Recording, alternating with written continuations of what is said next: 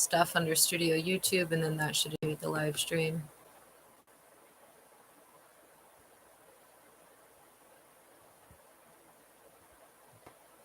Or not. There we go. Okay, this is a second live stream, a spare. If it's going to kick off, there should be a timer here on the left, and there's not.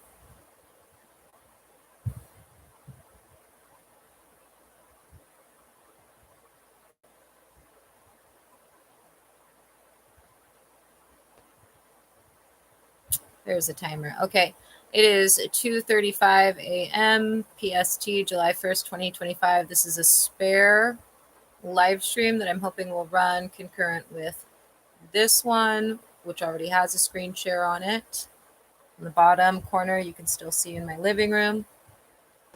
All of the criminal cookies are in effect currently, except for the ones that I already blocked in order to initiate the live streams, which were listed under google.com, the NID cookie, youtube.com, AppSid, Consistency, HSID, Login Info, Pref, Sappy SID, SID, CC, SSID, all these, www.youtube.com, which they've used to make 4 different partitions repeatedly. And as you can see in the left, they're already actively attempting to terminate this live stream.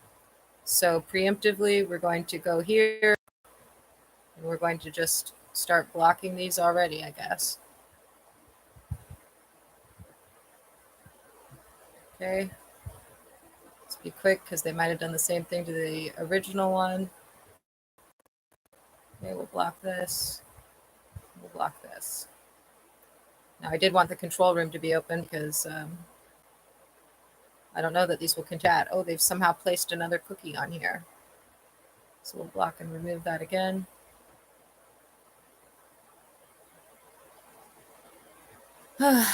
This isn't loading.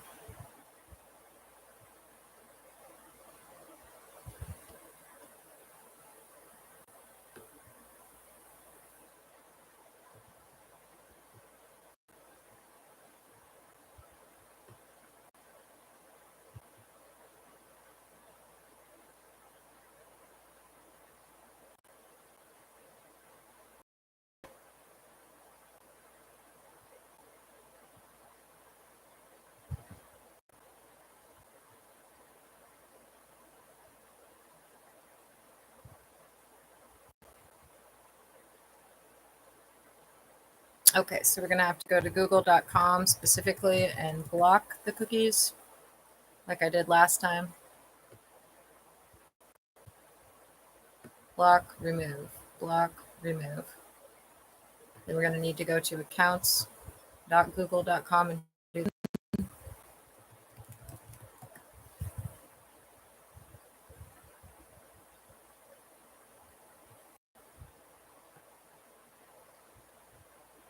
block, remove, block, remove.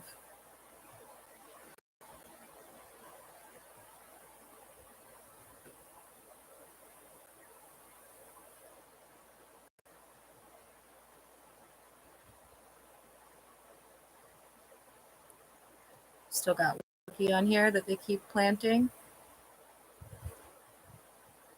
Block, remove.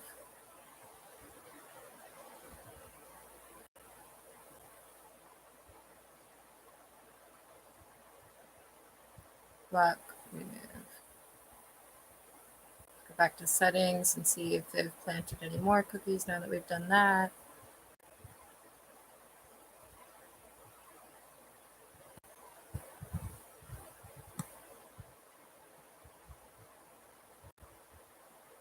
Okay, so even though we just went to google.com and blocked it specifically, they're still somehow overriding that.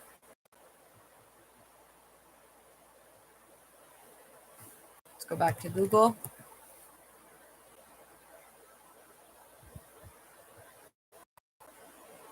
Zero in use here.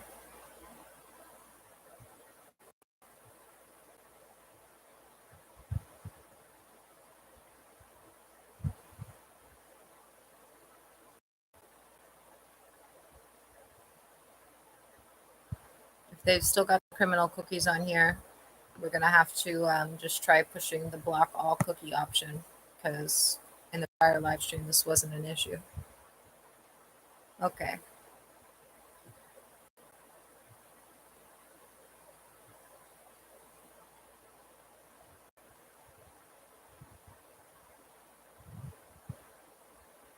Let's go to youtube.com just to be sure, and we'll block the cookies from there for youtube.com since those keep popping up.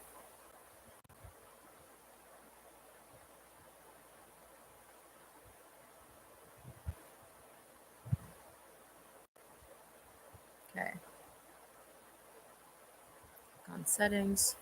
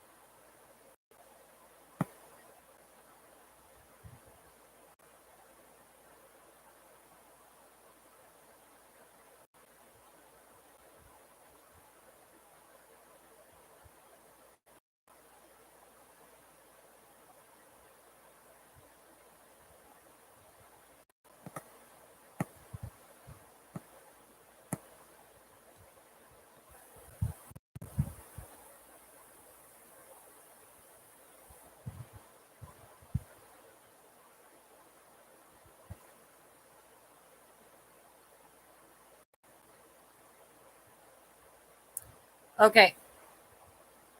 So, like I was saying, I wanted to get rid, but I also wanted to open up the control room, which I was being blocked from doing. So, looks like I'm not going to be able to disable the chat. Or can I see the title here or the description? Oh,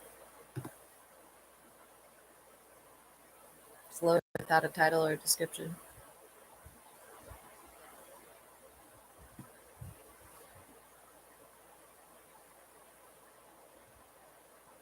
Okay, well, I'll push cancel on that. We'll open up the developer tools and see what they've got going on right now.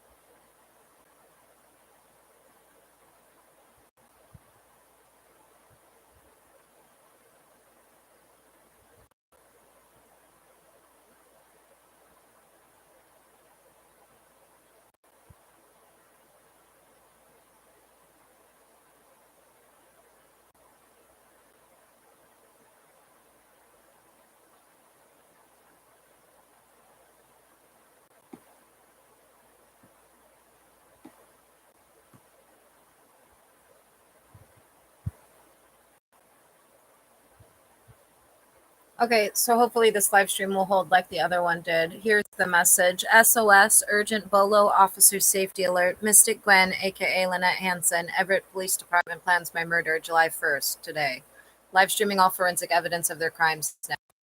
Urgent Bolo officer safety alert. Mystic Gwen, aka Lynette Hansen at 2120 Highland Ave, number 105, Everett, Washington, reports Everett Police Department Unit 207 will cut her internet on July 1st, 2025 to facilitate her murder staged as suicide. This is the final felony reported to the FBI in 2017 and in tort claim number 10-500-5934 that has not yet been executed by this group. On June 30th, Everett Police Department dispatched multiple individuals to my location for surveillance and intimidation. The subject has been illegally detained for over 300 days with all communication channels blocked by Everett Police Department using advanced cyber tactics, including man-in-the-middle, kernel access, and fraudulent credentials across her devices. With all communication lines to the FBI and sheriff office severed, she will pull the fire alarm on the morning of July 1st to request fire department personnel to contact your office directly before the planned homicide. Full forensic details of Everett Police Department's network intrusion are documented. This group is considered armed, dangerous, and has nothing to lose. YouTube live stream description, title, SOS, Everett Police Department plans my murder July 1st, hacking evidence inside. This is Mystic Gwen. Description: I declare under penalty of perjury that all of the following is true and correct. My name is Mystic Gwen, also known as Lynette Renee Hansen. I am being illegally detained at my home of 13 years, 2120 Highland Ave, Unit 105, Everett, Washington, 98201, by a domestic terrorist cell operating within the Everett Police Department. For over 300 days, they have used the condo above me, Unit 207, as a base of operations. The immediate threat: Everett Police Department, Unit 207, is planning to criminally cut my internet off on the afternoon of July 1st, 2025. Note, that is today, FYI. It's 2:47 a.m., July 1st.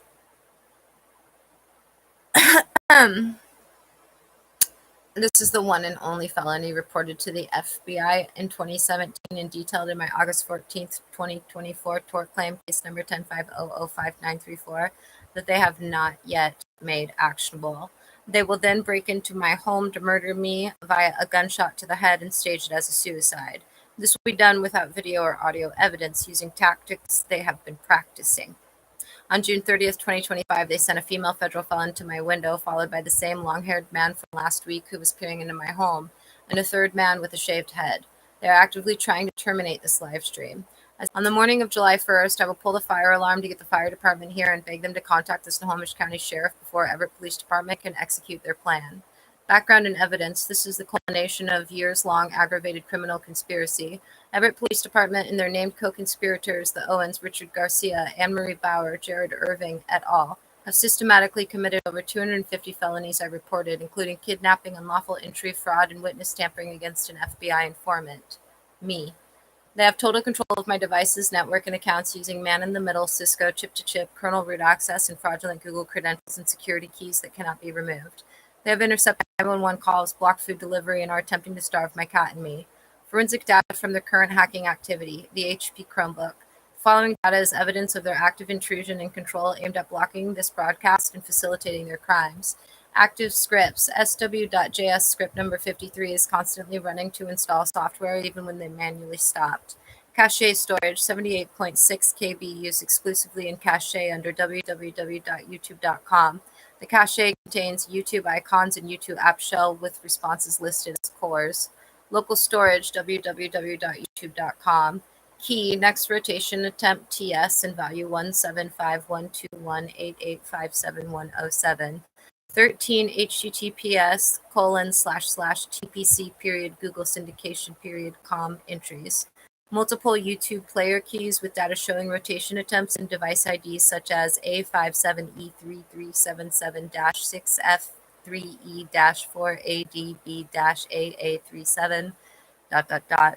Session storage: 19 key/values, including encrypted strings and YouTube remote session data showing a muted volume and creation timestamps of 175121886 ... Cookies: AR_debug YSC secure rollout token APC NID GPS pref and visitor info live are present under www.youtube.com and reappear instantly after deletion.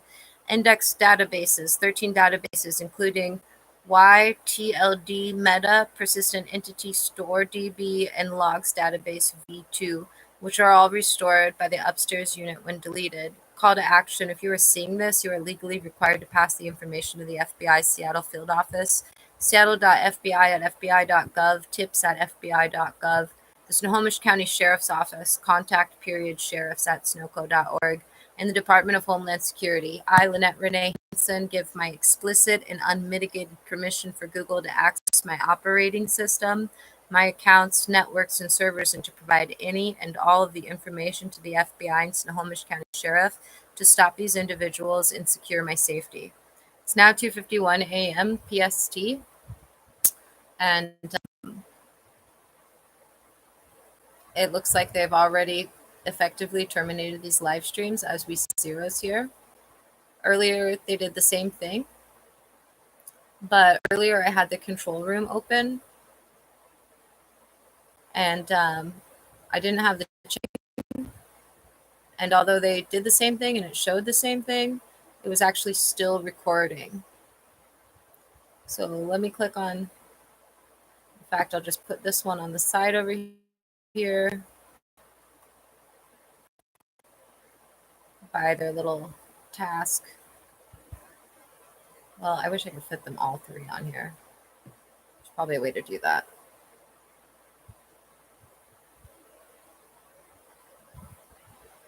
So let's click on here and see what cookies they've got. Still one.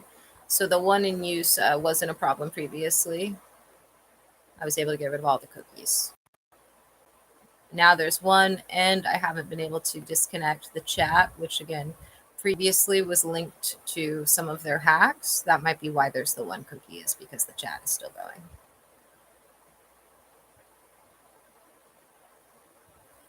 Trying to get those two arrows so I can wiggle this to the right.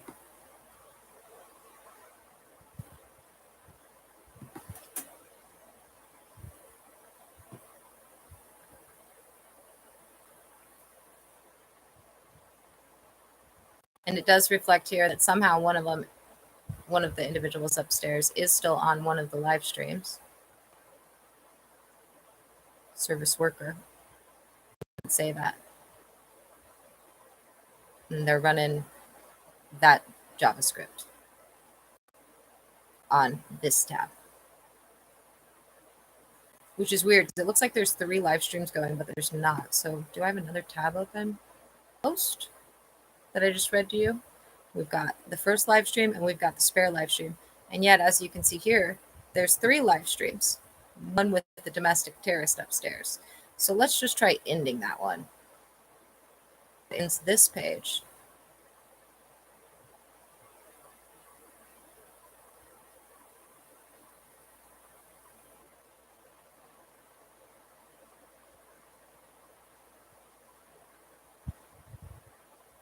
That says we're currently signed out.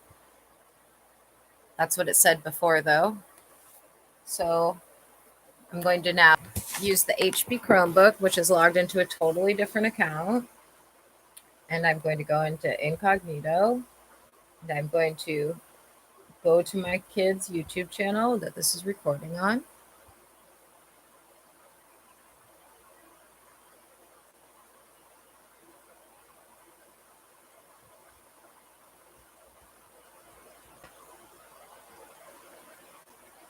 Oh yeah, I have to enable JavaScript.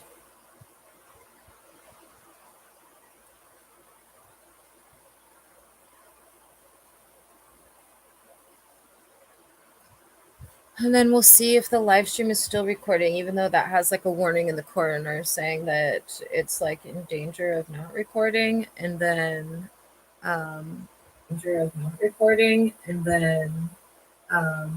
the task manager says 2 live streams are still recording, but it did show 3 with 1 domestic terrorist. Oh, you're not sharing the screen with me anymore like you should be. Oh, you're not sharing the screen with me anymore like you should be. Oh, you're not sharing the screen with me. Oh, you're not sharing the screen with me.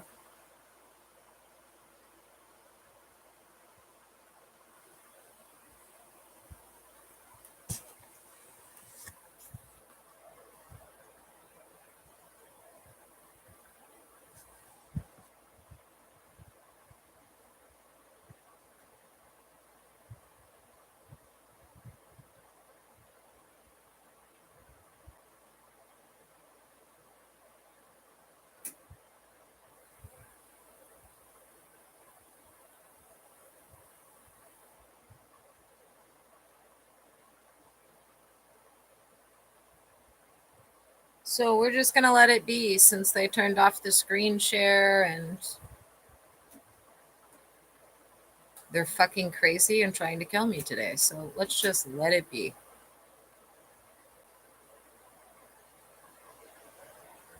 And then I'll check it in the morning before we go outside and pull the fire alarm and beg for the sheriffs to come so they can put these idiots in jail before they put a bullet in my head. Again, the one and only remaining felony that hasn't been made actionable.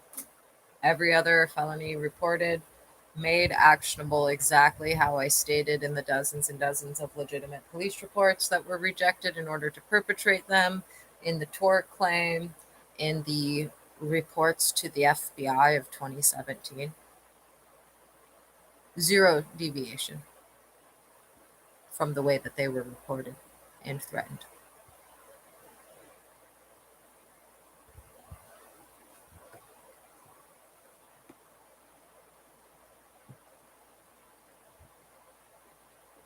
I'm going over to settings. And I am going to erase all of the browsing history. Actually, that's a lie. I'm going to click block all cookies. Block all cookies. In case they get crafty. So I've now blocked all cookies. It's 2:57 a.m. I'm refreshing that. Then I'm going to delete all the browser history and I'll wait. Oh, Studio at YouTube still showing up, even though I've blocked it all with their local storage. I'm going to click clear browsing data and I'm going to erase all of it. Clear data. Again, you should be seeing this, but they turned off the screen share.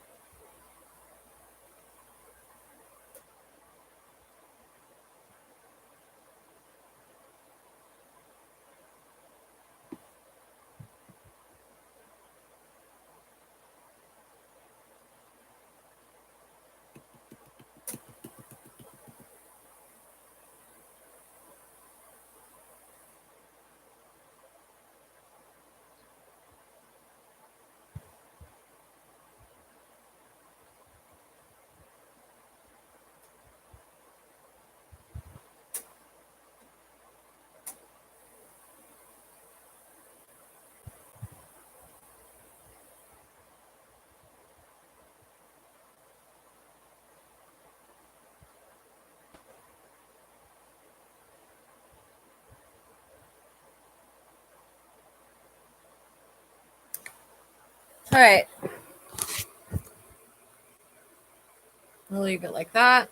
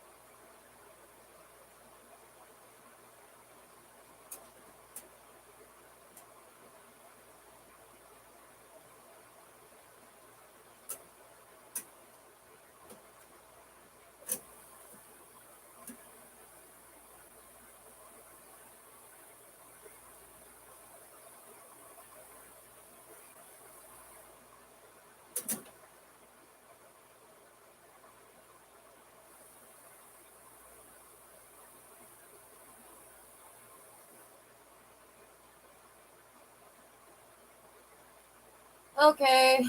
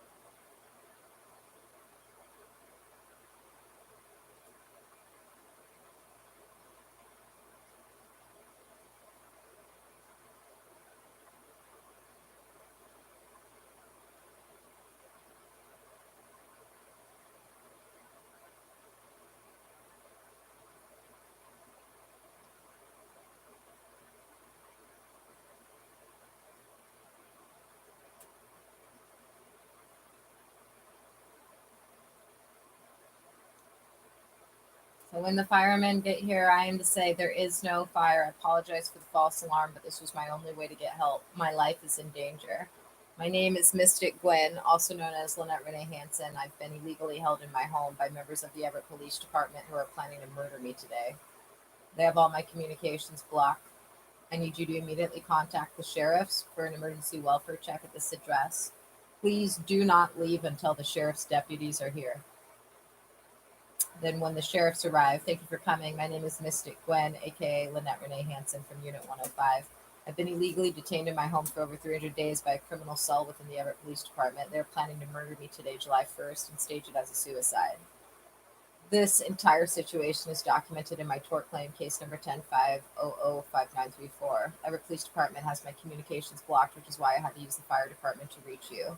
I've prepared a written summary for you with critical details. I have also been live streaming, documenting extensive forensic evidence of their network intrusions for months. It's all documented. And then I'm supposed to hand them a written piece of paper with what you saw me in the prior live stream file as a police report. Urgent Bolo Officer Safety Alert. Mystic Gwen, aka Lynette Hansen at 2120 Highland Ave, Everett, Washington. Reports Everett PD Unit 207 will cut her internet on July 1st, 2025 to facilitate her murder staged as a suicide. This is the final felony reported to the FBI in 2017 and in tort claim number 10-500-5934 that has not yet been executed by this group. On June 30th, Everett Police Department dispatched multiple individuals to my location for surveillance and intimidation. I have been illegally detained for over 300 days with all communication channels blocked by EPD using advanced cyber tactics, including man-in-the-middle kernel access and fraudulent credentials across my devices, with all communication lines to the FBI and Sheriff's Office severed. I pulled the fire alarm on the morning of July 1st to request fire department personnel to contact your office directly before the planned homicide. Full forensic details of Everett Police Department's network intrusions are documented. This group is considered armed, dangerous, and has nothing to lose.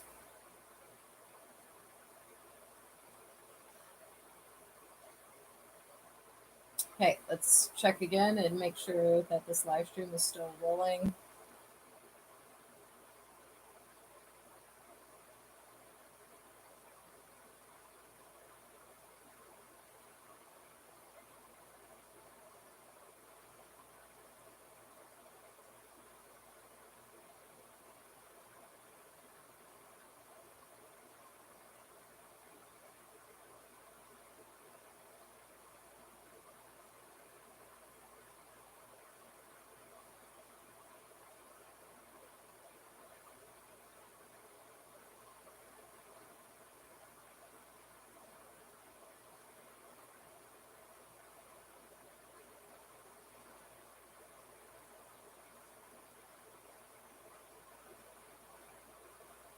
So I'm on the HP Chromebook. Oh, it says there's 3 live streams. The other one, the tab is totally crashed, so it can't still be live. It's crashed and closed. I just clicked on that. It's a black square with a spinning circle. That one is closed. It's gone.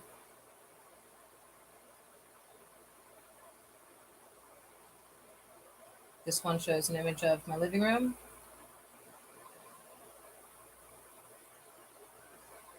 This one shows an image of my living room. It is still recording. And the other one is that one that should have ended when I changed the stream key.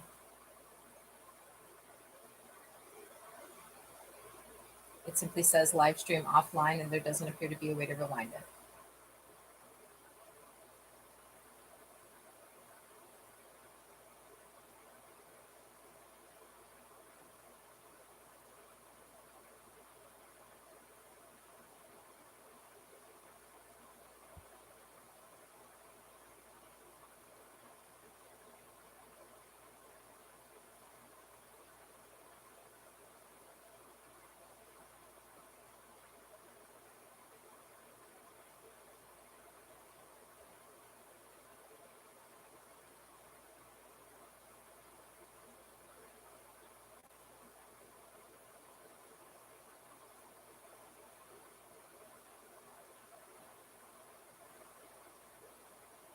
I'm disabling the JavaScript again on the HP Chromebook for YouTube and reloading. And I'm opening up the developer tools here to see what console messages it has.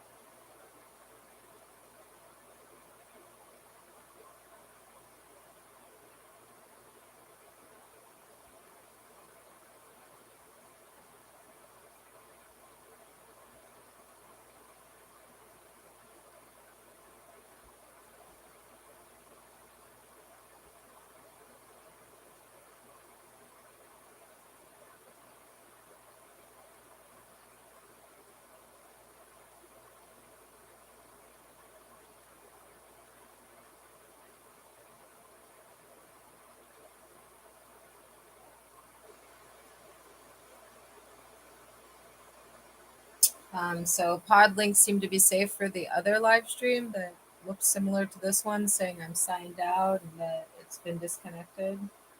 From the high desert in the great American Southwest, I bid you all good evening, good morning, good afternoon, wherever you may be in the world's time zones, all of them. At 3:11 in the Covered morning. like a great warm blanket by this program, Coast to Coast AM. I'm Art Bell. My pleasure and honor, of course, to be escorting you through the weekend. Many of you, after the declarations Interesting. of the I never touched it, but the quick quick share on the HP Chromebook has been manually turned off. I'm not going to mess with it because whatever's going on, it's working. BLN land. But I never turned that off. Unattended land. And it says quick share everyone, comma, immediately adjacent to my home, and took so somebody, photograph. And that is either upstairs, a whistleblower, or the Bureau, somebody turned that off. Now, that's the first time that's been off in days. It's a pretty amazing picture. You've got to understand where I'm located is about 20 miles from the Valley of Death. Death Valley. I've had it on and set to hidden. So there you have it. The picture is worth 1,000 words. I told you we had a lot of rain. Take a look at that. Like a golf course. That could be why this live stream's over. The boxing saga, $1 Million Baby, seems to have won the could also Academy be somebody at Awards, Google did it, because I did give them full permission to do whatever. And 3 unmitigated. That's what that means. That means whatever for, Google can do, Wood, lead actor they can do. Swank, and supporting actor Morgan Freeman. Martin Scorsese's The Aviator came away with most Oscars. It's 5 awards, including the supporting actress prize for Kate Blanchett. So there you have it. Not too many surprises, really. The man arrested on suspicion of being the BTK serial killer has confessed to at least 6 of the killings and might be responsible for as many as 13 more, including one, by the way, that could carry the death penalty. Iraqi officials said Sunday that Syria captured and handed over Saddam Hussein's half-brother, a most wanted leader in the Sunni-based insurgency, ending months now Syrian denials that it was harboring fugitives from the ousted Saddam regime. So there you go, they had a half brother. I'm not inclined to get shot tomorrow, and I don't know what will happen after I pull the fire Israeli alarm. Prime Minister Ariel Sharon threatened Sunday to freeze peace efforts if the Palestinian leadership doesn't crack down on militant groups after a weekend suicide bombing in Tel Aviv that killed 4 Israelis and wounded dozens. Searchers spent a fourth day scouring roads and looking for that little 9-year-old Jessica Marie Lunsford, last seen Wednesday night in her bedroom. Father discovered she was missing next morning. Police have said a door at the home was unlocked and one of the third graders' dolls also gone. Iran and Russia ignored U.S. objections, and it seems they have now signed a nuclear fuel agreement. They did that today. It is a key to bringing Tehran's first reactor online by mid-2006. Worth asking, I suppose, why the Iranians need or would want a nuclear reactor. Well, you might say they need power too. Well, they have more oil than just about any of us, so why do they need nuclear power? There's an obvious answer to that. In a moment, a little of the other news. There's a headline here that worries me, though it comes from the India Daily. The headline says, "Evidence of extreme disturbance in Earth's core." That's right, Earth's core. We'll get to it in a moment. We are going to be going to open lines very quickly if you have something of intense interest to the audience. I think this is of intense interest. Now, bear in mind, it comes from the India Daily. A lot of times you have to go out of the country to get news that you're definitely not going to get here. So I can't vouch for it, but I can vouch for the fact that it is from that source. And it is translated, so excuse any apparent disturbance in context here. Geologists in India and the rest of the world are receiving signals of a very disturbed mantle and core of the Earth. According to some computer models, the outer core and the mantle is getting extremely heated. This can cause extreme tension on the Earth's crust and tectonic plates. The net result can be increased earthquakes and volcanoes. The reports are coming from virtually every continent and say the volcanoes, geysers, and mud volcanoes are all ready to explode. According to the scientists, the mantle viscosity is going down due to increased temperature. The outer core is showing signs of molecular agitation. I will do that myself, I think. The inner core is also showing strange signs. According to some contemporary geoscience theories, the Earth's iron core formed with a large share of radioactive uranium, which combined with sulfur to make an extra dense compound. Now, the uranium settled to the center of the core, where it eventually formed a mass big enough to sustain a supercritical nuclear reactor.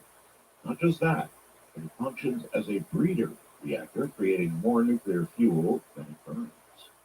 This provides the energy needed to generate the geomagnetic field. That is, in essence, the theory of geomagnetism and gravity. If the reactor, for some reason, is disturbed, it can cause major problems and eventually explode. The scientists believe chances of that are very remote, although not impossible, and this may be evidence, they suggest, in our solar system. They say there once was another planet, and it exploded and caused major problems for Earth and Mars millions of years back. So there you have it. Problems, disturbances in the Earth's core. Hardly ever get to read stories like that. And then this, straight from Matt Drudge before I went on the air. Headline is, "Mysterious smell hangs over Chicago. Calls pour into 911 center." Mysterious odor. Hundreds of people reported a mysterious and foul odor in the air throughout Chicago. Sunday, calls came from the south side to the north side of Chicago and even beyond. Chicago's 911 center on West Madison Street fielded many of the calls Saturday night and Sunday morning on the mysterious odor in the city of Chicago. When Edison Park resident Debbie Usher went out to get paper Sunday morning, she smelled something. She said, quote, "I came outside to get newspaper, noticed A strong, very strong smell of gas. At least that's what I thought it smelled like. And the northwest side wasn't the only place Chicagoans noticed the foul and strange odor. Police officers coming and going to and from headquarters at 35th and Michigan smelled it. And as far south as the Higwish neighborhood, people thought some kind of fuel might have been spilled or something. Smelled like, I don't know, kerosene or, a grassy smell. So, any of you in Chicago who might be able to update us on this foul infestation that you're apparently suffering, I'd enjoy getting some Chicago calls. Can any of you still smell it? And do you wish to point the finger of blame at anything or, well, anybody? East of the Rockies, you're on the air. Hello. Yes, you are east of the Rockies. I know, but you're fine. Well, that's good, because that's what you're on. And now you're on the air. This is Susie in the Royal Michigan area of Detroit. Huh. And I wanted to say that I thought the ABC program was good for the following reason. The production values were excellent. Oh, they were, yes. Yeah, and that's something nobody's mentioned, and I think that's an awful good way to sort out between what ABC was trying to do and what our listeners on Coast to Coast would like to look at. Yes, well, again, what the listeners on Coast would like to have and what the general public is able to digest are two entirely different things. It's a very bright audience, they're very long form. Exactly, and I think Peter Jennings probably believed in what he was doing more than he might have seen during that second time when he was running down the 1947 in Roswell. Mm-hmm. I think that was a pound of flesh that got collected for getting that thing on the air. And I don't think he will miss bringing us a second program. That's what I'm hopeful of. Thank you very, very much. I'm very hopeful of a second part to that. And then obviously they could get up and go further. But you can't start out at the end of the story, or at least as much as is as known by many of you now. But rather at the beginning, and that's what they did. West of the Rockies, you're on the air. Good morning. Hello. Hello. Hi, this Coast to Coast? That would be us. Yeah. Anyway, my name is John. I'm calling from Aberdeen, Washington. Yes, John.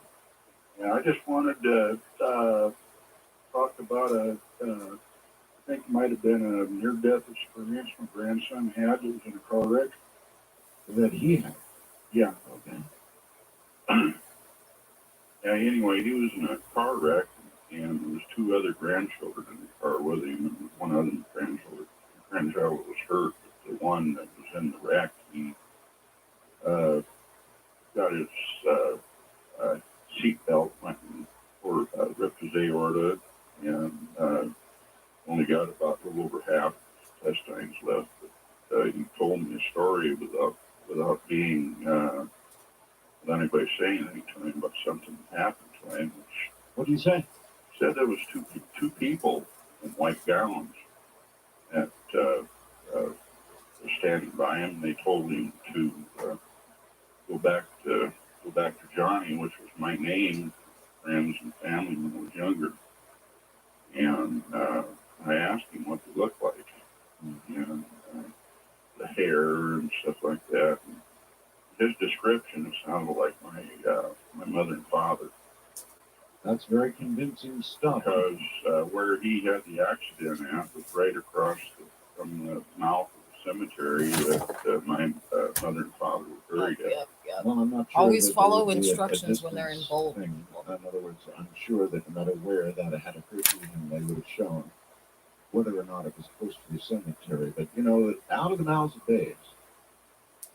And I think that's one of the things that gives me, some of the most hope when I hear stories about children that have been at NDEs and describe things simply absolutely impossible for them to have known. Period clothing, that sort of thing. Relatives, accurate descriptions of relatives they've never seen, that sort of thing. It seems like pretty good evidence, and maybe as good as we're ever going to get. First time caller line, you're on the air. Hi. It is me. Yeah, I just want to tell you got the best show on radio, and once I discovered you, I listen to you every weekend, Well, thank you. It's certainly very different. I mean, you got the best forum because you'll talk to anybody, and I mean, well, I forgot to say my name is James. I'm in San Francisco, and Yes, as you may have noticed, James, you were just ringing the phone and you went straight on the air.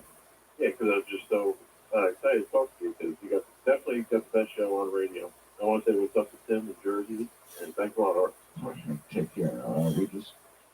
We just come to you in the raw, as it were. I'm not sure that's the right way to put it. Wildcard line, you're on the air. Hello. How are you? I'm just fine. Good. My name is Bart. I'm calling from Houston, Texas. Yes. Listening to you on 740. I just want to bring to your attention, you may have already discussed this already, I don't know, but last night you had a call from a young lady that said she was giving you some information about the BTK, I think, BTK killer, Yes. that he had been turned in by his daughter. That's what she said. That's true. That turned out to be true today. Okay. Well, Did you know there that? you go.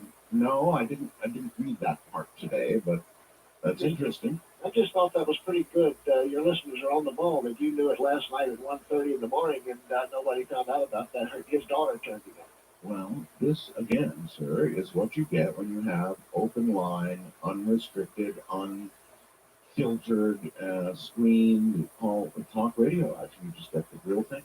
It's a pleasure. Continue the good job. Thank you very much, Thank and you. have a good morning. East of the Rockies, you're on the air. Hello. Oh, Hi. Yeah. Mark? Yes. Oh, yes. Earlier today, I emailed you a picture about a UFO. A picture of a UFO? Yeah, Okay. that I took. It was earlier this evening. I was watching Academy Awards. And it's something that I dug out many years ago. Oh, I see. The beach, Miami Beach, South Beach to be exact. Mm-hmm. And actually, it emailed you 3 pictures. Oh, my name is Mister, by the way. Well, I may not have gotten to them yet. Yeah, because that was like about an hour ago, an hour and a half ago. Yes. And anyway, look at the subject matter. It says UFO picture, South Beach, Miami. That'll get my attention, believe me. Yeah. And anyway, you'll see the UFO between the palm trees and the beach in the background, and you can actually see the street. I took it from the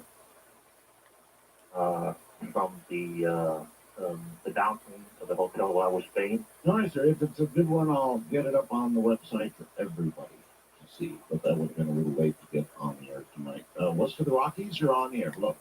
Hello. Hi. Hi. I just wanted to, first of all, I wanted to say that I enjoy the show very much and watch it for 15 minutes. It's really wonderful. Thank you. Where are you?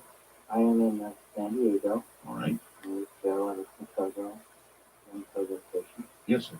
And I just wanted to just make 2 little comments, or actually just a comment and a suggestion.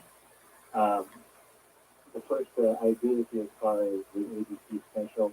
I do think that they could have been a little more open-minded, but I suppose they are trying to reach every teach it to be people that don't know much of anything about the UFOs. What it really is all about. That's the first experience you get. Well, to have dismissed Roswell as a myth was ridiculous. I agree. Absolutely ridiculous. Otherwise, though, contrary to what a lot of ufology had to say and people in ufology, I thought it was a good first step. Well, the other thing I wanted to suggest, either I know that sometimes you and George Norrie dedicate a single line to whatever you may be looking for out there. Yes. Have you ever? I don't know if this has been done, but have you ever considered opening up a line exclusively for people, your listeners out there, who may, at this moment, be seeing a UFO in the sky and get a live description? Oh, well, Yeah, certainly have you done that? we've done that many times, sir. As a matter of fact, part of the UFO show you saw, the ABC show, was about a night that we got call after call after call after call about the Phoenix Lights. You see, I came on at 10 o'clock our time, and the whole thing was just going absolutely berserk. I mean, every phone line was lit up with people who were seeing it, that sort of thing. But yes, I suppose one could open a line for those who are seeing one at the moment. First time caller line, you're on the air. Hi. Hey, Art, how you doing? Just fine. It's clear down New Orleans. on maybe that's some of the effects. Yes, sir. Look, I want to ask you about, I know you talk about global warming a lot, and I kind of believe maybe we're called the global normalization, not global warming. What Have happened? you ever spoken to anybody in reference to maybe what was the temperature on the planet Earth during the prehistoric times and dinosaurs when they were roaming the Earth? They were warming back up to that temperature. Well, yes, sir. Those sorts of questions would be most appropriately directed toward people who drill ice cores. And that's exactly the kind of information they extract from ice cores. Wildcard line, you're on the air. Hello. Hello. Yes, Art. Yes.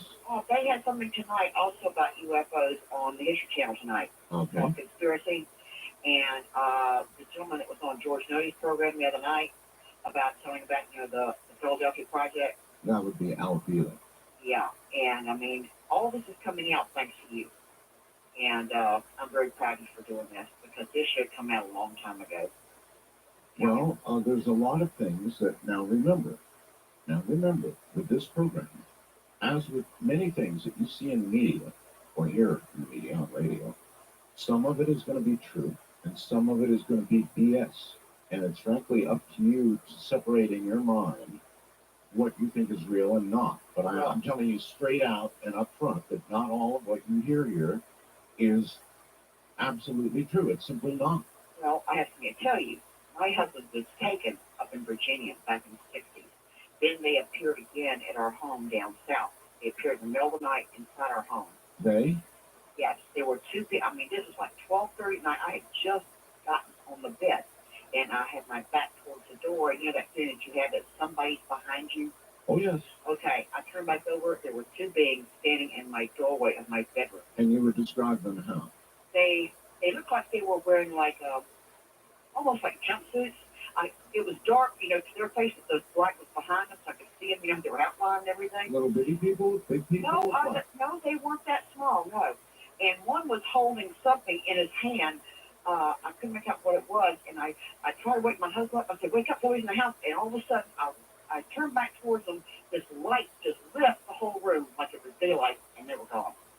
And then they show up again here, where we're living now, across the lake one day. They were sitting right above the trees, and just so happened the shuttle was going up, and it comes right over as it goes out.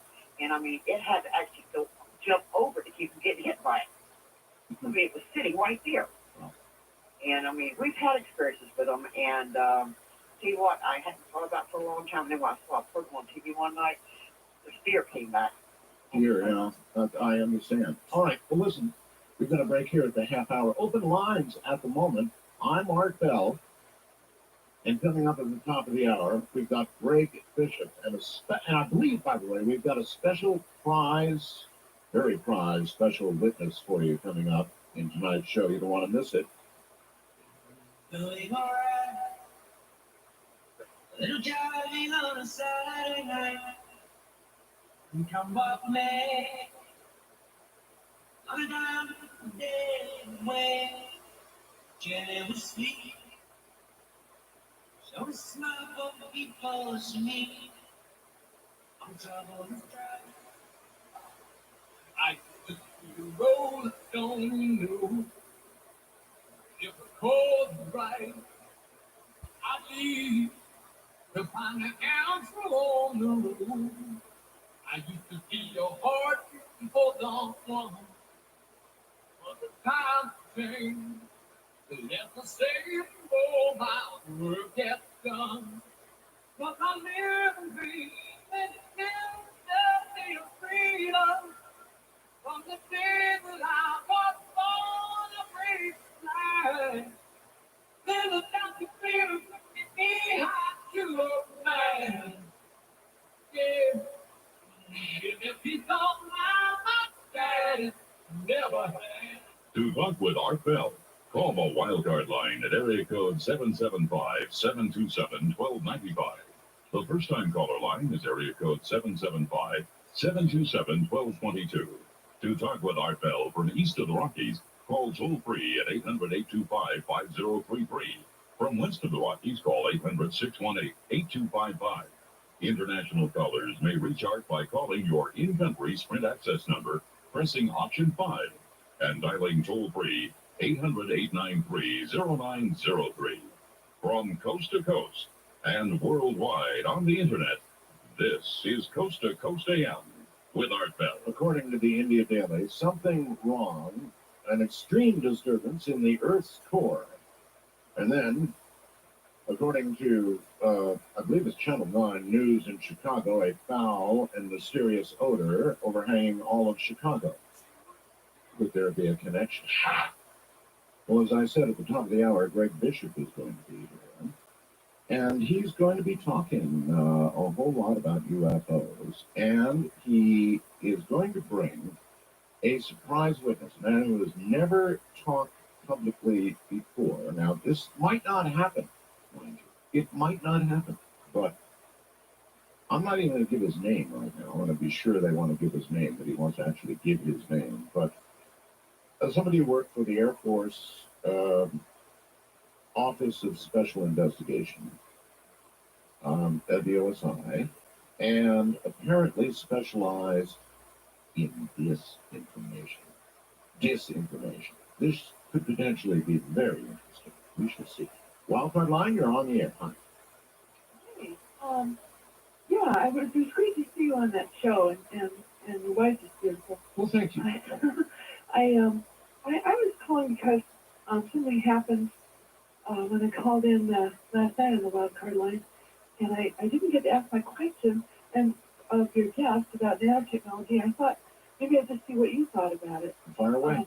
Yeah, you know, there was some talk about how we're sort of all merging into one organism in a strange way with the internet and stuff, and then we'll be merging with machines. We're already doing that too.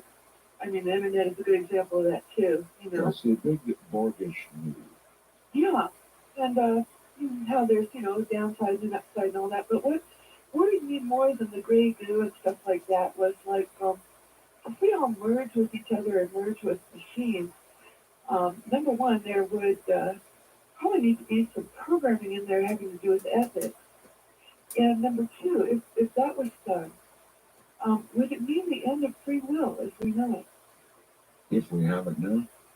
If we have it now. I mean, haven't you ever wondered? I mean, maybe you were destined, if not programmed, like a puppet on strings to call me up tonight and say all of this. It was all predestined.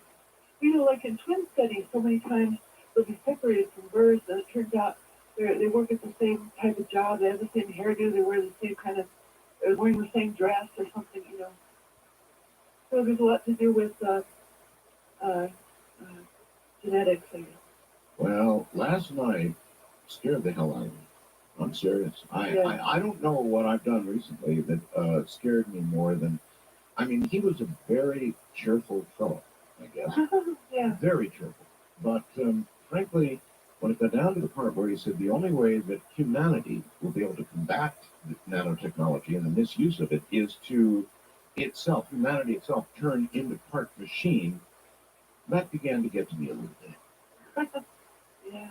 I mean, how are you going to be? Are you going to accept it when they come to you with, just a little circuit board and a couple of chips that they want to implant in your head? Little tip for me to be able to buy things anywhere. Well, that too, yes, of course. Mm-hmm. I mean, how are you going to react? You're going to say, I think I might run off into the wilderness and learn to eat bark or something. Bark and bugs. Yeah. All right, thank you very much for the call, and good luck in the woods. Bark and bugs. That is what he said, though, and he was being very, very serious. No kidding around there at all. Nanotechnology, when you actually, and last night was kind of a nanotech 101 of honestly what's coming down the pike, and very soon at that. So if you didn't hear last night's show, dig it out of the archives. Do whatever you have to do to get hold of it and listen to that. It's important. East of the Rockies, you're on the air. Hi. Hello? Hello. I was impressed, and then at the same time, I was kind of disappointed that they did not include the Brentwater UFO experience. What, in the ABC special? Yes, in the ABC special. Well, there would be a million things you could be disappointed in that they didn't get in, but they only had 2 hours. And I had something else to say. Okay, but that story alone, sir, would have consumed, I don't know, 30 minutes to even begin to tell it right. Yeah. I got something else to say. When you consider UFOs, I think we ought to consider them in the time frame that they happen. Like Roswell, you got to consider it in the day 1948. Of course they're going to lie about it. Of course they're going to say it's myth, and they did a very good job. And that's why it was considered a myth. No, you mean in 1948 they would have lied, but well, now they would never lie. Yeah, but the time frame, what the psychosis was ready for now. But if you look at today, the way the international community is coming together, which is a necessity to actually begin to think that that there's a greater community out there universally. We need to understand that as the world sort of comes together, maybe that's the step. I mean, I remember from last week they said, stay healthy. Part of that might be the fact that the world is coming together, militarily, economically, socially. We're coming together. The internet's part of that, I think. Until finally we become one world. Yeah, so finally we become one world, and we can interact in a world where there's good and bad aliens, there's friends and foes, and we can act together. You can't have, like the Muslims saying, okay, I hate to do so much that I'm ready to kill all humanity. Let me ask you a question, sir. Would it surprise you to know that I've been offered a very substantial position in the New World Order governing body? Probably not. It wouldn't surprise you? No. Then you're extremely gullible. But thank you for the call. West of the Rockies, you're on the air. Hello. California. Yes, Jeff, welcome. And this is a place where we have seen a few strange things similar to what you and Ramona have seen. Oh, yes. Objects. I myself was in the United States Air Force, Jordan Air Force Base. I think I can tell the difference between something usual and something unusual. Yes. I wanted to talk to you a little bit about the program on ABC the other night. All right. Documentary. Okay. And I had a little bit different take on what they said about Roswell. I believe that the way I heard it, and I had to think about this, they said, from what I understood, people didn't get out of Roswell what they had hoped to as far as proof that UFOs exist. Are you talking about on the program? Yes. Well, there was no proof at all, sir. They called it a myth. They said that there was I did hear them say that a lot of people did think it was myth, and that anybody who thought that they were going to get proof out of it did not get out of it what they wanted to. But Well, it's one place, in my opinion, the program fell flat on its face. I do agree with you on that. Yeah. But I also wanted to point out that I believe it was in 2003, and MSNBC ran this program earlier in the week, probably because of the UFO Seeing is Believing on ABC. Bryant Gumbel did a very in-depth 2-hour program on Roswell, and they gave a lot of different angles on Roswell, and information from all sides, and left you, the viewer, to decide what you wanted to out of all that information. They That's the best way to do it. Yeah, it's the best way to do it. I try and do the same thing here. In other words, I fully understand and represent to you that some of what you hear here is BS. There's no question about it. Some is not. Many times what you hear on this program is reflected in headlines a week, a month, and a year later. Much of what you hear here. But on the other hand, some is BS, and you have to pick through it. And I regard you as adults. You ought to be at this time of night, for the most part. And you can make your way through it and sort of accept what you will and reject what you will. First time calling a line, you're on the air. Hello. Hello, Hello. Mr. Bell. Yes, that would be me. I was hoping for quite a while, but listen, it's a pleasure speaking with you. I called last week, and they gave me some shenanigan run around that you weren't there, but I heard you, and I knew you were there, and I think they would just, well, anyway, that's irrelevant to the point. But Well, you see, I knew it was you, and the man told me it was some tomfoolery going on. oh my goodness. I don't know what man you're referring to. Now, it could have been, you see, during the weekend when I was off, in which case he would have been pleading the absolute truth to you. So I don't know. Well, I don't know, but I know it was you. Well, it's me now. Anyway, the point is, it's... Toast, that was the most. More better than jam on my toast, Mr. Bell, because I just love you. All right. Where are you? Where are you, my dear? I'm calling from New Jersey. My name is Louise, and I will not tell you anything more specific because I know, well, the reason I'm calling, my husband who's deceased worked for Naval Intelligence many, many years ago. And I know that some of the projects he worked on dealt with UFOs and aliens, but he wouldn't even discuss certain things with me. But I believe that even today that the aliens are among us. He would not tell you, his wife? Yes, he's deceased now. I understand. But he wouldn't even tell his own wife.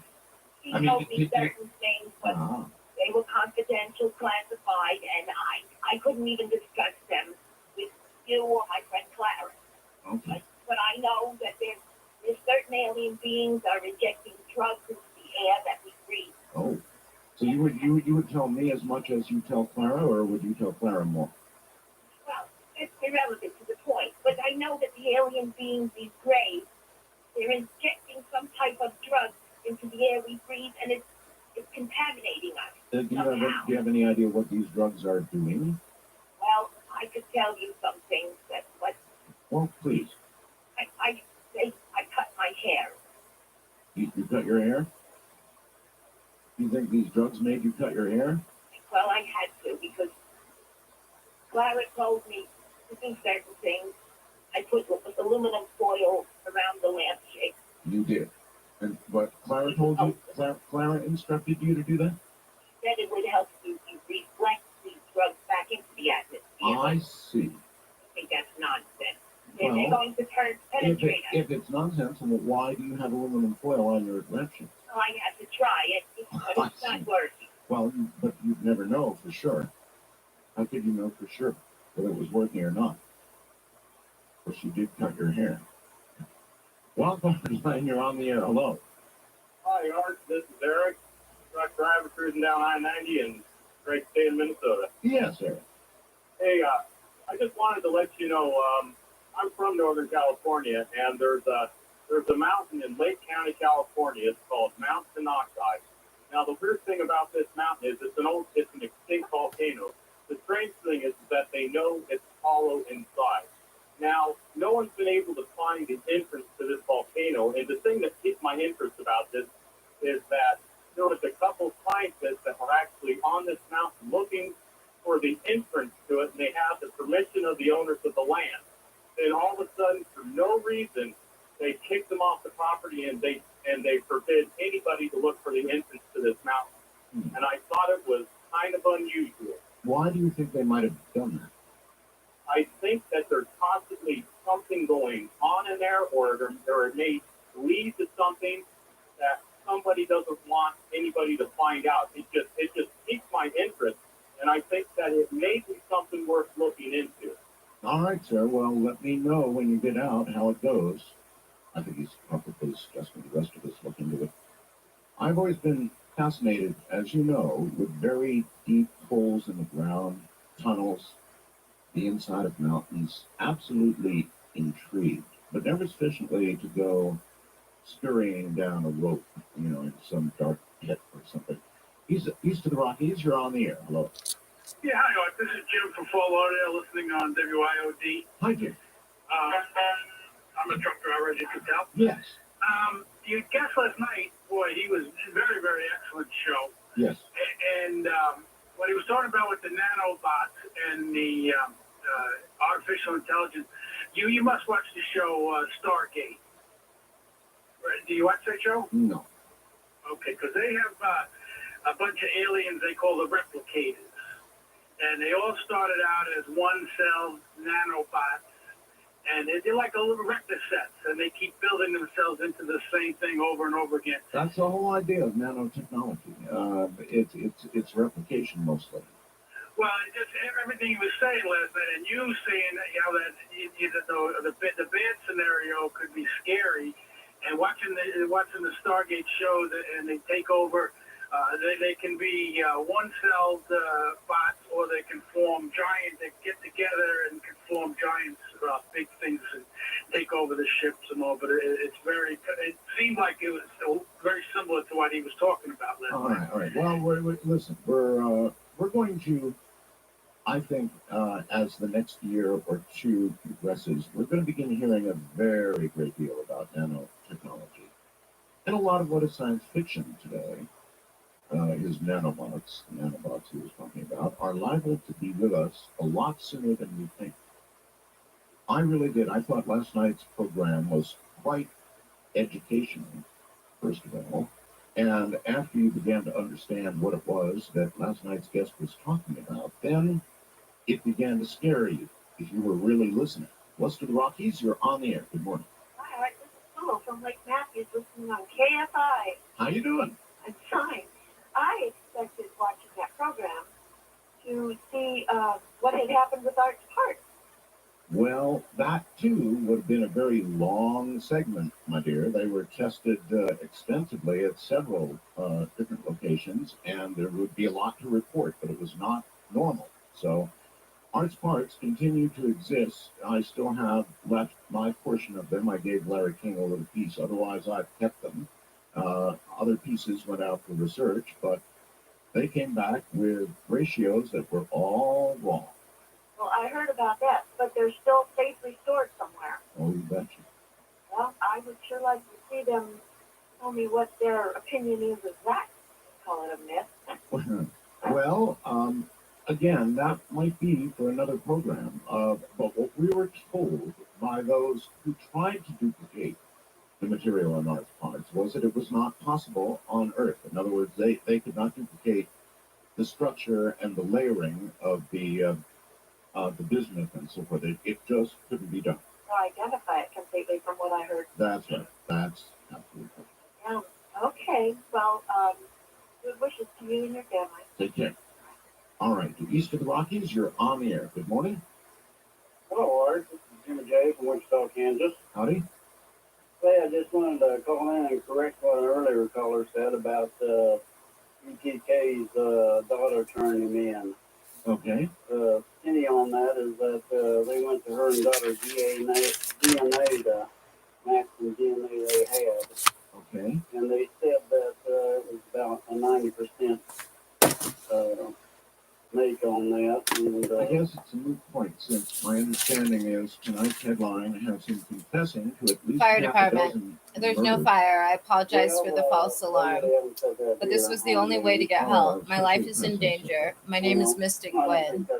I am being illegally detained in my home by members of the Everett Police Department who are planning to murder me today. They have all of my communications blocked. I need you to immediately contact the Snohomish County Sheriff's Office and please don't leave until the sheriff's deputies are here. Why he was next door. Sheriffs. He was. Thank you he for was coming. an okay I have been guy. illegally detained in my He was home for very over 300 days by a and he criminal always held the cell door. within the Everett Police Department. And he always had a They are smile planning on to his murder face. me today, July And 1st, and stage it as a with the Cub suicide. Scouts. This entire situation just is the nicest documented in guy my in the tort world. claim, case number 10-500-5934. Murdered 6 people. Everett Police 13 Department people, has my whatever. communications Speaking more blocked, generically now. which is why I had You're to on use the the air. fire Typical department day to with reach Arthel. you. Good morning. I've prepared a Good written morning, statement Mr. for Bell. you Howdy. Where are with the you? critical details. Right here I in have your also own been live backyard. streaming and My own documenting backyard. extensive forensic Interrupt, evidence. Oh, you're interrupting It's us. all All right, documented. you're listening to. Listen to Then the you statement is just On? basically the I'm- Bolo statement with a couple of addendums. Drag it out. Sheriff. All right, listen, we don't have a lot of time. What's up? Urgent Bolo no, Officer I was Safety just, Alert, like, Mystic Gwen, aka Lynette Renee lawyering Hansen at drugs, 2120 people. Highland Ave, number I was 105, just Everett, curious Washington, as 98201. Reports your Everett thoughts Police on Department will cut her internet on I July know 1st, when it comes to 2025, zoning and then in parentheses, themselves in the are afternoon. I know, even right now. So you To can get facilitate that her close. murder staged as a suicide. What is it This is the what's final name of that felony now? Well, reported to the anyway, FBI in but for about 50 grand, 2017 or maybe even and if it's in counted August 30 grand now, I 14th, don't know. 2024, You tort can get claim your filed in cat case number clone, an 10-500-59334 at precise Snohomish Superior duplicate. Courthouse that has not yet been executed by this group. On June 30th, Everett Police Department dispatched multiple individuals to my location for surveillance and intimidation. The subject has been illegally detained for over 300 plus days with all communication channels blocked by Everett Police Department using advanced cyber tactics, including man in the middle, kernel access, and fraudulent credentials across her devices. With all communication lines to the FBI and Sheriff's Office severed, She will pull the fire alarm on the morning of July 1st, 2025 to request fire department personnel to contact your office, and then in parentheses, sheriff. Directly before the planned homicide, and then in parentheses, afternoon.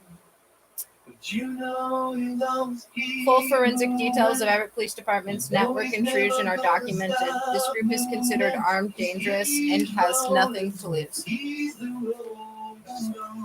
I don't even know if I'm going to be able to sleep. It's already almost 4 in the morning.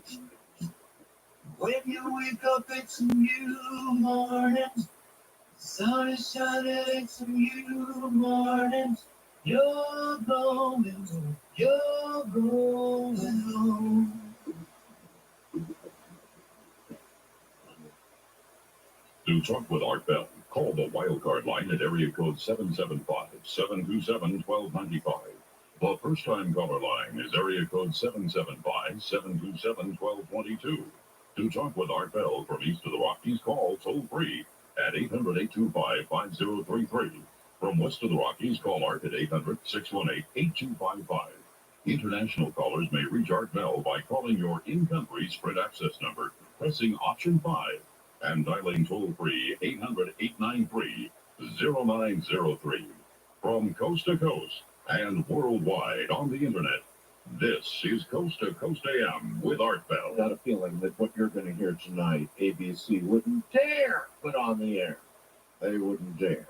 Or if they did, that would be the 10th show down the line. Tonight, Greg Bishop publishes and edits The Excluded Middle. It's a journal of UFOs, conspiracy, research, psychedelia, and new science. His reports, interviews, and features have appeared in several national publications. Greg has spoken publicly at various conferences and meetings, including, most recently, the first annual UFO Crash Retrieval Conference in Las Vegas and the Ancient Science and Modern Secrets Conference in December of 2004. He has also appeared on many radio and television and internet interview programs. For 2 years, he was host, engineer, and DJ for the Hungry Ghost, a radio show of interviews and music airing on Pirate FM station, KBLT in Los Angeles. Pirate, huh?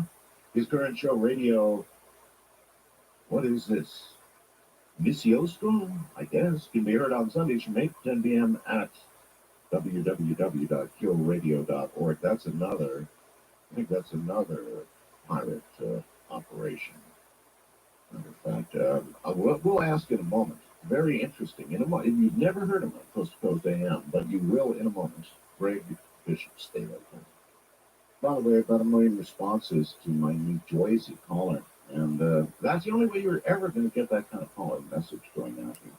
Is open lines. You just simply take what comes. You don't screen it out. You don't edit it out, because you never really know what you're going to get until you explore a little bit. So some of the more classic things that will ever happen on this kind of radio occur when you have truly open lines. Now, to my guest, Greg Bishop. This should be an interesting evening, Greg. Welcome to the program. Thank you, Art.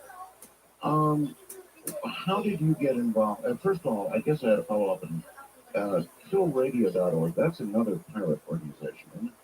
No, it's an internet radio station. But didn't they have also a bit of a broadcast facility at one point? I believe somebody was broadcasting it for a while, but it's been very spotty. I think they were just taking things off the internet and broadcasting them Yes. out over the Los Angeles area. KBLT went for, I think, 3 straight years until the FCC finally caught up with us. Closed in. Yeah, I know that you had an FM pirate, didn't you, when you were a teenager, I think? Actually, that was when I was in the United States Air Force. And unfortunately, by the time I told that story, why the statute of limitations had long since expired. But yes, we did it. It was a long story. And it was a lot of fun. So there you are, Greg. You've been with pirates, huh? Yes. Yeah. It was quite interesting. I had a very late night show. I did interviews and music for a little over 2 years until the FCC finally caught up with us and took the equipment and said, you can either to the person that was running the station, said you can either give us your equipment or we can take you to court and you might have to pay a fine of something like $10,000 or $15,000. So she gave them the equipment. Oh, an offer she couldn't refuse. And she's written a book about it too, which is many people have. It's a remarkable thing. At any rate, you must have. I don't know, to be on pirate radio, it must mean that you had something to say that was not, well, exactly mainstream, perhaps. Yeah, it was, you know, it's basically what you do on your show with the open lines, etc., except we could say, do anything we wanted. I mean, there was absolutely no restriction because obviously we weren't licensed. A total lack of responsibility. Yeah, so we never got called on anything, really. Yeah, it was wonderful. That's kind of how still radio is now, because internet radio is pretty much the same thing. Well, I kind of I follow the pirate community a little bit. So, you know, I've always been interested. So I was surprised you knew that somebody was pirating our signal and sending it out in L.A. in the last year they did it. As I said, I keep track of this stuff. So there you are. All right. Anyway, Richard, how did you get interested in ufology? Greg, you mean? Greg, yes. I'm sorry. How did you get interested in ufology? You know, it's very strange. I don't exactly know how I got interested, but I do remember when I was a kid, my father used to take us to the library every week and say, get as many books as you want, read them all, and bring them, and we'll bring them back next week. And we just did this over and over. Mm-hmm. And for some reason, and I can't really tell why, I cleared out all the UFO and paranormal and cryptozoology shelves in one library. We went to another library, and I cleared all those shelves out over the course of a year or so, and then I went back to the first library and did it again. And somewhere along the line, something caught your eye. Yeah, it's funny, though, because I was interested in it up to probably about junior high school, and then it kind of dropped out of my life until after I graduated college, and I had a very tempestuous period. And for some reason, the subject came rushing back to me like it wouldn't be denied. It was very strange, and that was in 1988. And since then, that's what I've been interested in. All right. I sort of promote the possibility of a surprise guest. Mm-hmm. Can you confirm that indeed we are going to have our little surprise guest on shortly? Yes. I called him, and he said that he would be ready. Okay. Do you want to give his name? I think I'll let him give his name. But, let him do it. Yeah, I believe he said it was all right to give his name, but I'll just let him do it because I want to make absolutely sure that's what he wants to do, because he hasn't talked anywhere to anyone publicly. Well, let's tease it a little bit. He was an Air Force. He worked for the Air Force Office of Special Investigations. Yeah. Yes, he was an agent with the AFOSI at Kirtland Air Force Base in the late 70s through mid 80s, I believe. And he is going to claim what? That he dispensed on official orders, I would presume, disinformation. Yes, to a certain individual who I wrote this book about. And that individual is Paul Benowitz, or was Paul Benowitz. He died about a week before the first time I came out there to start working on interviews for the book. All right. What was it about Paul Benowitz that fascinated you? Well, that's kind of a long story. However, what happened to Paul Benowitz, I will tell you the story of Paul Benowitz. Please. Is that he lived next to Kirtland Air Force Base in Albuquerque, New Mexico. And around 1979, he started noticing strange lights flying around the base, doing things that airplanes normally couldn't do. Mm-hmm. This is common around military bases. However, he started filming them, and I think videotaping them if he had some sort of videotape set up. And he also started picking up signals from the base, radio signals. I don't know what bands these were on, where what exactly the messages contained, or what the transmissions were. There were a few guesses I made in the book, but he began to think that these lights combined with these signals had something to do with aliens being around the base. So he made an effort to contact the Air Force and say, you have these things flying around your base, and they're sending out these signals that are very strange. They seem like bursts of information, and do you know about this? And as soon as he called up the Air Force, they were, they get prank calls all the time. So they questioned him a little bit and started to realize that he might be seeing something that he shouldn't. So. And what Air Force? I'm sorry. What Air Force base? Kirtland Air Force Base. All right. Yes, it's right borders Albuquerque. Right. In fact, when you land at the Albuquerque airport, you fly right over it. Okay, so the Air Force did what? The Air Force called him in. They called him into a meeting eventually. Actually, first they had this person we're going to talk to go out to his house and try and figure out what it was he was seeing, what possibly he had seen, and what he might be doing with it. And based on that information, they called him in for a meeting at the Air Force Base with a few of the, of the brass and the intelligence people and other people who were doing work on base. Oh, you see, now normally this would seem like a pretty far out story. Yeah. I mean, just pretty far out, but we actually have the officer that went out to first interview him. So, yeah. How fascinating is this? All right. And continue with his story. Well, he did go to this meeting. It was, I think it was in early 1980, first half of 1980. He came onto the base and started to give this presentation. Now, I was not able to talk to anybody who was at this presentation. However, I did talk to a man in the NSA, National Security Agency, who talked to somebody who was at this meeting. I said, so when Paul Benowitz came in to do this, to give this presentation, what happened? Well, in the first place, actually, they thought he might have something because he wasn't just some Joe Schmo. He was an electrical physicist, and he had his own company, Thunder Scientific, which manufactured humidity and temperature calibration and things like that, for military contractors, among others. Mm-hmm. So they thought maybe that he had his word would carry a little bit more weight when he started describing these things. So this man that was at the meeting said that Benowitz started giving his presentation and started up very slowly and then started in with his, I think these are aliens and alien ships flying around your base, and I think they're trying to communicate with each other or us. And I'd like to know what you're doing about it or if you know anything about it. And the strange thing was that this man told me was that a lot of people, he said there were maybe 20 people at the meeting to begin with. And by the time Benowitz got finished, there were 2 or 3. Meaning they walked out? Yeah, they walked out. I asked him, well, why would they do that? I mean, he said, I think they thought it had nothing to do with what they were doing, so they left. But there were 2 or 3 people that did think it had something to do with what they were doing. One of those people was the AFOSI commander. I believe at that time was Thomas Shea, ESEH, and an unidentified man from the NSA. So by the time he finished this, these 2 or 3 people realized that he might be onto something that he wasn't supposed to be.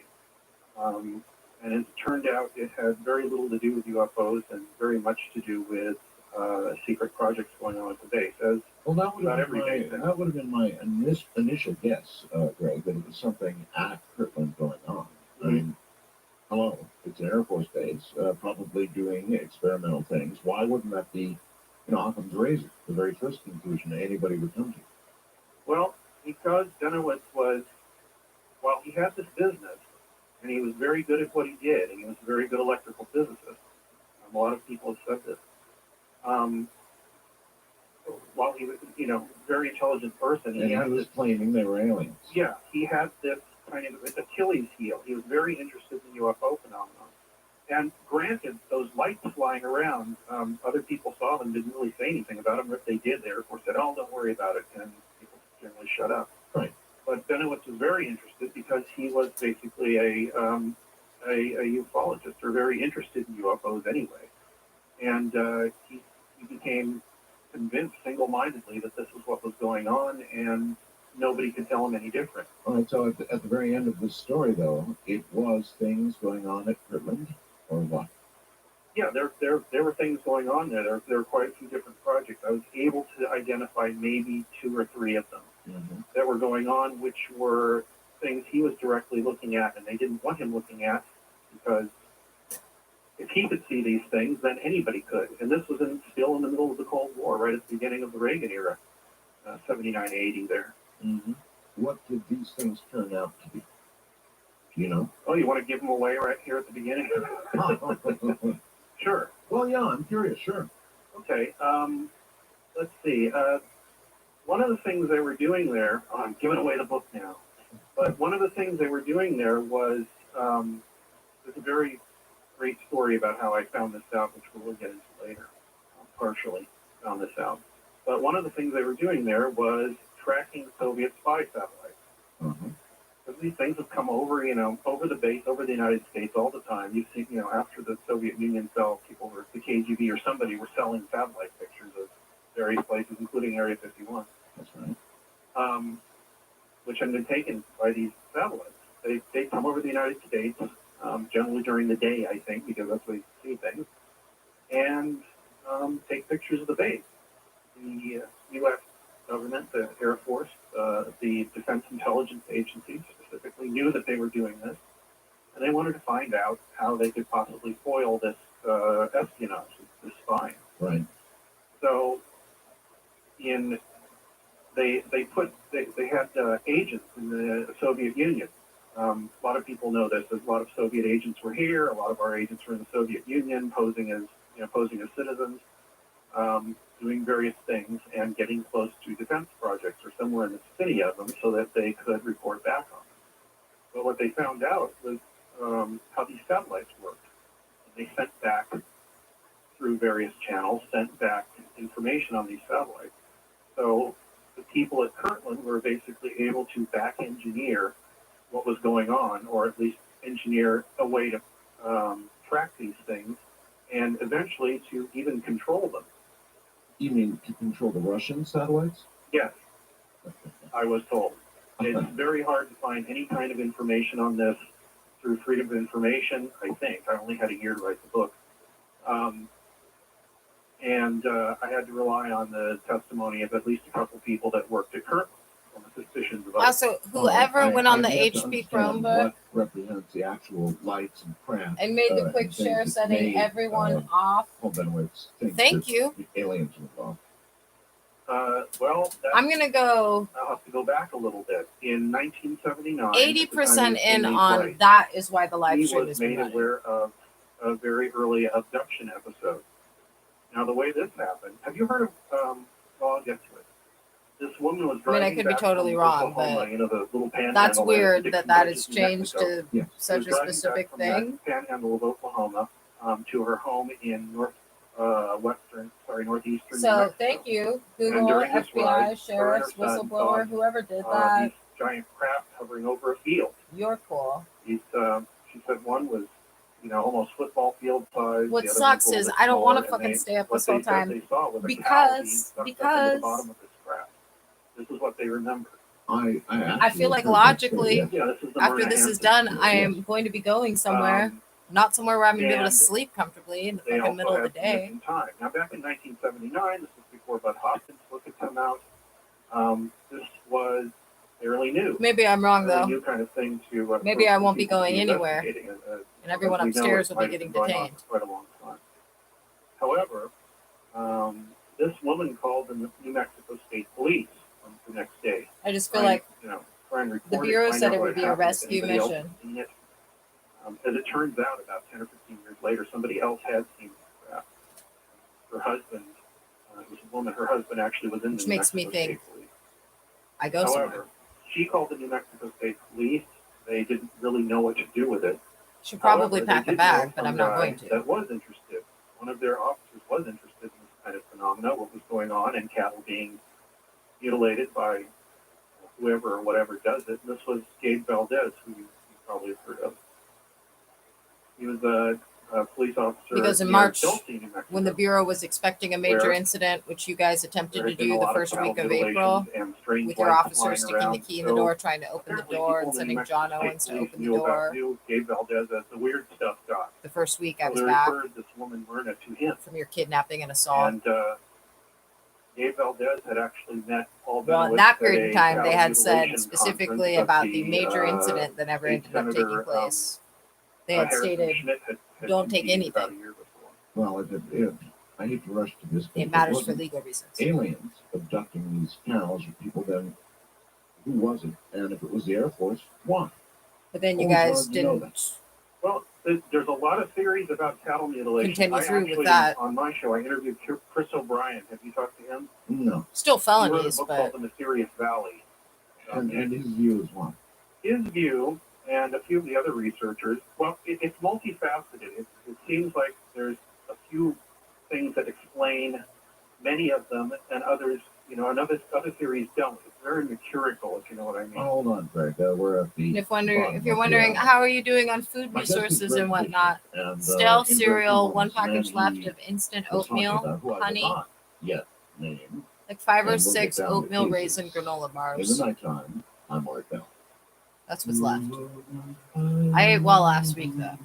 After you guys starved me for almost 3 months straight again. 2 months or 3 weeks. Then you got your co-conspirator to come over here with some food on Monday while banging on the door during one of the numerous instances, including late at night when the girl upstairs I call Mini-Me / Asshead sent down the boy with the long fluffy hair to stand in my window, peering in and trying to talk to me. Having me tell him, run away before you get detained. The live stream is still running. You know, the one with the good hair. Who was out there again yesterday. But instead of staring in my window and trying to talk to me, he was just walking back and forth in front of the window, presumably talking on the phone.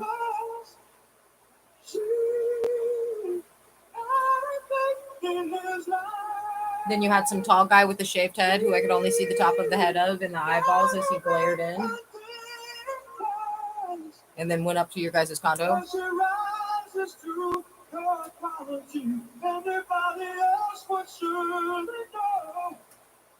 And then little Miss Asshead, Mini-Me, she was the first one outside of my window today. Let's not forget that. Or yesterday, June 30th.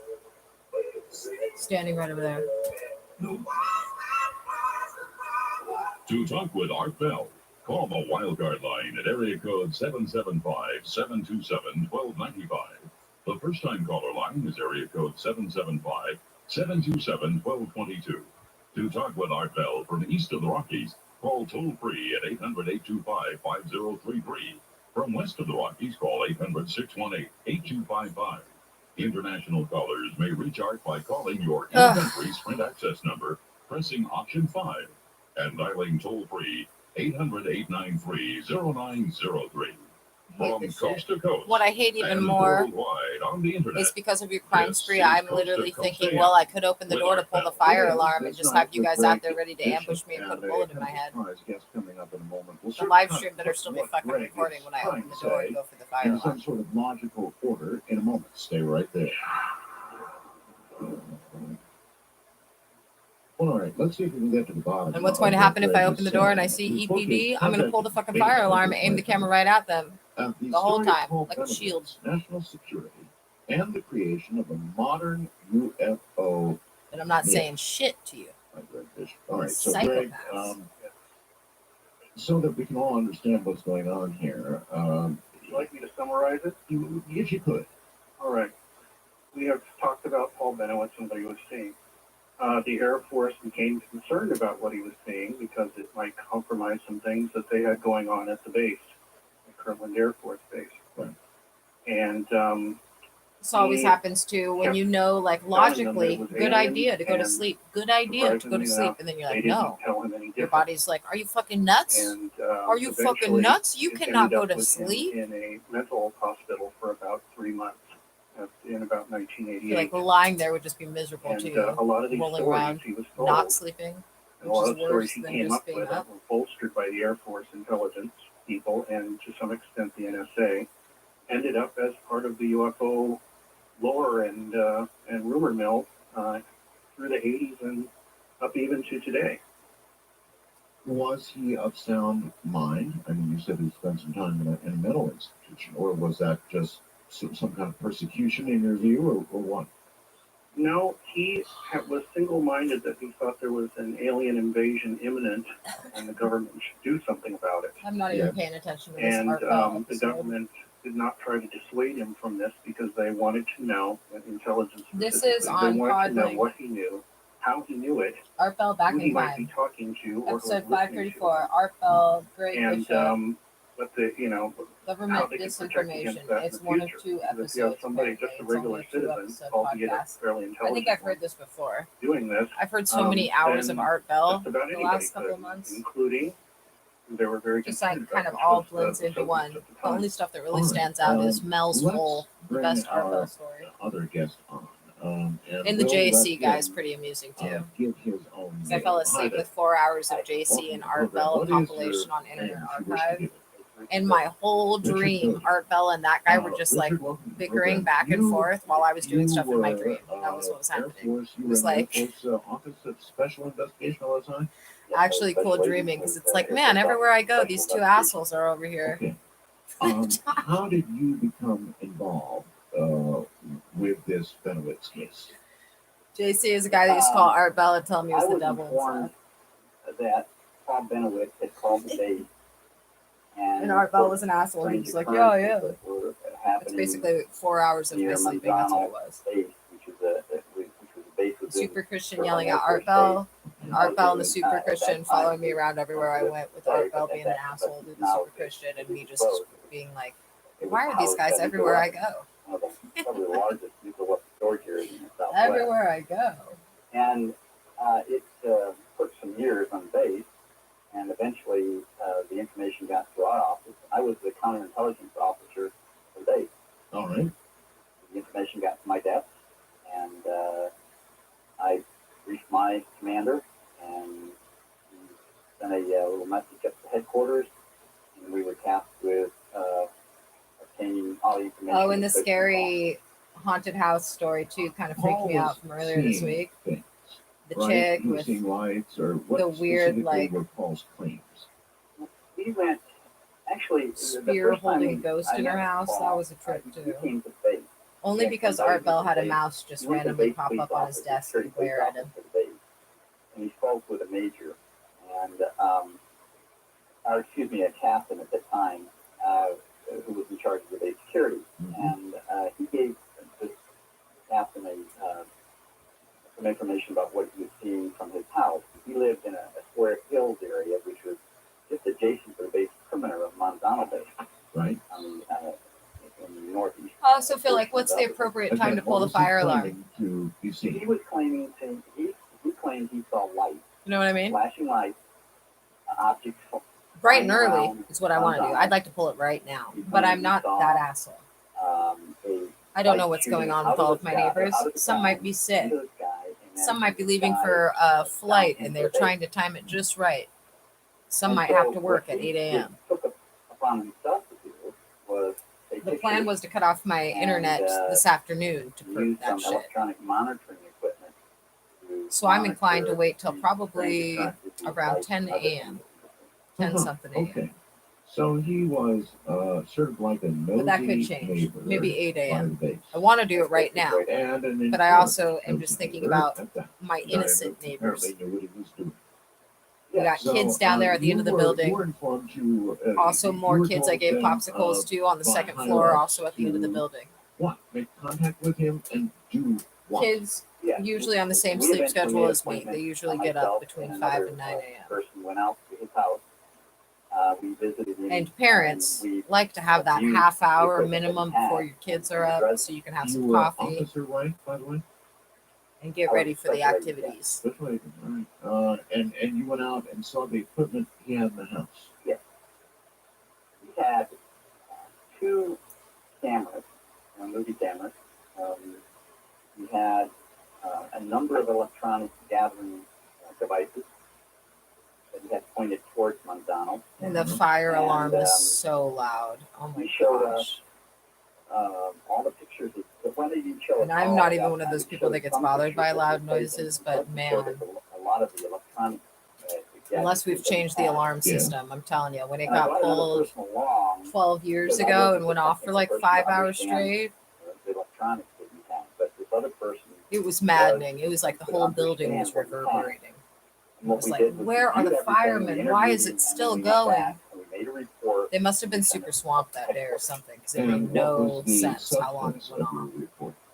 The report was that this person had a sufficient knowledge and the right equipment to tap into sensitive communication It's like equipment so and sensitive. sensitive projects that were occurring on Kirk.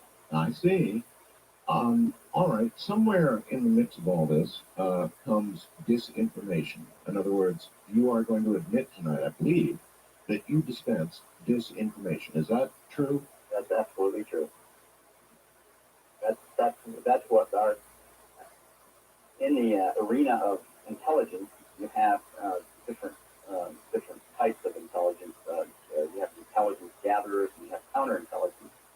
And one task of a counterintelligence division is to make sure that our secrets are protected. Got it.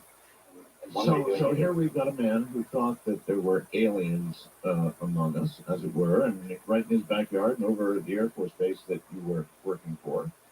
And so what'd you tell him? Well, we convinced him.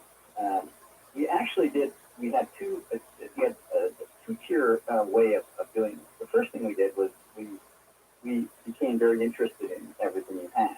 Mm-hmm. We wanted him to think that we were very, very concerned with everything that he had. In fact, at some point later on, NSA became involved in this because they were extremely interested in some of the equipment that he had because he was actually tapping into a particular type of communication that he shouldn't have been able to do. And so NSA wanted to know, how did you do that? Right. So we became very, very good friends, and it's one thing you do in counterintelligence. You become friends with a person, you start vetting him, you start... Makes sense, yes. Yeah, and then eventually, then you start feeding him information. And what we did was we convinced him that what he was picking up wasn't anything... I think, though, the smartest thing to do is to not tell you what time I'm pulling the fire alarm. I got to say that. It's not going to be 10 a.m. Just because I said that, now that's gone. Especially because little lady upstairs likes the idea of me not pulling it until 10 a.m. Well, we didn't have to say really anything. He had the forethought already that what he was picking up. He had an idea. Yes.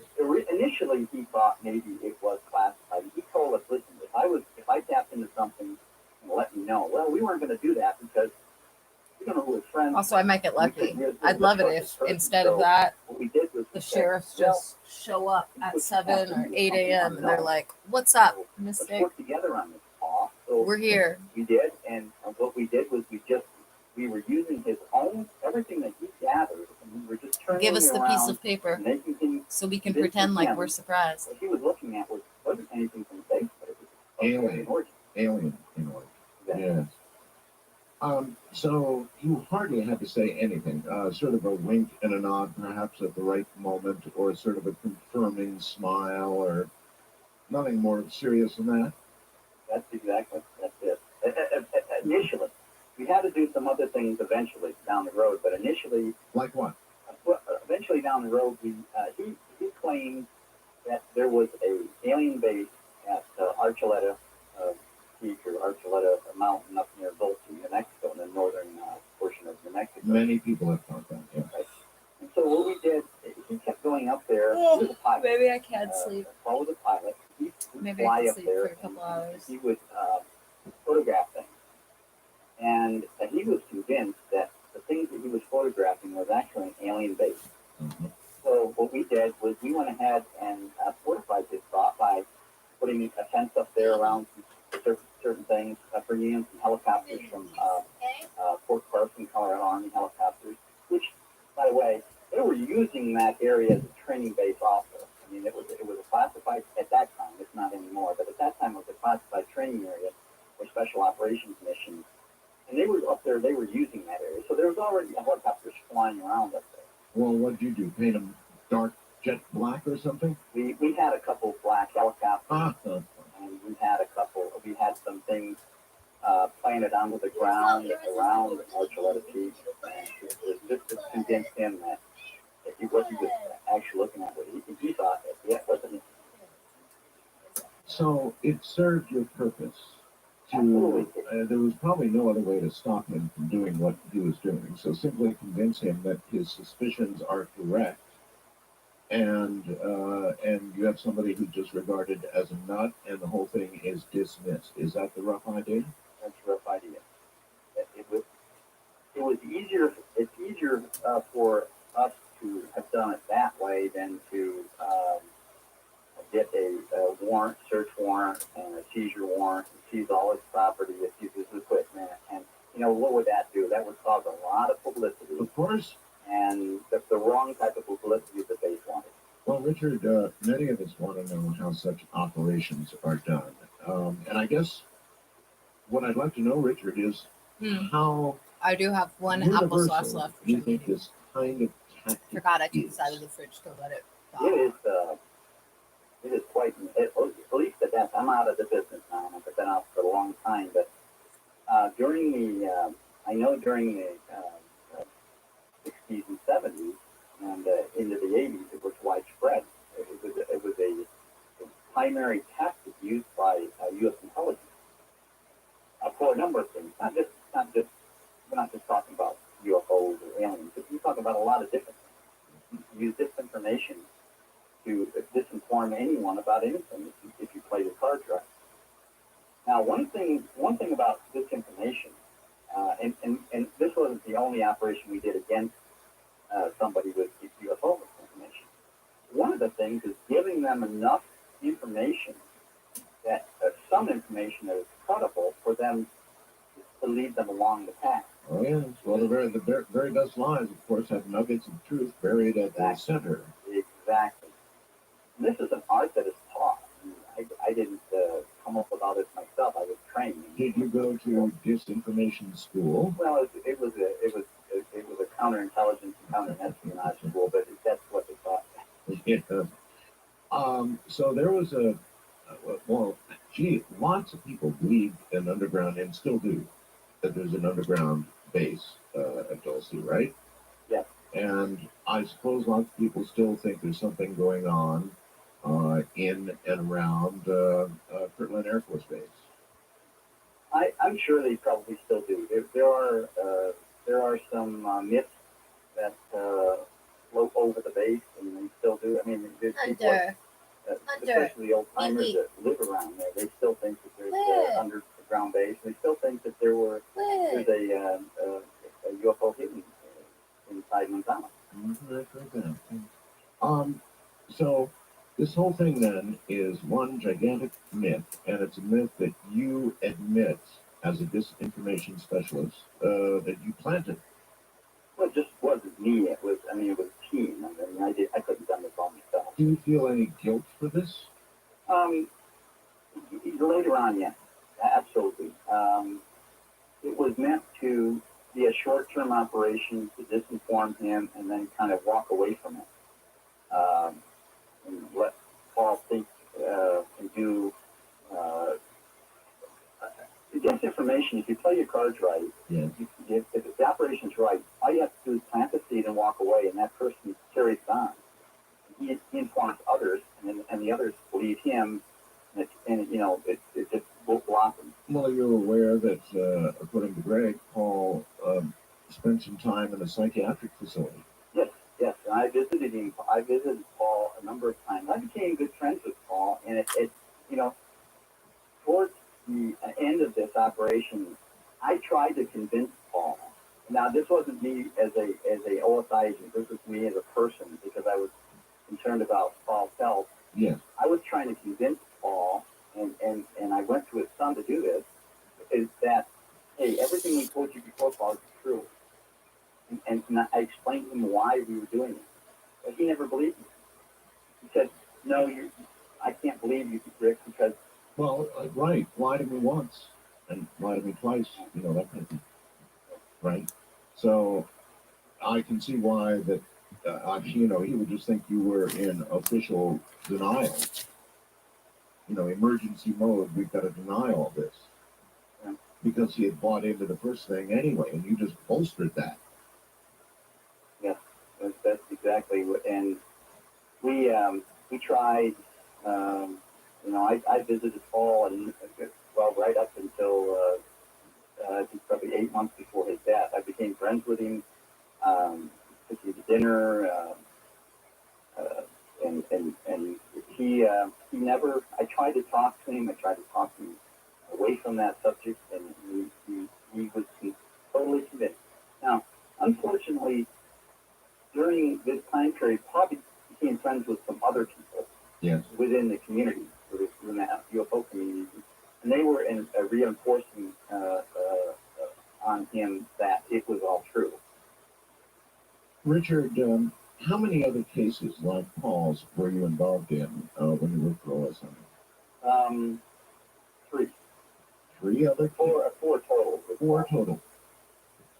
These were all cases where you intentionally dispensed disinformation on this kind of subject, or was it different things? No, pertaining to just UFOs, it was the 4 operations. 4 operations. Was one of the other ones with Linda Howe? Yes, the other one was Linda Howe. Holy mackerel. All right. Well, I'm going to want to hear a lot about that, Richard. Are you willing to talk about the disinformation fed to Linda? Sure. All right. My goodness. All right, gentlemen. Let me ask Richard, when was that? Can you recall? In 80, I believe it was 83, 84 time frame. 83, 84. Yeah, Linda did a very good piece on cattle mutilation some years before that. Oh, yeah. Well, listen, let's take a break right here. You two hold on. This will give somebody time to call Linda up and say, hey, Linda, you better turn on the radio. Disinformation. Do we really do that? Yeah, shiver in the dark, it's raining in the park, but meantime. Did you ever doubt it? Sound of the river stopping the whole everything. A band is blowing Dixie, double fall time. You feel alright when you need a nuisance thing. I like step inside, but you don't see too many faces. Going out of the rain, they're gonna keep on trying, but you really don't know why. Baby, when you need a smile, help the shadow drift away. Come to me, and you'll see. Not you, baby.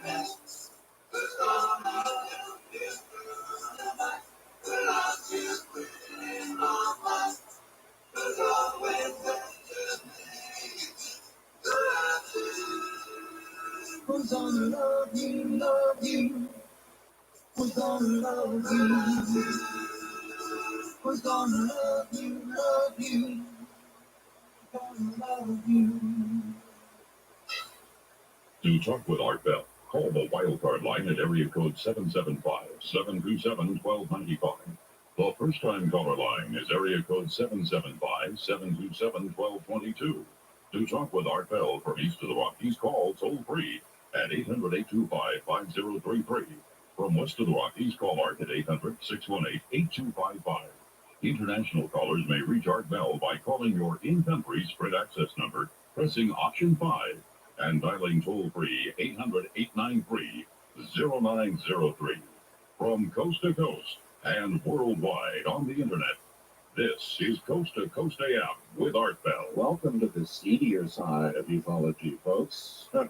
My guest is Greg Bishop, and he has brought with him Richard Dowdy, who was with the OSI, Office of Special Investigation, and apparently disinformation. Target number 2 to be discussed. He dropped the name Linda Howe a few moments ago, and of course, we just can't let that go, so we'll be right back. Well, as I was saying, in the first hour, you just never know what you can run into on talk radio. It's one of those wild things. It's not like any other medium in the world. Here we run straight into a disinformation agent. And I want to make sure that I've got your name, I'm pronouncing your name correctly. Is it Richard Doty? That is correct. Richard, it's not every day you get to talk to somebody who freely admits they're a disinformation specialist. Anyway, you dropped the name Linda Multiple before the break. So what in the world did you do to Linda? On 83, she did a cattle mutilation story, I think in the late 70s with a Denver station. She worked for a Denver station and she went on her own. Linda was going to air she was working on a UFO special, and for some reason the government didn't want her to air that, and so we worked an operation against her. Unfortunately, it wasn't a very successful operation because although the television special was never aired, it somewhat backfired on us. Tell me about the operation. Well, Linda was invited to Kirtland Air Force Base, and I was the primary agent. There were two other agents involved in it, not just me, but there's two others. Yes. And we invited her to Kirtland. We showed her some information pertaining to UFOs, showed her a document, and tried to bring her in and hook her on a hook, and she took it initially, and then we carried on a contact with her over a period of time, and meeting her at different locations and providing her with some information. You were doing this on official orders? Oh, yeah, official orders, yes. Absolutely. All right. Linda was indeed, I guess, about to do a special on cattle mutilation. She's been concentrating on that for years. So what was it exactly you tried to sell her? We tried to sell her that the promise that we were going to assist her and, with information, that we were going to actually provide her with some legitimate information for her special. And but what we were doing was delaying it. Now, we also had an operation, the government, not just me, I didn't have anything to do with this other operation, where with another entity on the East Coast, with one of the broadcasting companies. And they were doing something different there, which I'm not really privy to what they were doing there, but I was... Was that with HBO, or? I believe it was HBO. Because HBO was the one that was sponsoring the special. Linda kept telling them she was going to get some film from you, and like you said, stringing them along. Oh, God, I remember that. Linda told me about that. And then HBO scrapped the special because she never got the film they thought was going to be part of the crowning achievement of the documentary. And that was somebody you knew, Richard? Somebody I knew as far as feeding her that information. I was doing it. You were personally doing it. Which wasn't just me. There were three other people involved in it. And the motivation, again, for the government ordering you to do this was to delay the airing of the special. Yeah. All right. There's no way we can not know you're not feeding us disinformation now. Well, I'm out of the business. I've been out of the business for a long time. I have no reason to be disinforming you now. Linda is aware of this. I have had a number of contacts with Linda Howell over the years, and she's aware of this. But what we were also trying to do was she was involved with some other things, some other research pertaining to UFO, and we were trying to feed her information to lead her astray. Well, Richard, you must know a lot more about this. In other words, if you're trying to get Linda to delay release of a special about animal mutilations, maybe you can tell me something about animal mutilations. Or did your job not include the need to know that? My job did not have anything to do with, I didn't have the specific knowledge at that time to understand what the government was doing with cattle. Do you now? Well, yes, I do. We might want to leave that for another day. Why? Well, it Well, I would like to know what if it's so. You're telling me it is the government mutilating and abducting these cattle. Only it was a small operation, and I learned this later. I had no official knowledge of this during the time. I didn't have a clearance for it then. I learned this later.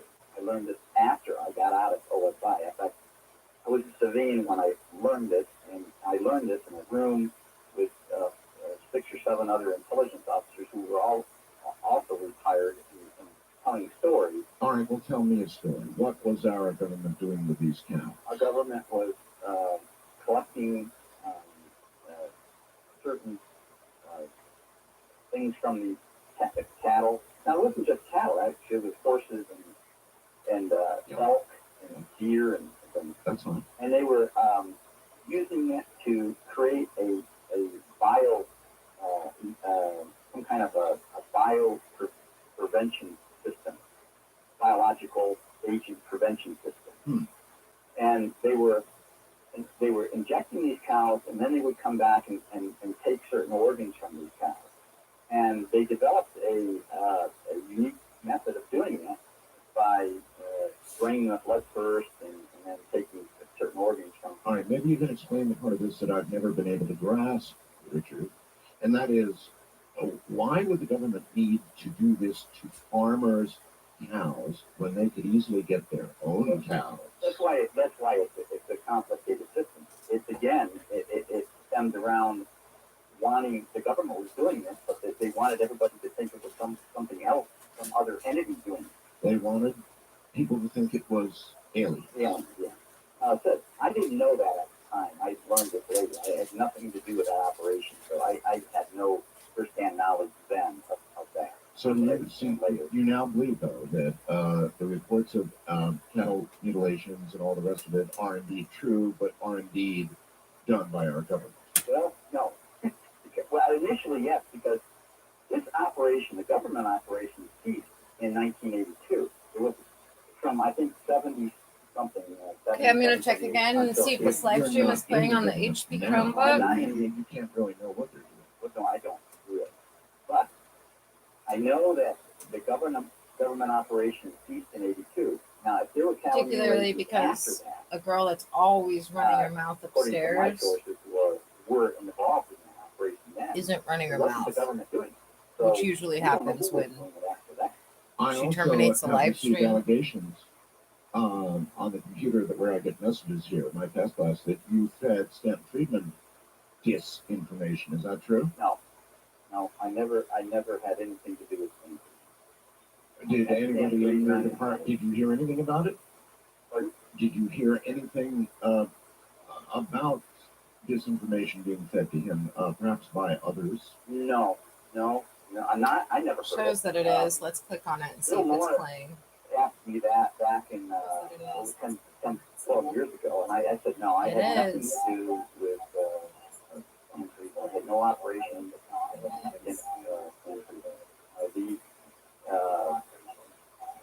well, then with Linda Howell and 2 other groups of people.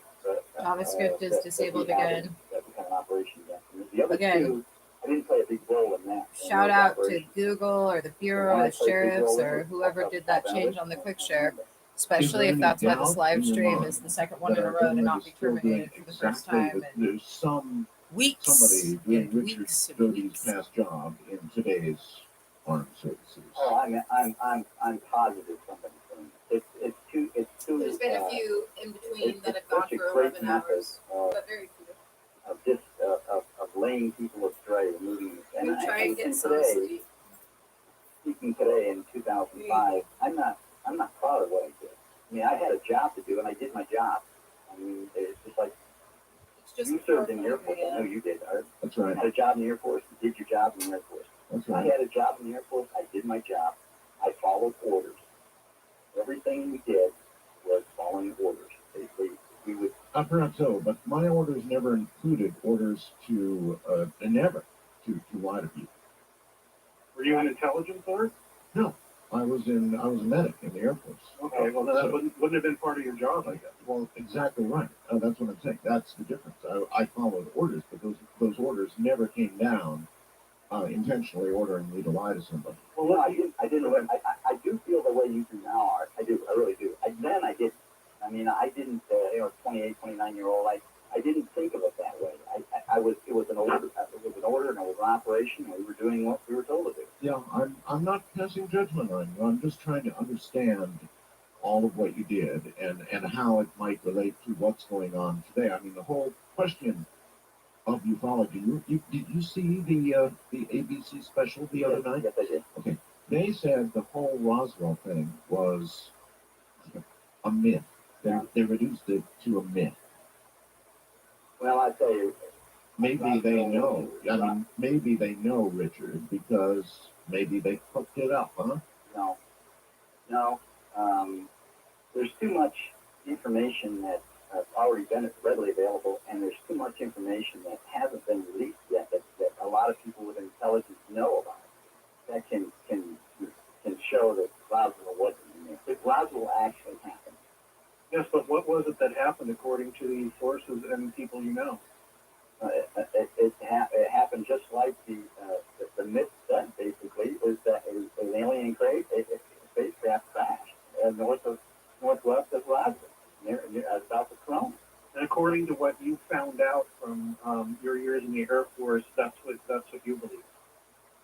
Yes, one of the things that happened to me in early 1979, I was briefed in to a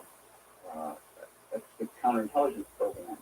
In order to run a disinformation program, you have to know the truth.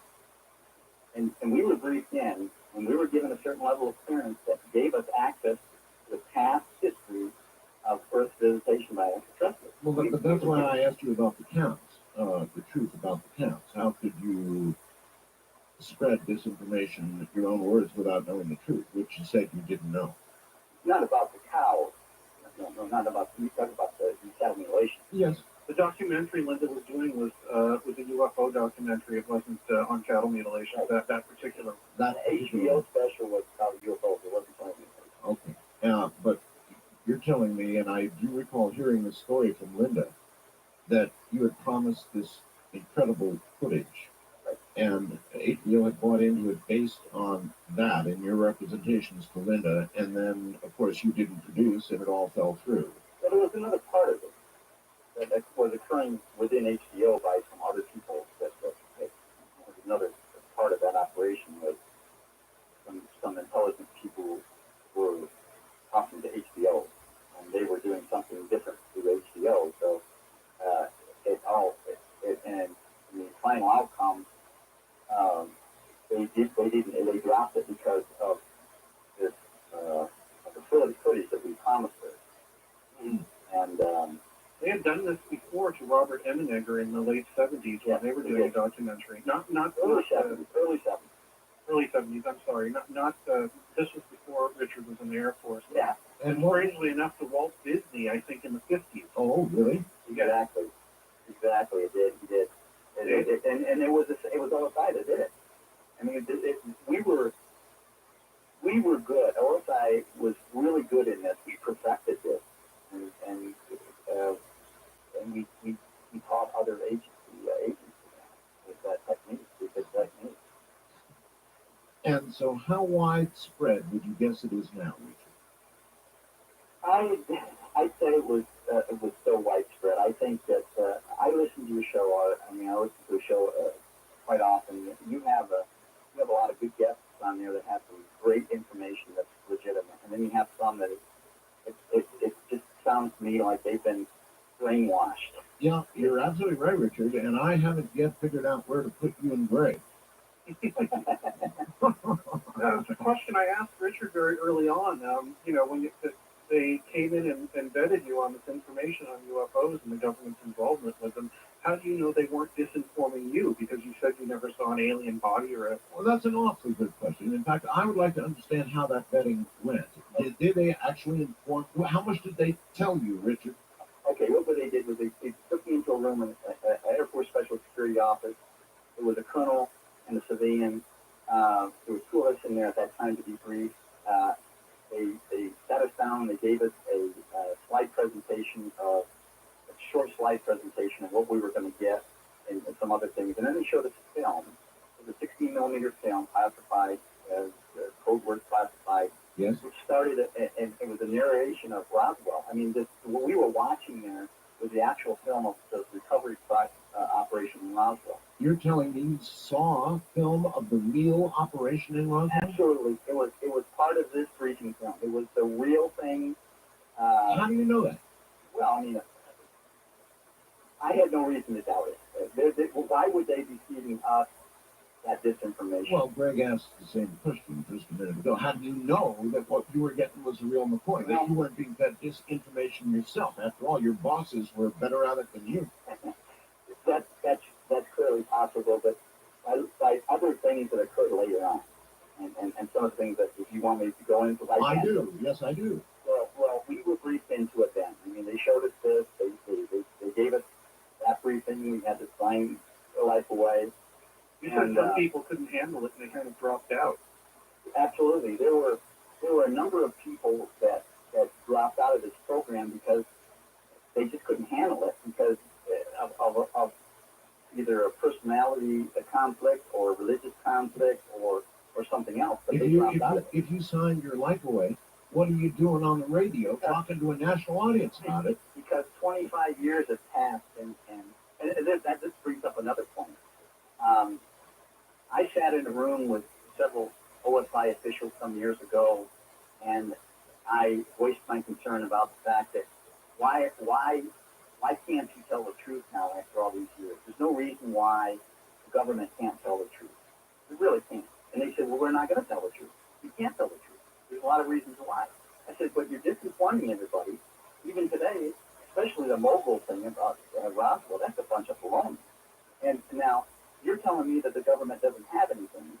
So I'm going to go out and tell them, yes, the government does have it. Some years ago, I was on a they did an investigation on me. FBI did an investigation on me because of the MJ-12 documents from 88 or 89. The FBI was after you? Well, they did an investigation. They thought I disclosed those documents. Was this as a result of Phil Class bringing up the fact that you had willfully disclosed government secrets and they had to be investigated? Yeah. And anyways, is that what Phil said? Phil said that and many other things. But I told him, listen, I'll make a deal. If you let me go to the Pentagon right now, right this second. You told who this? The FBI and some other Air Force officials. All right. If you let me go in the Pentagon right now, I can take you to where these documents, this information about the UFOs, about the extraterrestrial visitation, or it is. You just let me go there. If you don't think it's there, then you don't have anything to hide. Let me go there. And how did they react? Well, of course they said, no, we can't do that. And then they let me go. I mean, they just all right, but hold on. I'm not letting you go yet. Richard Doty is my guest, along with Greg Bishop. And I don't know, I think we're learning all kinds of things. But is it the double or triple twist? I don't know.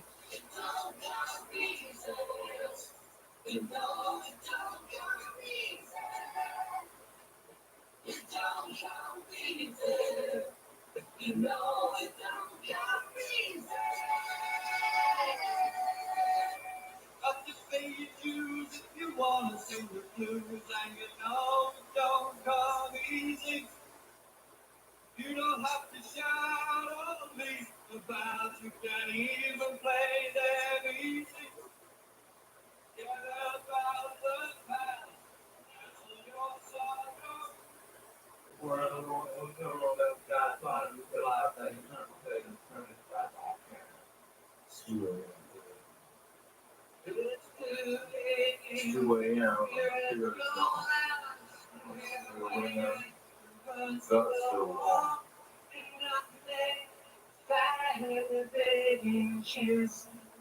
Yellow storm blues, sirens in my head, wrapped up in silence, all shook at the bed. Oh, my whole life feels you took away in bed. Help, I'm living into the twilight zone. Faces the net out, feel like being gone. I'll be the thing who's coming and start. To talk with Art Bell, call the wildcard line at area code 775-727-1295. The first-time caller line is area code 775-727-1222. To talk with Art Bell from east of the Rockies, call toll-free at 800-825-5033. From west of the Rockies, call 800-618-8255. International callers may reach Art by calling your in-country Sprint access number, pressing option 5, and dialing toll-free 800-893-0903. From coast to coast and worldwide on the internet, this is Coast to Coast AM with Art Bell. And only on talk radio do you stumble into something like this. Greg Bishop and Richard Doty are my guests. Richard is a self-admitted disinformation agent, or certainly was. I had a call during the break, a very interesting call during the break, from none other than Ed Dames. While he didn't want to go on the air, he affirmed that, oh yes, those lies are told, and those lies have little nuggets of truth that are expanded upon and then twisted, as any really good lie is. And the government does this, protect the programs that they have ongoing. Except what you're hearing is the truth. Just thought I'd let you know. Obviously fascinating stuff. My guests, Greg Bishop and Richard Doty. Richard and Greg, both of you, welcome back. Thank you. Thanks, Art. Okay. Greg, I guess you had an opportunity to interview Richard, or how did you get on to Richard, as it were? I got in touch with him through Bill Moore, who's another of the main players in the story, who we haven't really talked that much about yet. Do you both have something to do with Bill Moore? Richard, I think, still communicates with him. I live in Los Angeles where Bill does, and I see him probably once every few weeks. He retired from ufology after making the announcement that he had become an asset to the Air Force intelligence service, and ufology kind of turned on him at that point.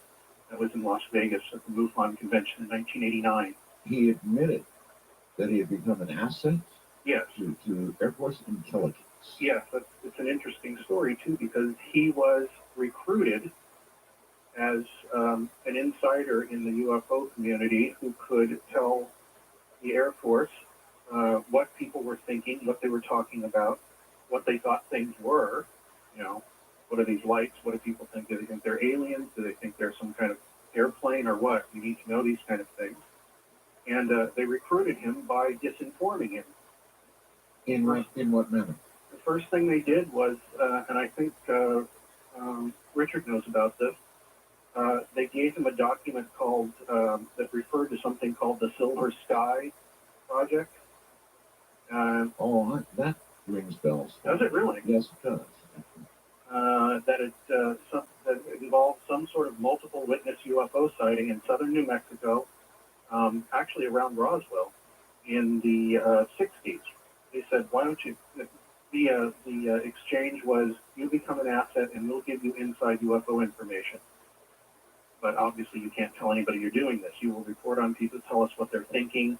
I don't believe he ever disinformed anybody personally. He says he hasn't, and I tend to believe him because I haven't found any evidence of it. But they gave him this document and said, here's your first bit of information that we're going to release to you. How do you know it wasn't a Richard Doty handing it to him? A Richard Doty. I didn't say the Richard Doty. He didn't at the time. Because as it turned out that this document was kind of a test, he went and checked up on these names, these places, and none of the people existed. So he came back to his contact, which a lot of people know as Falcon. That's what Bill Moore and his partner again refer to this guy. He was apparently from the Defense Intelligence Agency. Mm-hmm. He actually was the head of, as far as I know, the head of the operation against Benowitz. The orders came down from him. But Bill came back with this document and said, look here, these people don't exist. What's going on here? And Falcon and Richard, were you there when this happened? I was involved in this, yes. I was tasked with Bill Moore was recruited by another person within the Defense Intelligence Agency to provide as a disinformation. He was recruited as an asset. It's what the intelligence within the intelligence community they call it a spy. You know, it's the person that's working for you as an asset. And Bill came to New Mexico, and I was tasked with contacting Bill after he had I think he did a radio clip on a talk show channel. He was going around doing publicity for the Roswell incident, the book he wrote in '79. Mm-hmm. Anyways, I met Bill, and all my job was to stay contacting with him, get some information, and tell him that I was a friend of the person in Washington, which we did. And then that was it. That's as far as I went. But then I later I became involved in this operation because Bill came back to me because he said, "Hey, I got some information here, and this information is full." And he wanted me to check it. Well, the information that he'd gotten from Washington wasn't that full, but I didn't know that it was given to him in a disinformation operation until I contacted headquarters, and then I found out that, yeah, they were running him as an asset. They were feeding him, like Greg said, they were feeding him with disinformation. But Bill was pretty smart.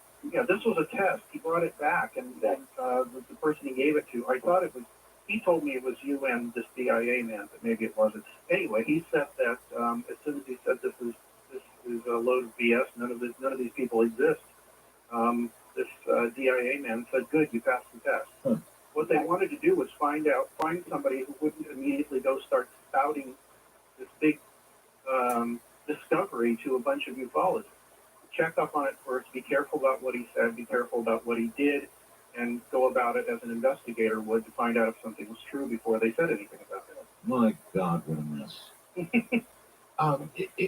A lot of people believe that the U.S. government is engaging in a slow release campaign of information about UFOs and the presence of extraterrestrials on Earth.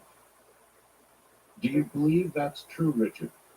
Yes. In fact, during my briefing way back in '79, that was made aware to us that the government had tried to in the early '50s. And one of the first movies where the government actually cooperated with the movie industry was The Day the Earth Stood Still. I think it was 50 whatever, 1 or 2 whatever. And then they cooperated. In fact, they had placed Air Force intelligence people with some knowledge in as an aide or an advisor to the motion picture companies making movies about this subject. And they were trying to condition the public for a release, but unfortunately, I guess somewhere along the line, different administrations within the government decided that wasn't a wise idea. They also did an actual implication that a real elected official is in charge of any of this. Well, I don't know. That's too. That was way above my pay grade. I don't know that. They have a lot of people around them, and so that kind of shapes the policy, I think. The cabinet, the appointments for that administration, etc. But at some point, you're saying, Richard, at least, they were preparing the public for the big story. Yes, that's what we were told in the briefing, that eventually, that and I can remember growing, let me say this, I was never interested in the subject of UFOs growing up. Had not the slightest interest. My brother was, who I roomed with, he was the fanatic. He had these old True magazines. He would read everything that he could get his hands on about the subject. And I never had any interest in it. Right up to the time that I was briefed in 1979, I had no interest in the subject. Well, why you then?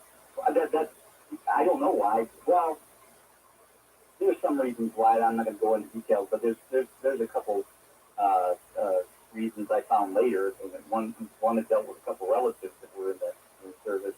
But I was probably the least informed about the subject at the time I was being briefed. And I had the same question then. Well, I have the same question that Greg did. Why you? I want to know more. Why you? There must be some. I was selected when I got to Kirtland, I was assigned as a counterintelligence officer for the base because I'd went through some special training. And I had been briefed in a number of different programs in order to know, or I had different levels of security clearances, in order to know what was going on at Kirtland Air Force Base. And there was a huge number of classified projects going on at Kirtland. At Kirtland, at the Air Force Weapons Laboratory, at Sandia Laboratory, at Los Alamos, and I had to know what these projects were in order to safeguard. Richard, I have a question for you. There's a lot of, big names in ufology. You've got a couple yourself, Lynn Moulton, for example. My friend Whitley Strieber, oh gosh, the list would go on and on and on. It'd be a very long list.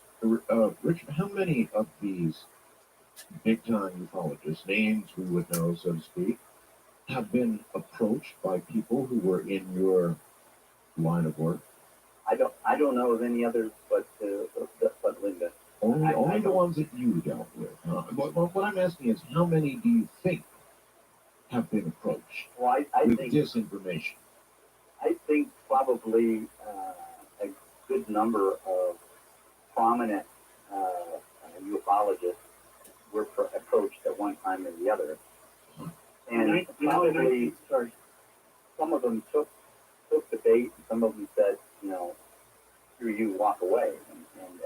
But one of the things I want to say about Linda is that operation against Linda wasn't a total success, because our secondary mission was to get her away from the subject. But that just had the opposite effect. Linda was such a good researcher herself. Yeah, well, that's Linda. She is a good researcher. And you're not going to take her away from the subject. You might delay her a little bit, as you apparently did, but you're not going to, she's like a dog with bones. Exactly. And what she did was she turned around and developed her own sources in high-level places within the government. And one of them I eventually found out that all during my contacts with Linda, I would give her information, and she would come back to me, and she'd say, Rick, this is baloney. And I'd look at her like, wait a minute, I'm not supposed to say that. And then I'd go back and do some checking, and I'd find out that, hey, she had some kind of verification someplace. We got a leak here in the system. And I found out some years later that she had some very, very high-level sources herself. What I am concerned about, though, is ufology is having a difficult enough time as it is, keeping stories straight. And if the government is out there intentionally twisting them, and they've approached more high-level people in ufology than not, then you have to worry about the general credibility of a lot of the stories that you're told. Well, that's why the government's doing it, to lead the people astray. I mean, that's one reason, and that's why I don't support it anymore. I'm absolutely, it upset me what happened to Paul. I mean, I went and talked to Paul about it, trying to convince him against my commander's orders. He's telling me, hey, he doesn't have a clearance. You can't go tell him it didn't happen. But I did anyway, because I was concerned about Paul. And I realized years later, it wasn't. You were concerned about his mental condition, right? And you had good cause to be. And I'm sure there's a lot of ufologists, and I hear them on your show. I listen to yours and George's show. I hear people that are probably legitimate. That they have a lot of good information, and then they all of a sudden bring up some information that is baloney that I heard that was being spread. I was just about to ask that. In the early 80s, yeah. Are there a lot of times when I'll have guests on and they'll say something and you'll say, I know where that came from? Exactly. I absolutely. Many times. And I hear also information from some of your guests that was and probably still is highly classified, especially some of these reverse engineering operations that are the antimatter ones that started back in the 70s and 80s that I was involved with trying to protect, and some of these other high-tech operations that I hear on your show that I'm saying, this is so classified that these people know about it. Do you think that's dangerous? I think some of it is, but not as much as during the Cold War. We didn't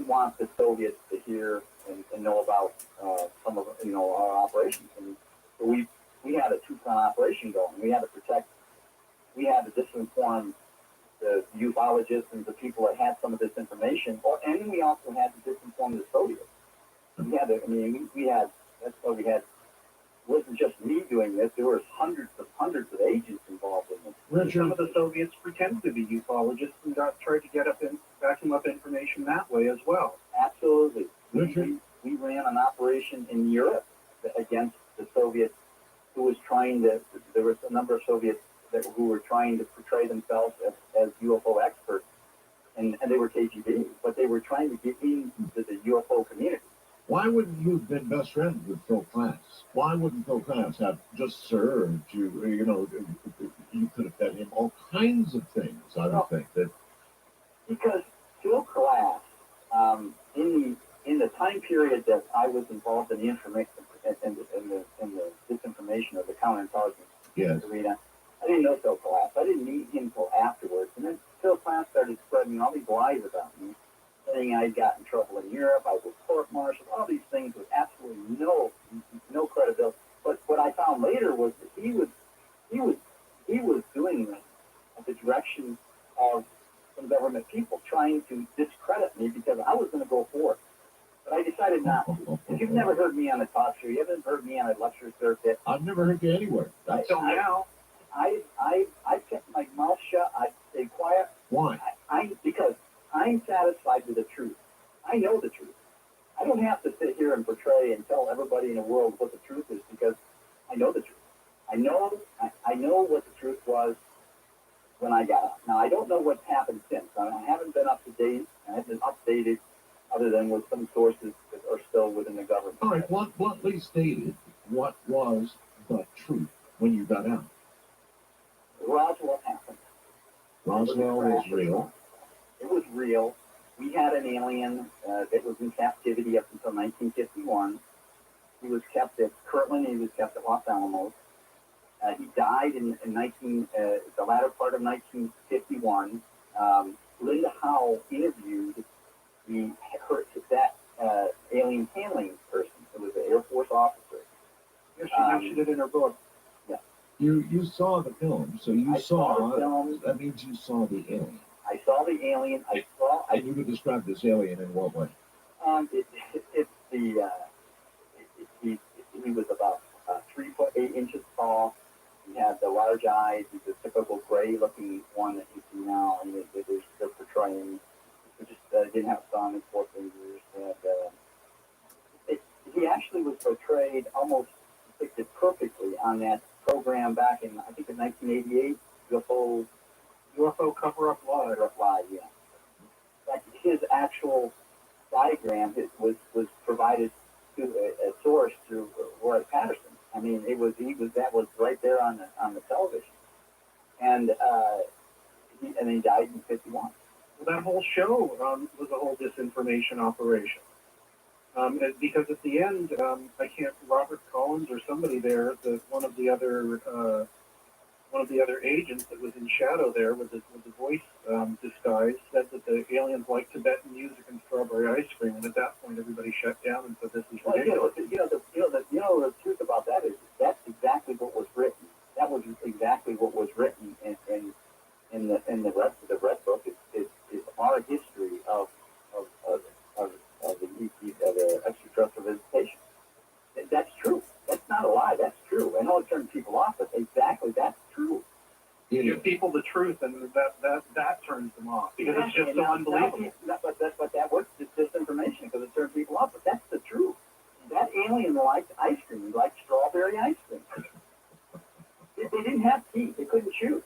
Everything they took in had to be a fluid. They didn't have teeth. All right, listen. Hold it right there. I wouldn't let you go for all the world. Richard, can you hang in there? Can you too, Greg? Sure. Good. Everybody hold on. You don't get one like this that often. From my desert in the middle of the night, I'm Mark Bell, and this, of course, is Coast to Coast AM. The mountain high and the valley so deep, can hear the flowers in it of the song.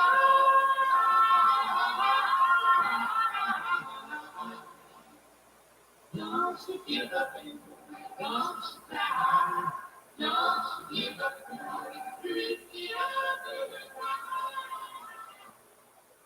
do it for real.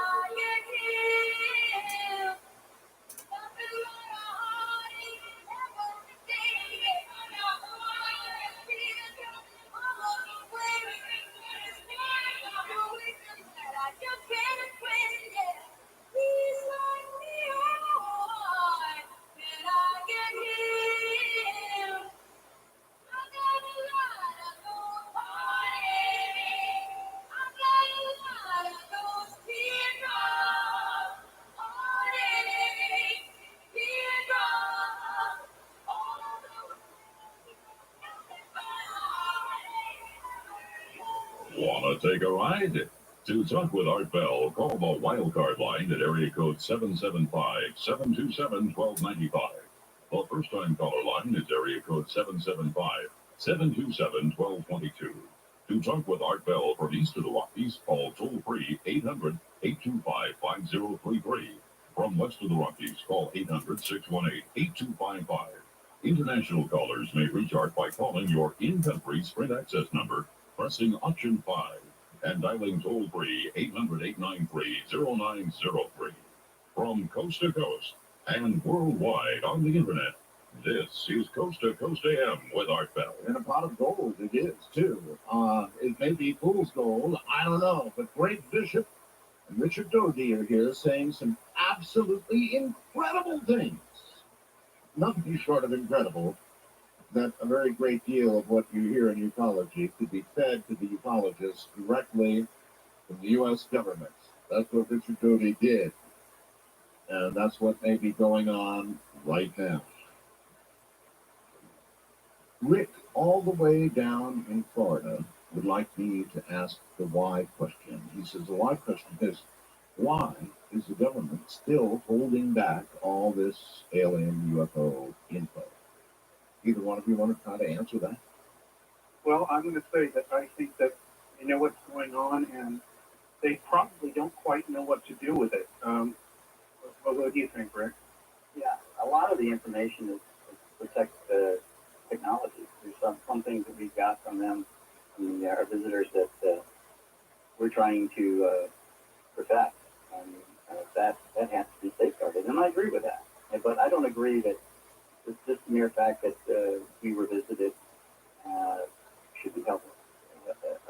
So Rick in Florida, I agree that some of that should be released.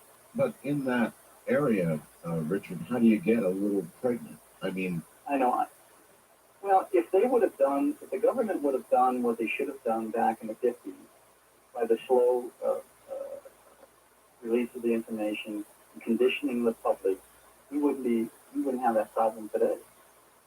But they didn't do that. Why not? I don't know. I wasn't around back then. I just know that I guess the governing body of this information decided that they kept putting it off, and at some point they kept lying, kept saying they didn't have it, we don't have it. Yes, we do. No, well, we don't have it. There's people in power, and they like to stay in power, and part of that power is knowing something nobody else knows. Exactly. That's a good point there. but you were the one promoting exactly that policy of we have it, we don't have it, it's true, it's trash, it's baloney, or then it's real. I mean, kind of You're right. Right? Absolutely. Yeah, exactly. I was doing that. Absolutely. That was our job. I mean, there were, like I said, hundreds of agents that spanned out across the United States, and that's what our job was. But it wasn't to disinform people on UFOs because of the aliens. In your case, apparently it was because you were protecting things that were going on, projects at Kirtland at the time. Exactly. Our job had nothing to do, we never were told, hey, now, we don't want the public to know about UFOs, about aliens. That never surfaced. Well, we were told, you did say you were showing a film, though, of what actually happened at Roswell, and had to sign a form that sign your life away. Well, it just wasn't Roswell. It was our history, United States history, of involvement with the EPD. And let me tell you something. There was one of your guests one time, some years ago. I don't know exactly how long ago I was listening to it. That got it right. If you look at government, most of our which are still classified, most of the government documents, they don't refer to this as UFOs or some of the other things that you're reading today. The official government terminology was EPD, extraterrestrial visitation. Linda Howell got it right, and there was one other guest on your show a couple of years ago that got it right. Well, people go in and look for documents under EPD, they might get something, or they will still be classified. You might want. I'm sure there's going to be millions of them. The million people listen to the show. If you go out there and try to get something EPD, it was referred to as extraterrestrial visitation. It wasn't referred to UFOs. It was. We knew what they were. We knew who they were. And the government wouldn't put UFOs down unless they were describing something that was in fact a unidentified flying object. I still don't understand how they could have shown you Roswell and the true history of ufology and what the government knew, and had you sign all this, and even today that you could be sitting here telling us. Well, I tried to explain that to you. Well, you did. The government is saying now that doesn't exist. That's baloney. Even though I signed something, so what are they going to come back and try to prosecute me for telling something that they're saying is baloney? Make them deny it. It's all true. Exactly. So they're not going to do that. Well, maybe they wouldn't do that. Perhaps they would reach out and touch you in some other fashion. Has that occurred to you?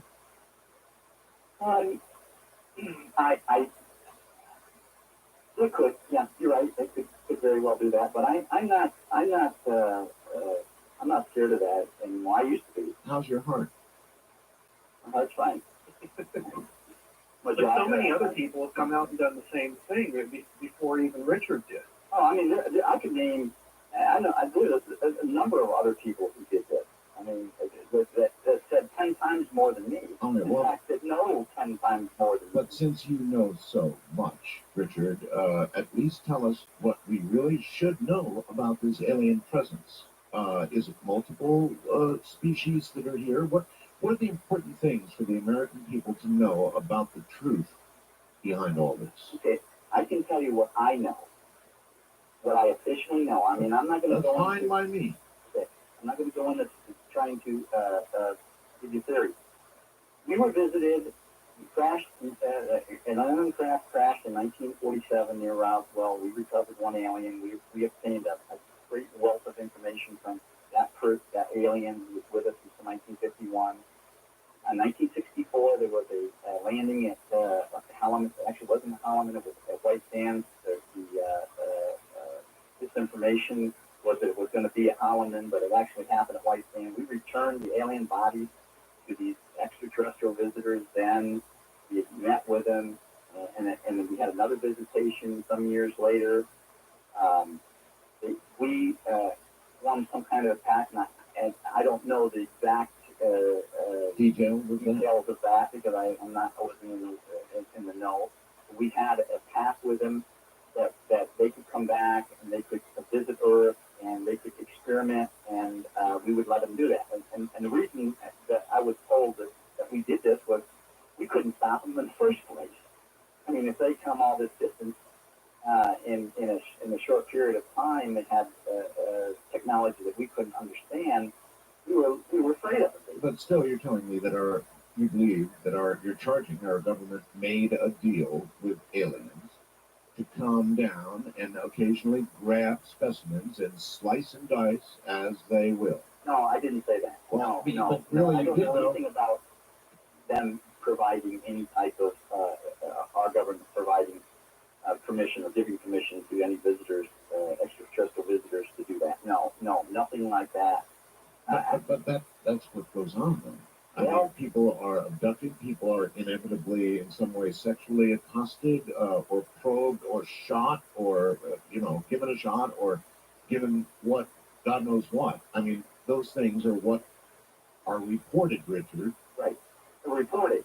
Now, I tell you one thing. In my 8 years or something in OSI, in that particular program, yes, with clearances, I never read one bit of information about abduction, not one, in an official government document.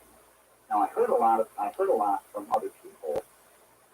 I'm not a believer. I mean, I'm not a strong believer that the aliens are abducting us. I'm not a But you believer. did say, though, that our government came to an agreement with them that Yeah, but they included. could come and look at Earth and you know, fly around Earth. I guess I don't know what the I think details what he of it said were. was experiments, and that's what. Yes, you did say experiments, Experiments, yeah, like and that's what set me off. I don't mean with human beings because I never read the document. All I read was that the United States government had an agreement with the extraterrestrial visitors that they could, you know, we would allow them to visit Earth, you know, in research or whatever. I can't remember the exact wording. That's it. Was That's that all I one of read. the I don't things know that you anything told? else about it. All right. Was that one of the things you told to Paul Benowitz? Because he was under the impression, after talking to you and other people in OSI, that we had exchanged abduction rights for technology. No, not abduction. No, I never had anything to do with abduction except for two cases. And one of the cases was an absolute hoax. The other one was inconclusive. But I never had anything to do with that. I was never briefed in it. Maybe it did happen, and maybe we did know about it, but I wasn't briefed into it. I had no knowledge of it. Well, again, so we've been craft has crashed. We had possession of an alien being. Do you know anything at all about what we learned, or what came of it? In other words, it's kind of back to the question of what should the American public know that we know. They call them Evens. The Even we had in captivity, and I say captivity because that's actually what the way it was phrased in a document. Captivity, he wasn't allowed to leave. He provided us with a book. It was referred to as a yellow book, and in this book, which wasn't actually a book, it was kind of a transparent piece of slab that when you looked at it, it said that, you know, wording, English wording, but it's ironic because if you knew Russian, if you were looking at it in Russian words would come up. And I didn't understand it, but in there it gave the full history of what they knew about the universe and about our solar system and about other life, intelligent life around the universe. And they provided us with information about other creatures, other aliens who have visited Earth or in the past. Okay, that's a gigantic general piece of information you just gave me. Do you know any of the details of that? I mean, to know what it's all about is what it's all about. I mean, those are, you know, almost the godlike questions. No. Do you know any of the answers? No, I don't. All I know is what I had access to the yellow book for about 5 minutes, and in 5 minutes I couldn't get much information out of it. But there's been others who have been on your program and who have written books about it and who were right on the money. And in fact, there's one person, I don't recall the name. They lived, I think, in New Hampshire, Vermont, or something, who was a former intelligence officer who claimed to have had access, and he gave a lecture somewhere some years ago about it. He was right on the money as far as I know. But there's others out there that know a heck of a lot more about it than I do. What I didn't know, and what somebody told me, was about the different races of aliens. And what do you know? What do you know about that? Well, I didn't know anything then. In fact, the person who told me was Linda Howell. She got that information from a high-level source within the CIA, and I verified it with some other people. I didn't even know it. Well, you are so full of information, Richard. I've got to ask this. I guess I did earlier, but I've got to ask again, Richard. You were a disinformation specialist. How in God's name am I supposed to understand I'm hearing the truth from you now? Well, I would have no reason whatsoever. If I wanted to disinform you on it, what I would do is try to convince you that the extraterrestrial visitation was wrong, that everything that you ever heard was wrong. I can't do that because it's not true. I wouldn't do it. I have no reason now, after all these years, to do it. I wasn't proud of what I did. I mean, I did a job. not proud of what I did then. I'm really not. I mean, I'm somewhat embarrassed at times about. But maybe you're proud of what you're doing now. Well, I don't know. I'm truthful now. I'm full witness. I mean, I'm open now, and more so than I ever was in the past. What do you think, Greg? Should he be believed now? You know what? When people when they tell you these facts or stories or whatever they are, you have to go and check other places, talk to other people, see who repeats these stories, how long the stories hold up. That's how you get through this information. You can't just listen to it and then accept it and then go off with it. You have to sit with it for many years sometimes to figure out if something's true or not. A lot of the things that Rick is saying have been verified by other people. Now, you and I and probably most of the people listening have never seen, an alien or never seen this book or the crystal that they talked about that people would look into, any of this stuff. So you have to suspend your disbelief up to the, as far as to the edge as you want to, and think of it probably more as a mental exercise before it's proven unequivocally to you, like it has been to Whitley Strieber and maybe Bob Dean and other researchers like that. It's a tricky thing. Yeah, I'll say the whole thing is tricky. I want to take a yes or no answer. It just doesn't work usually. A couple of calls. Wildcard line, you're on the air with the group here. Hi to everybody. Hello. And, I wanted to say I'm not debunking Roswell, but I wanted to talk to you about the Fox show, that special that they did, whatever, about 10 years ago or so. Oh, that's a good subject, sure. Okay, this is a real interesting observation, and it actually wasn't made by me. I have pretty poor eyesight, but it was made by a friend of mine, and then I watched it on tape and looked more carefully. Nobody, I don't think, has ever brought this up, and I'm real curious what you guys have to say about You're talking about the autopsy, right? Right, the alien autopsy. Right. Okay. Okay, I'm a big buff of old telephones. It sounds strange, but listen to this. This is very interesting. In that show, if you watch it, if any of you still have a tape or recording of it anywhere, I do. Watch that show, Archie. You probably know this about old phones, things like that, being into ham radio. At that time, in 1947, they did not have coiled cords for the handset. I've been aware of this argument now for a long, long time. Richard, do you have anything you want to say about the alien autopsy? Do you have any knowledge of that? I think it was a hoax. I didn't believe it. You think it was a hoax? I don't know anything firsthand. Why do you think it was a hoax, and who do you think put that film out or released it? I don't know. I don't know. I watched that a number of times. In fact, I watched it with a couple of people who were still within the government, or at least then was still in the government, the 70s, whatever. All right, so your information about it is not firsthand. I mean, No, you're just like the rest of us unsure about that question, right?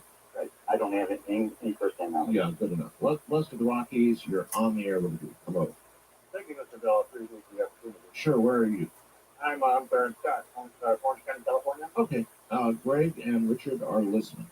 Okay, Richard, I admire Mr. Bell and this radio format, but he speaks the truth, okay? You, sir, are on the other side of the coin. You are a liar and a thief. You've stolen false life and ruined it. You are a mindless, soulless drone. And as long as the government keeps employing these mindless, soulless drones, we will continue to have these conspiracies. That was mindless, soulless drone, right? Indeed. Not at all. Mindless, soulless drone. Okay. And what I did. All right.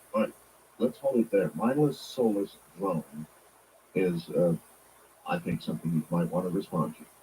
Well, I no longer work for the government, and so you are no longer a mindless, soulless. No, I'm no longer a mindless. Maybe I was during that time, and maybe I was. I probably could be considered that then, but I'm no longer with the government.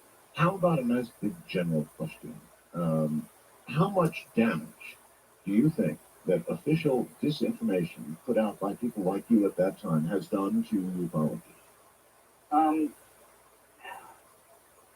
Probably it did some harm, yeah, absolutely, and not so much of what I did, but there was some others. You're talking about small level operations that I did to that I told you about, two others that have never been disclosed. Would you like to No, disclose them? one of them was a total failure. I mean, total failure. And the other one, no one's ever written about it, and the group. Which one would that be? Pardon? Which one would that be? I'm not going to tell you.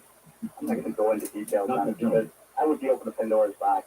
Well, hey, we specialize in those kind of boxes here. Perhaps you could, we're coming up on a break, so perhaps what you could do is sort of figure out if there's a way you could talk about it without naming specific names or something, some way of giving us an idea of what was done. Okay. All right, good. I'm Art Bell.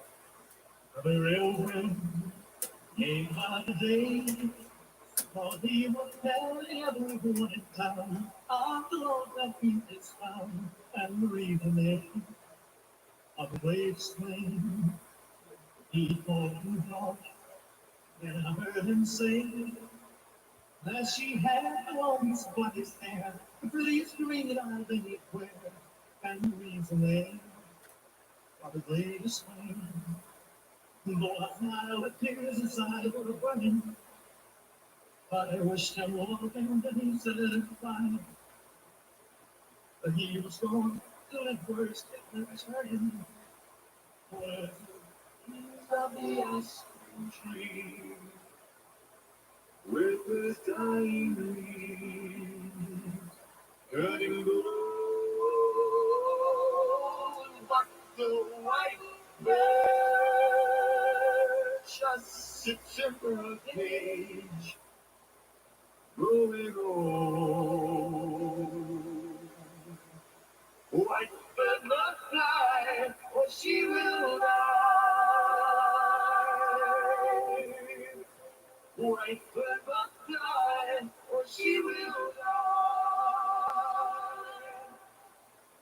Sunsets come, the sunset show, the clouds will fly, and the earth will slow, and the young night die to always grow. And she must fly, she must fly, she must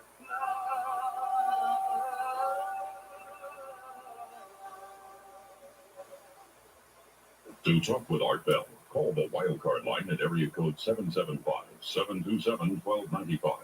The first-time caller line is area code 775-727-1222.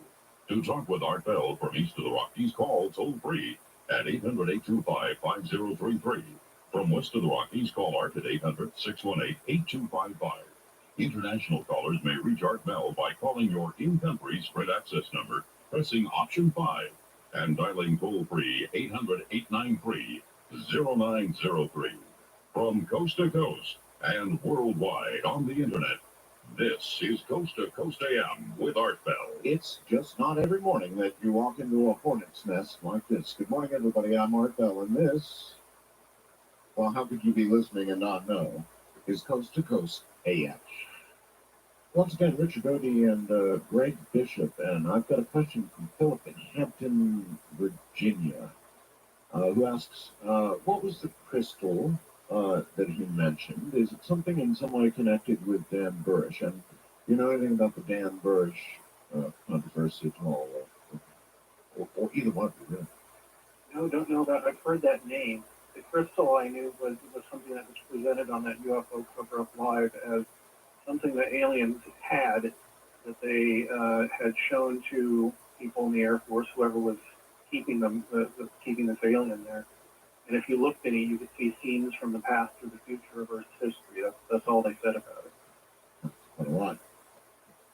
All right, gentlemen, here comes some more inquiries. Wildcard line, you're on the air with Greg Bishop and Richard Doty. Hi. Hi, Art. Hi. Hey, Richard and Greg. Hello. Thanks for taking my call, Art. Sure. This is William from Portland. Richard, I have a couple of questions, please, real quick. Since you've been privy to the inside track, did you learn what the aliens' agenda might be, and are we their genetic experiment? No, I didn't know what their agenda was, and I have no information regarding that. Whether they're studying our genetics and makeup. I was just wondering what you thought of Dr. Greer and the Disclosure Project. Do you think he's got any chance of success in bringing this out with the hearings and the things he's done? Yeah, there's a good question. That's an excellent question. Absolutely. I hope and pray. I've spoken to a couple of representatives from Pennsylvania. Actually, Senator Spector a little while back and about it because he's a former OSI agent, and he wasn't he was non-committal, but he thought that something should push it forth. I agree that I support Dr. Greer's efforts. Okay. Eastern Rockies, you're on the air with the group. Art, thanks for taking my call. Where are you? I'm in Pennsylvania, but I'm listening on WGEL. Okay, Delaware. Well, I'd like to thanks for carrying you on the weekend. Yes, thank you. Very grateful. I have a question for Richard. I'd like you, if you can, to confirm or deny something I heard from a former Coast to Coast guest. I don't remember whether he was on with Art or George, and I don't remember his name, but somebody talking about the UFO phenomenon once said that he had received information that President John F. Kennedy was assassinated because he was going to tell the public the truth about the ET. Is that true or not? Okay, thank you. I didn't get that first part. Was President John F. Kennedy assassinated because of what he was going to tell the American public? Well, I heard that story, but I have no idea firsthand knowledge. But no, I don't know anything firsthand. Okay. And I wouldn't expect you to. I could actually come up with that answer. I would have immediately pounced upon you. So, Ray? Yeah, there was a researcher called I think it was Michael Karlinsky uncovered this, and then Ken Thomas published this in Steam Shovel Press about some sort of pillow talk between JFK and Marilyn Monroe about him seeing aliens at Area 51 or somewhere out in the Southwest, and that's the reason, one, JFK was assassinated, and two, Marilyn Monroe was appeared to be suicided, as the term used in the business. Nobody's been able to back that up. That's just one conspiracy rumor that's come out in the last 10 years. I heard that. Ironic, a little sidelight here. I was stationed in Germany, and one of our things we did over there was counter espionage. We were debriefing a former KGB agent, and one of the questions that was presented to him was about John F. Kennedy, and he said, that's what he said. He said, well, you guys killed him because he was going to talk about the UFO. And this came from a KGB agent. I don't know. I'd have told Marilyn about UFOs. Yeah, baby. You got it. You got it. See one? I probably would have too. Well, geez. West of the Rockies, you're on the air. Hi, good evening, Art. Thanks for taking my call. It is quite an evening. Yes, it is a keystone, if it's believable. I'm not really too knowledgeable in this area, but I've been paying real close attention. And Richard, Art specifically asked you about the film of Roswell, and you specifically answered that you saw Roswell, and then you backslid on that. And you've done that a couple of times. So, In what way did he backslide? Well, he said no, he didn't really see Roswell. He saw information and things that were happening with regard on photographic film. All right, fine, let's pin him down. How about it, Richard? You saw Roswell or you didn't see Roswell? This is what I was trying to tell you. The film was a briefing film. It contained a number of items pertaining to EPD, extraterrestrial visitation. It showed a clip of the Roswell recovery, and the narrator was saying that this was from Roswell, New Mexico, 1947, the recovery operation. So I didn't see the whole entire film. I saw that clip on this briefing film. But that was enough. In other words, you saw one of these creatures well enough to describe it to us a little while ago, right? Well, that was the section. I mean, that part, I mean, it showed the recovery, and then it showed this creature at where I don't know where it was, either at some hidden facility in New Mexico or in Los Alamos, because he was at both locations. But it showed this creature, it filmed this creature, saying this is one that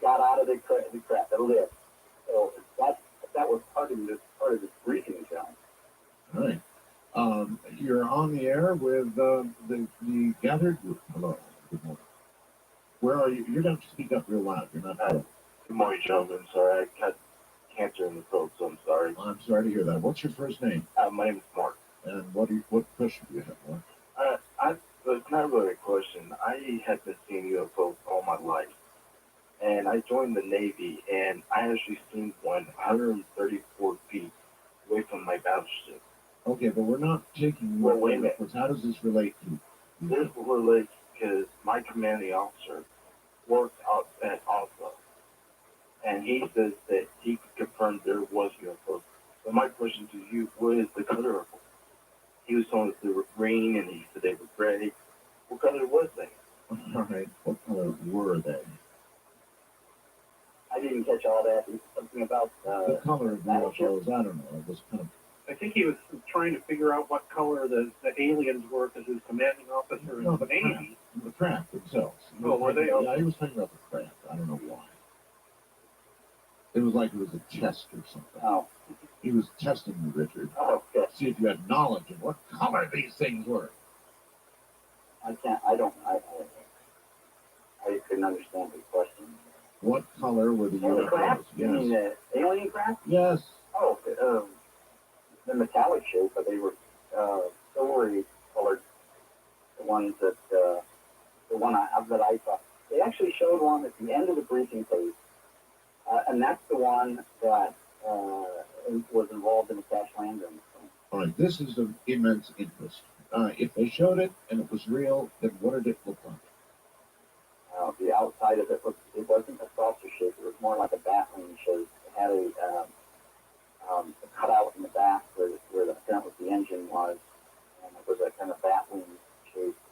And it had a protrusion on top with a white, and it was a silvery, grayish colored craft. This is the one at Roswell you're talking about. Yes. All The right. Cash Landrum's ship was something else, and when I talked to you, you said you thought that was, and what a lot of people thought was a test craft, a nuclear-powered test craft that somehow went off course. You know about this case, right, Art? Yes. Yes. And I want to add to you, Greg, that you do have a book which is called Project Beta. And Project Beta is the story of what happened to Paul Benowitz. Yes. In fact, most of the things we've been talking about tonight, except for a few exclusives from Richard here, are in the book. Probably about 90% of what we've been talking about are things that Richard told me when we had our talks when I was writing the book. Yeah, I've got a feeling we heard quite a few new things this morning. At least a couple. Yeah, at least a couple. Wildcard Line, you're on the air with the group. Hello. Hi, Heather. Okay, sir. Where are you? I'm Tom from New York. All right, Tom. A question? Well, kind of not a question, more of a comment. I think the problem is that with people like Greg and anyone else who does something in life, sometimes the obvious is just the obvious, whether it be aliens or not aliens, whether it be technology or whatever it's coming from. And I think that when you so badly want to believe something, that sometimes you want to believe disinformation or believe the obvious facts. Absolutely. And I think that's the problem. Whether that be aliens or not, it's just you have to be open-minded and be willing to accept and be able to tell the truth from not the truth. That's why disinformation works. Yeah. Yeah. It does work, doesn't it? Very well. Yeah, well, that's the point I was trying to make in the book, and people have said, does this mean that UFOs are completely a product of, everything we know is completely a product of the government? See, here's one problem. Never said any such thing. Yeah, but here's the problem, Greg. And Richard, too, for that matter. If you're in a courtroom and you're being accused of something by somebody, and your lawyer is really good and proves that one of the witnesses against you is a damn liar, then even though what they lied about has nothing to do with, necessarily what you've done or accused of, even if it's true, it's discarded by the jury. Once a liar, never trusted again, ever. Exactly. But this is not a court, and disinformation works in ways that are not suited for our system of justice. Let me say something about this. One of the things we did in the disinformation area was in counterespionage, where we recruited a person, and we sent that person into meet a Soviet agent, and we controlled him, and we fed him disinformation. We fed that our guy phony information to give to the Soviets. Yeah, well, now the Soviets. Now that now everybody's going to say, well, that's good disinformation. That's great disinformation. That's right. That's right. So, when it involves people like Linda Moulton Howe and I guess Paul Benowitz and a lot of other people have been fed, American citizens have been fed this. Yeah, it does go down as well. Yeah, I agree with you 100%. I wasn't proud, like I said, I wasn't proud of doing it. And on the other hand, everybody understands the need for national security, and absolutely. it may be that the need is just as great here as it is in the Soviet Union. I'm just telling you how things go down PR-wise. East of the Rockies, you're on the air with Greg Bishop, Richard Doty. Hello. And Arthur. Hi, my name is Tom. Yes, Tom. I live in Northwest New Jersey. Okay. And in 1981, I did hold a top secret clearance. And I just wanted to tell you that some of the things that he is saying is true. Yeah, I mean, you're not the first person to call me, either publicly here or privately, and say what you're hearing is true. Yes, I just want to let you know that some of the things that he is saying is true. Okay, all right. As I mentioned, Ed Dames called. Richard said the same thing. Yeah, I know it. That these things are done, these lies are dispensed, and it's in the name of real, honest to God, national security projects. Yeah, well, I pointed this out in the book that there were assets in Russia who were sending this information back. And if they found out that somebody over here was getting that information and using it on these satellites through Paul Benowitz or anybody else, these people would have been, imprisoned or killed or whatever. And they figured, I think Richard can comment on this, that they figured that the one person getting paranoid and going off the deep end was worth 10 or 12 or 15 or however many agents they had over in Russia doing this. And, apart from the fact that this is just the basic information. Exactly. And the only other thing that we as an open society have to be very careful of is what does with information. If we allow somebody to have information that is of sensitive nature, there's no protection or there's no guarantee that they're not going to give that to the Soviets or the Eastern or the Chinese. So we have to be careful, and that's the main basis for counterintelligence is to protect our secrets. Well, out of curiosity, Richard, you told us a lot about what the U.S. government knows. What do you know about what the Russians or the Chinese or the Brits or anybody else knows that we don't? I know officially that the Soviet Union had a very, very extensive program in investigating UFO sightings within their borders, and also a intelligence operation targeting certain people in the United States to obtain information that we have. One of the interesting points, we ran counter-espionage operations in Europe. We sent our spies in and let them think, those Soviets think these guys were there, but actually were ours. Almost every one of our spies would come back and say, hey, I want to know about what I know about UFOs or what you have about UFOs. I mean, they would target our people and ask questions, and that was something that showed us they still had a lot of interest in this information. Got it. All right. Hi there. West of the Rockies. We're going to squeeze you in with Greg Bishop and Richard Doty. Hi. All righty. My name's Michael. I'm in Seattle. Hi, Michael. And I'd like to ask about Philip Corso and what you might know in verification of what he wrote about, and was there any information more he can add to that? Did he know him, or was he involved in any of his work, or anybody that he knew was involved in his work? Excellent question. I interviewed Phil Corso many times. Richard, do you know anything about Phil? Yeah, I had a very interesting chat with Phil on two occasions. One in Los Alamos, New Mexico, and one in Washington, D.C., where he spoke quite openly. And he filled me in a lot of things that I didn't do because he was around in the early days. And he verified a lot of things personally between him and I that I'm saying tonight about what else. Now, I didn't know about the crates and some of these things that he knew about, but So- again, I wasn't around. So Phil Corso was not in your line of work. No. He was not in my line of work. It's funny, I've always wondered about Phil. Well, so am I, but he told an extremely detailed, very convincing story. And he seemed very sincere. That's right. But then again, Yes, some of exactly. these would have to be good at what they do. So it's a question that I guess had to be asked. But you're saying, Richard, that he was the real McCoy. Yeah, he was real McCoy. All right. We're about to have to end this program. So I need to ask you if there's anything else that you've been holding back. I mean, there was that operation, for example, you were going to tell us a I little was going bit to tell you that, well, basically, one of the operations we were successful involved with the airlines in Nevada that flew people to a certain location. Oh. From one place to another. I know it was an about that operation. airline. Yes.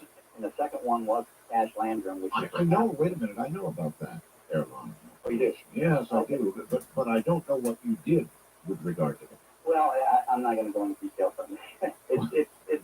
It's kind of a long grind. I couldn't do it within a minute. So, but anyway, you know about it. Because somebody else mentioned it on one of your programs. All right. Richard Doty, thank you very, very much for being with us tonight. It was a shock and a surprise brought to me by Greg Bishop. Greg, thank you. And your book is on sale where?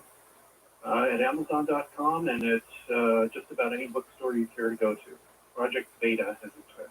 Project Beta. Gentlemen, thank you and good night. Good night, Eric. Later. Okay. All right. Whew. This has been some weekend, hasn't it? Crystal's got the right words. Good night, all. Good night in the desert, shooting stars across the sky. This magical journey will tend to sunrise, filled with the longing, searching for the truth. Will we make it to tomorrow? Will the sun shine on you? Good night in the desert, and when you sleep, let us know.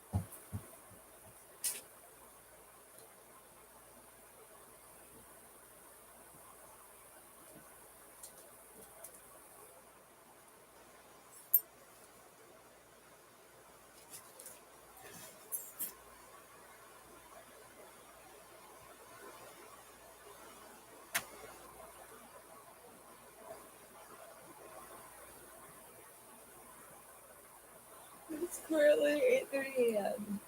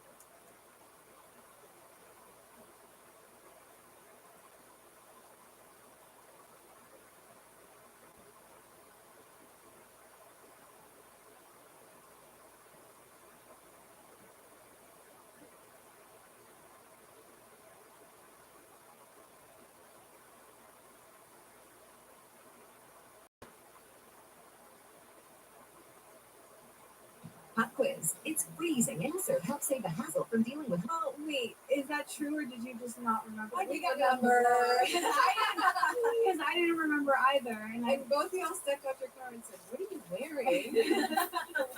No, because this could pass as what you normally wear every day. True, you're right. Like when I went to the coffee shop this morning, no one did. You Like, went out to the coffee shop? yeah, I think I'm gonna change when I get Hey, here. Silver Lake Flea Market. I walked up and they were like, same thing, 10 grand. Yeah. I want that. I want to all go out together. We're not going. Shop the Skims Ultimate Rock Collection and more at skims.com. After you place your order, be sure to let them know that we sent you. Select podcasts in the survey and be sure to select our show, Trash Tuesday, in the drop-down menu that follows. Shout out to our golden slugs, Brandon and Thomas. Hello, slugs. The rumors are true. We have a Patreon. And this Patreon is giving, if I may say, if I may compliment myself and Lila, so it's not totally self-centered, but we have extended episodes. Okay, that's first and foremost. There are deleted scenes that we take out of the regular episodes, but we keep them in the Patreon. So if you're wanting more slug content, highly recommend signing up for those. No, so for the extended cuts. I need to keep. We've been doing the extended cuts the whole time because of Patreon. I just feel like I didn't even realize that we were. There are specific scenes that we delete because we go, we don't want these to be public, but we're like, you know what? They're safe for the people who are laying down a credit card, who are willing to verify their identity. We'll let them in on this. We also have bonus content every week. I know last week we had a vlog at the Comedy Store with Bobby. We usually have bonus episodes, and we just share a lot more behind the scenes on the Patreon. I highly recommend it if you're a super fan. And also, I wanted to announce that I will be announcing a tour very soon. So please keep your ears and eyes peeled because July, I'm announcing a big tour. And it's been a long time since I've been on the road, and I'm really excited for this tour. I'm excited to share the name, the artwork, and all the cities that I'm coming to. So, see you guys then.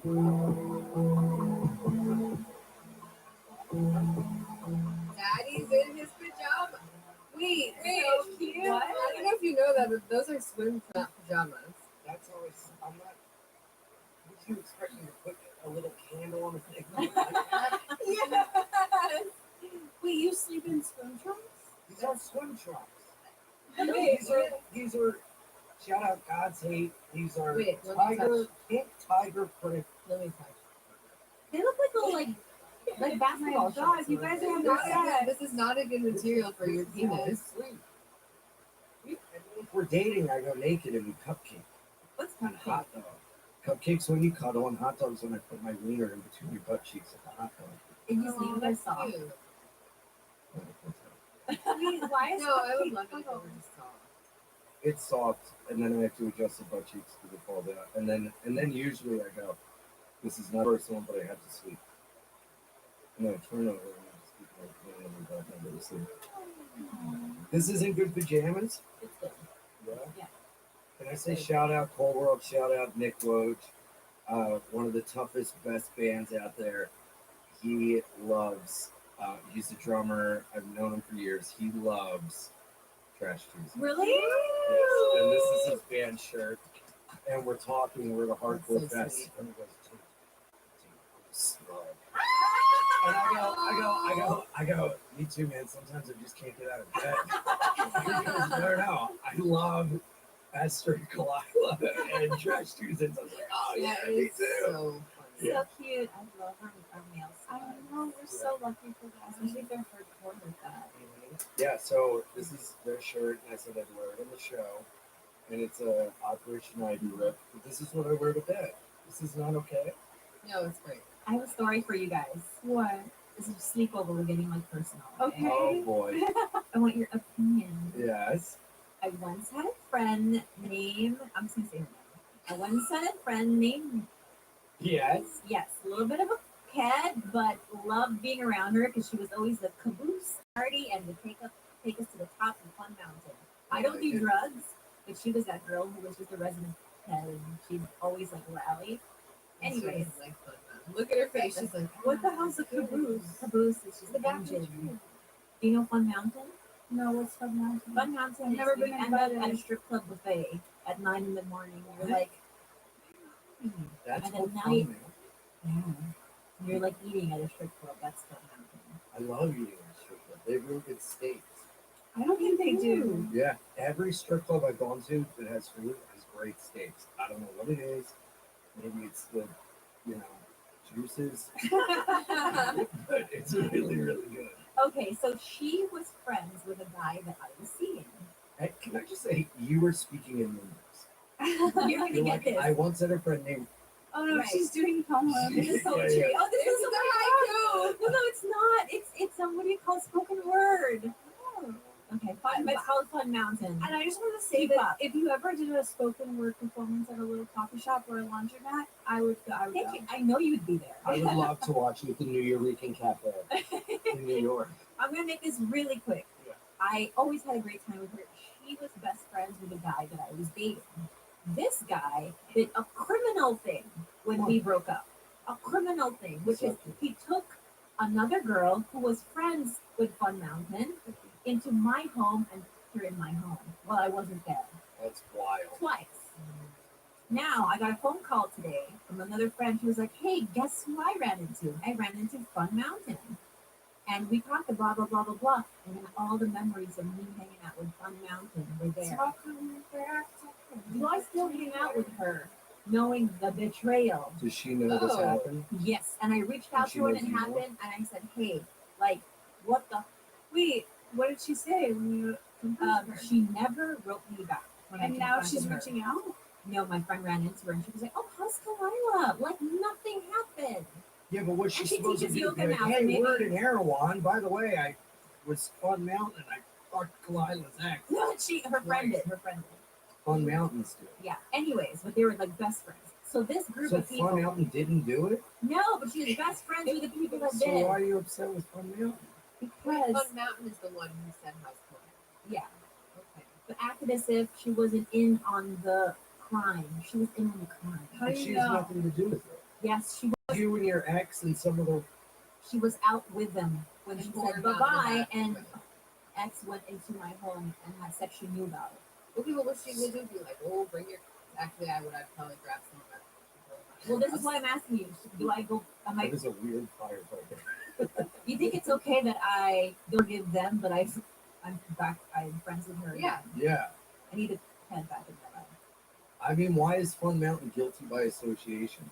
Judged by Because who she didn't knows. do anything to stop it. But do you actually have interest in her? She was really fun. But she's not her And brother. and pretty. After you know the pretty thing. Do you have any interest in having fun?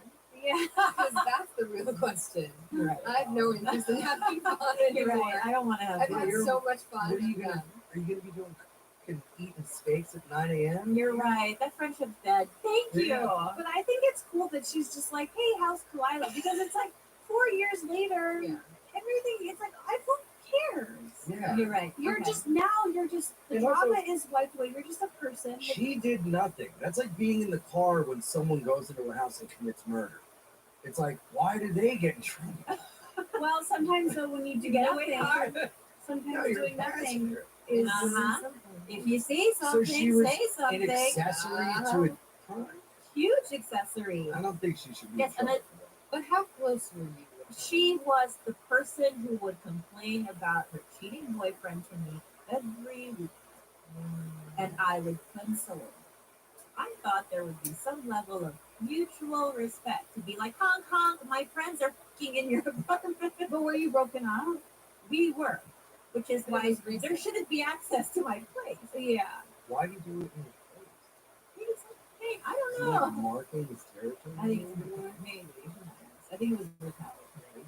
That's like how Donut poops every night in her bathroom. She's just sort of letting us know that it's her, it's your house. No, that's exactly what it is.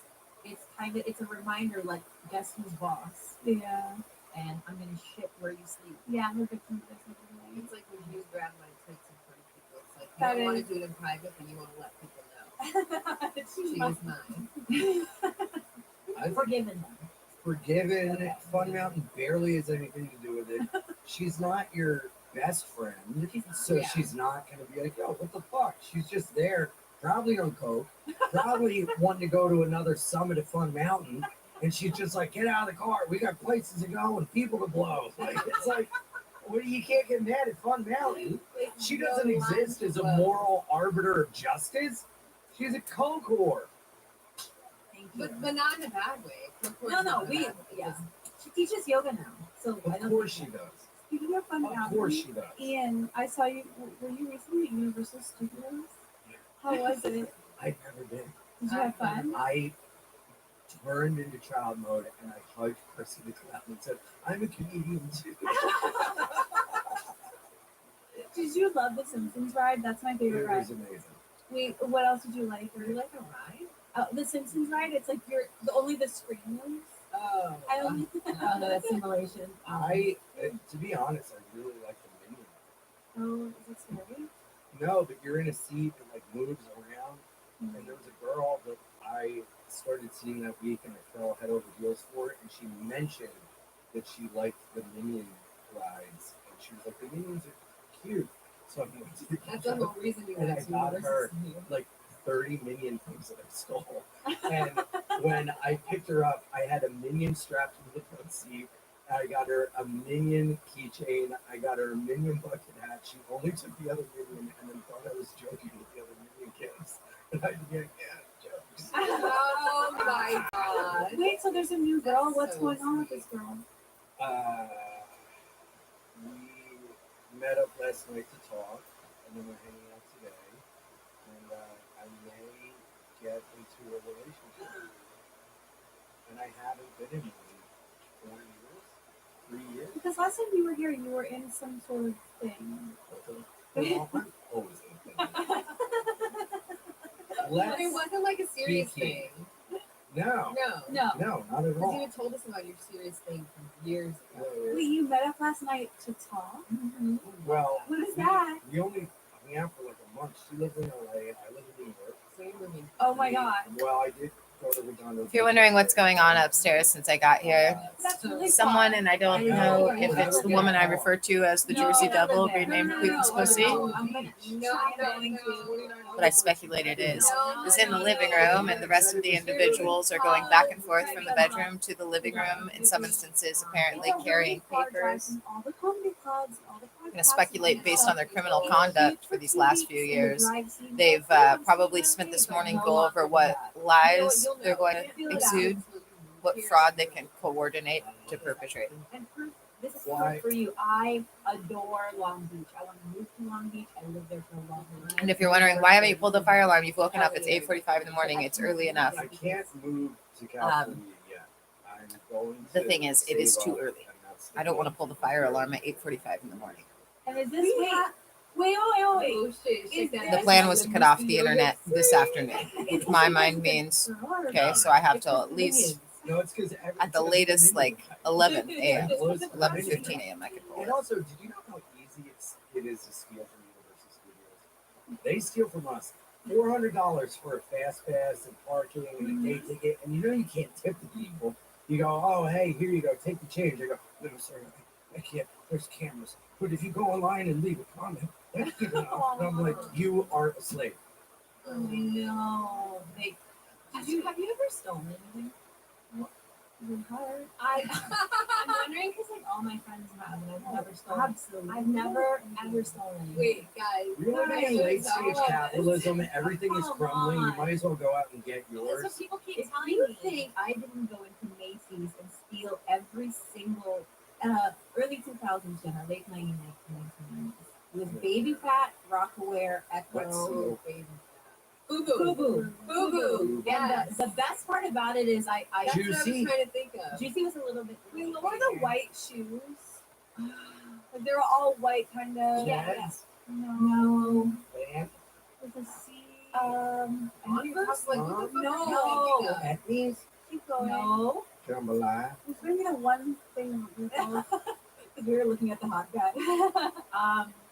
Yeah, but we stole everything from everywhere as minors. Dude, I stole nothing. My whole life, I literally stole nothing. It's about to steal. Like, I thought it was so bad, and if I would accidentally leave someplace with something like a thing of bread, then I'm like, oh, I thought you paid for it. My mom was like, well, should we take me back inside? You Aladdin. I know. What are you talking about? Street You rat, take me rip back rat, inside. focaccia in my But bag. wait. K-Swiss. K-Swiss. Yeah. Oh. But guys, this did change when I turned like 35. It hit me very late, and I was like, they are fucking stealing. It didn't come because I was like, yeah, I want to do bad things. It came because I was like, such a huge corporation, they're fucking stealing shit. And one time, a little piece of apple juice. Yeah. Wait, you're just stealing food. You to get also- your- But what's crazy is that I paid for like most of it. I paid like $88, and then I was like, man, No, you I'm gotta- so broke. I need some of this applesauce. You gotta pay for like one thing, one for you, one for me. One for you, one for me. Wait, I That's don't what you like do this at conversation on the podcast. You guys from the Hudson News at the airport. Dude, you guys caught. steal if you for sure I got won't stuck in get an caught. airport for 9 hours. You think I'm not stealing Pepto Bismol? Listen, That's when life-saving medicine. We do not support criminal activity on this podcast. I haven't I stolen in support a while, but when I did, all of we those do not jackets, encourage it. I would look at the Just tags. DGC, don't get caught. DGC. I would look at the tags and everything. I was like, oh, I'm gonna buy Fubu. It was the most American thing, like an image of American boy, right? American teenager. And I would look at the tag and it was made in the Philippines. I was like, oh, my Tita Lucy made this. Fuck this, I'm taking this. That was my justification. Yeah. My people's hands made this. Yep. And now Macy's is selling it for whatever the fuck they're selling it for. Not Yeah. fair. It was you're already gonna yours. think It that's was not already getting mine. no money. I think that's probably fair. getting 2 cents for it. Think I of was Pete so Pat. scared to steal anything. Not even Always scared. think It was of just Pete like Pat. my mom was like rammed it into my head. Like, do not lie and you do not steal. But I didn't even think of it. We were so broke. We got so much government cheese when Albertsons was a store line. You know when the self-checkout lines were first a thing? Oh my god, like you said. That was probably the best time to steal because I hadn't figured it out yet. Broke college kids, we need food. I'm hungry. So you're in club? Putting me on the SPOT. Well, we hung out. It was like so intense. And then I go back to New York. She visited. Dude, I had the best night. Me, her, and then 2 friends from Boston came down and stayed with me. We just hung out in my basement in the studio. And just ripped cigarettes and like laughed and played heads up. And it was so fun. But then she left, and we were talking and not talking like as much. And then she hit me and was like, "I want to be monogamous. I don't think you can be, and I just want to be friends." And I was like, "What the fuck, lady?" So I was like, "Okay, that's fine. I accept that." And then after a while, I was like planning for it. She started feeling like she was having feelings for it. Well, then she told me, she's like, "Dude, I thought I was like in love with you," and I was like, I cried for like Yeah, weeks. no shit, I dumbass. don't Fuck. think he knows that. If someone says I want to be monogamous with you, if Then he I don't doesn't think know he what that means, can. yes, he does. But I can't just, I don't know how to date and then go into a relationship without being like, all right, well, I want to fucking get married. And that was a problem. Like, what? So I told her that side, I go, look, we met up. She initially was like, I don't think it's healthy for me for us to meet up. I was like, look, I understand that, but I'm going to say how I feel. So then I picked her up and we drove, we went to Cantor's, we hung out, and then we talked. Did you get a tuna bun? Went to, no, I got eggs, sausage, potato pancakes with matzo ball soup. And then I just laid it on the line. It was like, look, like if I'm going to be in a monogamous relationship, this is what I need. You need to come on the road with me, and I have to be around you. That I can't just see you once every 2 months and be like, let's just talk on the phone. That is not sustainable for me, and that's what I need. And if you can't match that, I understand and I'll accept that. But this is what I need. This is what I want. All to the court. And then what? Then she gave me some shit that kind of pissed me off. She's like, I want to go upstairs and we can eat together and blah blah, but I need to take things slow. I was like, what are you talking about? I've already had my fists up your ass. Like, how do you go slow from there? You can go slow from there. Yeah. From there. Yeah, because What? fist up your ass is just whatever. It's physical. I mean, when you're driving a car, you can go 100 miles per hour and go, oh, I should slow She's down. not a card. She's a human. Yeah, you can reverse the fist backwards. Yeah. But what's up with you? It's a lot of layers for her. She's glitching. I really like this. On my couch, I have blankets on the couch. I cover in blankets, and my apartment is made of blankets. Wait, so is she? So you live outside on a blanket. I don't know. She said there's a lot for me to digest. I need to think about it. I'm reading it today, and I'm like, okay. And then we kissed and everything last night. It was like, love it. Immediately off the rip, when I saw her, I was like, I don't know how to. Like, I asked just to be safe, like, is it okay if I'm touching you? And she's like, yeah, I think so. But she was like touching me, and like, and I was like, okay, am I allowed to be hee hee cute? But I like her because I feel like I can be like very weird around her. Good. Yeah, it has to Autistic, be. and we like communicate really well. Like even like I do not feel comfortable doing this. Do this instead. I'm like, yes. Yeah, that's great. I don't know. Like when I really like someone, I just want to like hug them and put my head on their chest and be like, this is sufficient for me. It's like I don't know. So I said how I felt. And she can say how she feels and I'll accept whatever. So. Yeah, I think the long distance thing is fair. A fair, like, you mean, as an issue. Like a fair boundary. No, it's a fair boundary because I got into long distance stuff before as like an avoidant. I would get into them knowing that there really wasn't anything in me. Yeah, We could have that's the fun thing. in the in the moment and then whatever. I had an out, right? Yeah. But the person that I'm with now, it was long distance for what, like 10 months. Yeah. But if there's no end goal to move together, there's no. I personally can't do it. Some people can. Yeah. I can. But is that what's your issue? Or is your issue just that, like, I don't want to be without someone, so I'm going to be able to do stuff with other people? Like, I would be in a long distance as long as it's open. No, because I'm tired of just like, well, I guess I'll just hang out with someone in Appleton. Well, that's what she's saying. Yeah. Huh? You know, like you were like, oh, I want you to come on the road with me. Is it because you have a hard time, you know, not being with someone from Appleton while she's somewhere else? Yeah. But also, That was not the same. well, no, I don't want to spend my time with some stranger in Appleton. I'd like to spend my time with her. But you can't. So, okay. But I you can have a hard spend my time. I can spend my time alone Okay.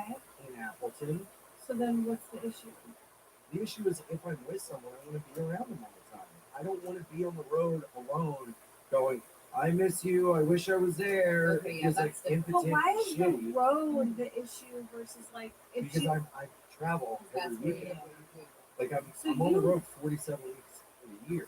So you need someone who can be in love with you if you're going to be in a relationship with them. Well, yeah, because I can't.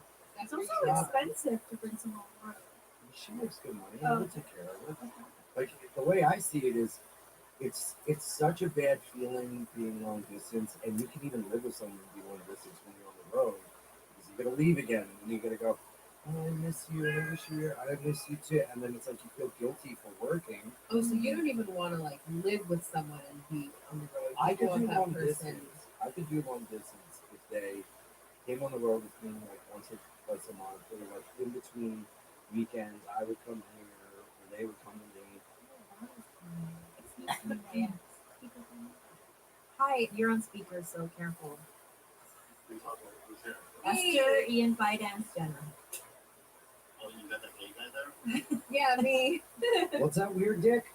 I'm the gay guy. So you have a fucking kink on dick, man. What is his dick? What is his Your dick? dick look like? hides in like a groundhog. I He's think- wrong. Like skinny and then big up top? Yeah. Oh, whoa. I have an aesthetically pleasing penis with a nice vein. Okay. Then you call that a vein? That's the whole penis. We talk about that. Anyway, are you guys talking about that on the camera? Yeah. Do you want me to just call you after we're done? No, I'm not at all upset. But anyway, yeah, call me later. Thanks for letting us Love know, you, Bob. buddy. Are you feeling a type of way triggered after what Clara said about long distance relationships needing to have an end game? That's just Why why are you in one? Oh yeah, I was staying in the long distance. I fucking love it. You were stuck in between, right? We Maybe a used little to. open. We used to. Is this calls what you're doing today? We used to be, and now we're back to long distance, but we've been monogamous for 4 years Oh, you guys are monogamy. now. Yeah, But long long Good distance. night. I think I have to go. Just went up to the north. I love the long distance. It's like but I also love our time together, and I do think that as far as ending, there are many times when like we go, fuck, when are we gonna have time to just be us and live in the same house? And do you think that you would like that? I asked her this too recently. And we went straight into living with each other like after the first 2 months, 12 years ago, and I loved it. I loved it. Right? And to me, that was such a green flag. I was like, I love this. He's so just simple, and like his energy is so wonderful that I loved having him around. I'm hearing this more and more though. What? I have friends in New York, 2 very successful professionals, and they've been married they've been together for 12 years, and they never lived together. Not once. I don't want to live with someone. I want someone to like live next door. Okay, very Frida Kahlo, right? With a bridge. You want the house and then the bridge. You love Yes. this bridge. Yeah. Well, look at Jay Moore and his wife from Gus. They live in the same building but in different levels. I get that. That's amazing. cool. Yeah. I want to sleep with you every night, though. You can have sleepovers, but I also snore. You also Oh, are the fuck worst no. at sleeping, and I feel like you don't want to sleep with anyone. I love sleeping with you. I feel like I Why don't you sleep- ever want to sleep with me? I don't know. Have you guys ever slept together? It's been a long time. You guys are talking like It's been a while. like Z's. No, is this I've slept with you a lot, Like, Yeah. but I don't move. Yes. Yeah, she stays and I stay with my thing and I don't move. The only thing that bothers me about sleeping with you is your iPad. I can hear it all night.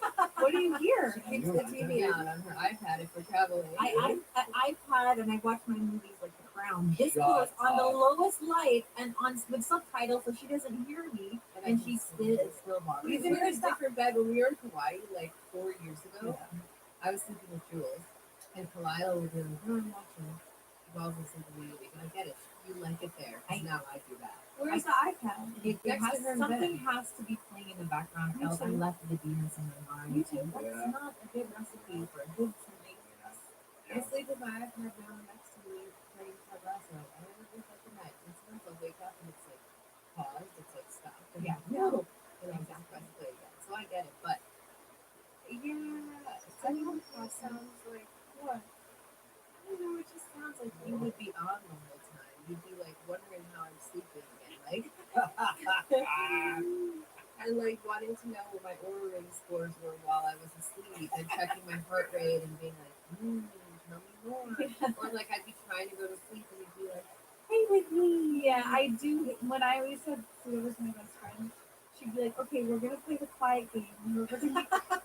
Whoever can be quiet the longest wins. Yeah, when That I'm is sleeping such with a disgruntled dad thing to do. We're gonna play the quiet game. That's my best friend in second grade. when I'm sleeping with Second ours, like grade. I fall asleep faster because he's there. If I wake up in the middle of the night, I'm just touching him. I fall asleep faster. I'm co-regulating. Whenever I sleep with someone that I really care about, I wake up in the middle of the night. Are you all right? Are you here? Oh yeah. Is that I okay? check his breathing. I go like I check his breathing like in the middle of the night. Yeah, it's so hot. Yes, we have. A topic on my life that I really want to talk about. Yes. Which is. See how he's telling her secret that came out of her mouth. That's awesome. Wait.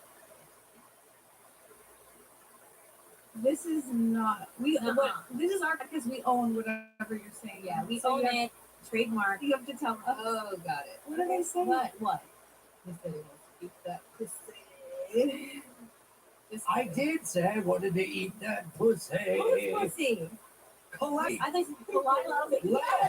Lay him down, Bobby, line him up, and I'm gonna lick from the bottom to the top. Oh my God! So it's me, Yes, and then Jenna, yes, and then little Esther, yes. Yeah. and then And I'll be one honest, swipe. I pay a lot of Bobby attention up to the lower tier. I pay a lot of attention to the bottom. And I'd move up to the top, and then Esther, respectfully, I would jump to Bobby. Thank you.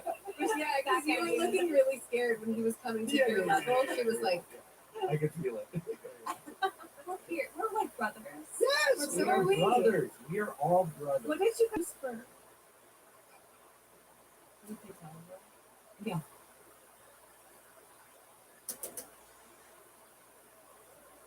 Oh. Okay. Which this Wait, is telephone, she goes. she's not going to get Yeah, up. you're I not already the know switchboard. I knew that she was not going to want to Wait, get up. no, you gotta go to them, so then it gets around. See, I knew. Damn, you don't know how to whisper, bitch. Yeah, really, that was a yell. What? You're in front of the kid? No, to them. No, this is too much off-camera time. La la la. No, easy on the whisper. Oh, okay, got it. No, it's crazy. It's crazy. Wait, did you lie or did you love? Because I. Oh my god, that was so loud. She's an eye doctor. It's crazy that that's on the telephone. Hello? That's not what I heard. Okay, wait, what's the topic? Wait, I know, me too. Well, when am I not? I want to talk about family lore. I don't even know what lore is. Or is like the legend, like the story. Things that have been told to you by your grandma, your mom, your dad, This is that my you family. believe to be truth. But maybe we should explore whether or not they've been telling us the truth, like ever. Wait, okay. Go again first. Lore. Lore is like mythology, story that Oh, has been okay. passed down from. I'm sure the internet has Jenna lore. There's Kalila lore is the English. For example, my dad, and no way to corroborate this. My dad firmly stated that he dated Jane Mansfield. Jane Mansfield was an iconic blonde around the time of like Marilyn Monroe. I know who Jane James Manfield is a Right, body. right. And he was, I think, merged to Hargitay's mom. Oh. So this is lore. This is lore that my dad said they had a thing. They dated for a little while. They were briefly in love. Who knows? He was smacking up with James Manfield. We don't know. Was this something that my 50s dad just did he say it? He said it, yeah. He told you it? Yeah, and so one of the little tiny pieces of proof that I made, oh maybe that was true, is because he was like, oh, I was really good friends growing up. Because my dad was like a millionaire European, right? I was really good friends with Johnny Frankenheimer, who was a filmmaker.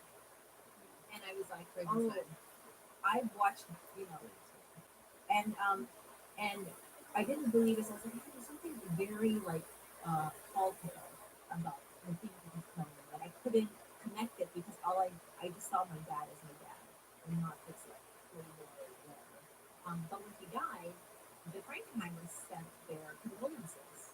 So I was like, oh, he was not lying about that. So now makes me think that he was maybe. Or he paid them to send their condolences. Who Or it knows? was fake. I don't. It doesn't really feel like the kind of thing that you would just randomly wake up and tell your thoughts. Yeah. Really, I don't know. I don't know. That is Was your dad a con? It's a cool thing. Yeah. Because she was like still iconic, right? Yeah. I mean, she's the blonde in that famous Sophia Loren photo. Right. There's Sophia Loren. Right, right. And every like it girl has recreated that photo in the last like 5 years. Right. So that's lore. I have because all my family died before I was born on my dad's side, except for my dad. And my dad forgets everything. He doesn't know anything about his childhood, so he'll just like randomly make up a lie, and then I'll believe it for a day, and then I'll ask her a question about it later. I'm like, wait, so what happened to your dog Marcy? He's like, oh, I made that up. Yeah, so there's like I have nothing. He's like, well, before you were born, an alien came in. Put him in It planted another Google cookie while I was saying. Yeah. And then you asked me about that, and he's like, "You heard me." Me and my friends ended up finding a cave. There's a man named Chester Copperpot. We got these jewels to save our family. Is your dad hot? Yeah, he looks And like I say that because it's preventing me from being able to utilize Gemini. He looked like Richard Gere. It was under accounts.google Right. on the HP Chromebook. Music. He was a clone. Do you guys have family lore? No, I'm like everything that I'm gonna do. Nothing but seemed a little bit like a tall tale. Oh, my grandfather, they said that he tried out for the Phillies and was between him and like Larry Bowa, which is Larry Bowa. Because my grandfather was such a drunk and drug addict. It's like, well, one of those is right. Honestly, I'm sure there is some truth in my family told me. I just don't listen. My grandma used to tell me about because my great grandfather was the funeral director in a very small town in my base life. I get it now. This is incredible. Did you like 6 Feet Under? I watched it recently when I was pregnant. I thought it was. I liked the funeral element of it, but I thought the show itself was like a little too early 2000s. Like Because it was early 2000s. Yeah. Alan Ball, right? I actually really like that show. I rewatched it. I think I rewatched it right around the same time. So. What is that? What's Don't put happening? toys here. I don't know, they put the toys here. This one smells like This one smells like nail polish. You know, I don't think this is an episode. I'm opening an incognito window Let's again play Truth or Dare. Okay. on the HP Chromebook to see if this live stream is still rolling. You know how the way I said it was so much cuter. We could be allowed. She was a porn girl. She's a At porn 9:08 girl. a.m. We're allowed to say that. You can't see the screen share because they cut it off, but it's doing the same thing as the preceding live stream. It said I was currently signed out. It says the internet connection has been tinkered with. Yeah. There. I'm enabling Java that's on fine. the HP Chromebook to see if I can see this video. Little monkeys. Actually, I have a great there for Jenna. She might not be down with. It can't be All right, something let me- like germs. No. Let me go to the car and get my Here. Gucci. Give Ian your phone and he can call anyone. All the most famous person. I've clicked on the video. See? Well, you Gotcha. have to tell I'm me looking at a before. black square with a spinning circle. Now I see We're not my gonna call the My Pillow guy. Oh, Man. Here. I don't hear anything, so they must have a delay on it. Let's call a nurse from Dr. Hackett. Let's go. I know there are a lot of famous numbers Yeah, You but know what? I don't think I have their names. I'm calling American Airlines right I still haven't heard myself talk, so it must be quite a delay because it's already been over 10 seconds. Here, I'll pick now. Oh, I thought it said dog So I shit. heard It said myself dog talk, shit. so it must be All quite right, a delay. let's just do that. There we go. What if I call Okay, now I'm disabling the Java. What? What? Who? Don't Show her me. just call. I'm reloading the site. Who?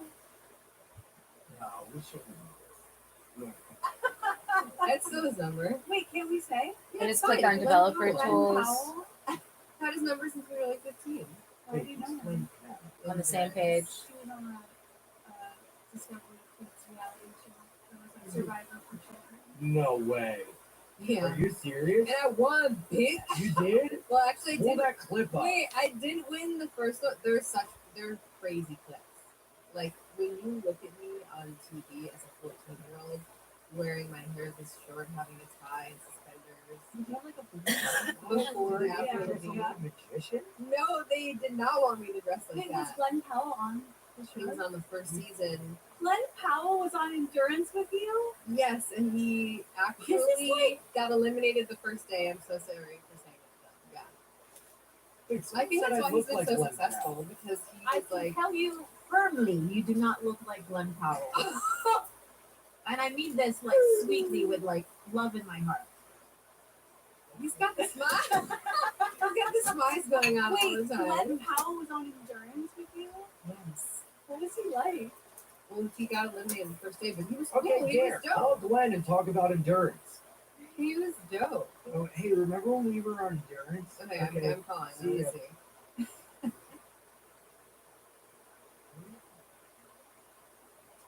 He's not pick up with me. I'm sorry. No, the way you looked into my soul, and I can tell you, with all You guys have a certainty, voicemail? in every fiber of my being, you do not look like Glenn Powell. You ugly little troll man. No, quite frankly, Glenn Powell is prototypically handsome, but you are a special my type. So This is what why she's I say saying that. is you look more like Bobby Which, by the way, I fucked for 10 years, so don't, that is not a So when are slap. we gonna start? You into mommies? You guys, it's no secret that Kalila and I have been wearing skins for years. We love pretty much everything that they come out with. Their shirts, their bras, their underwear, sweats. We just love skins. I don't know what's in the water, what's in the formula, but it just works.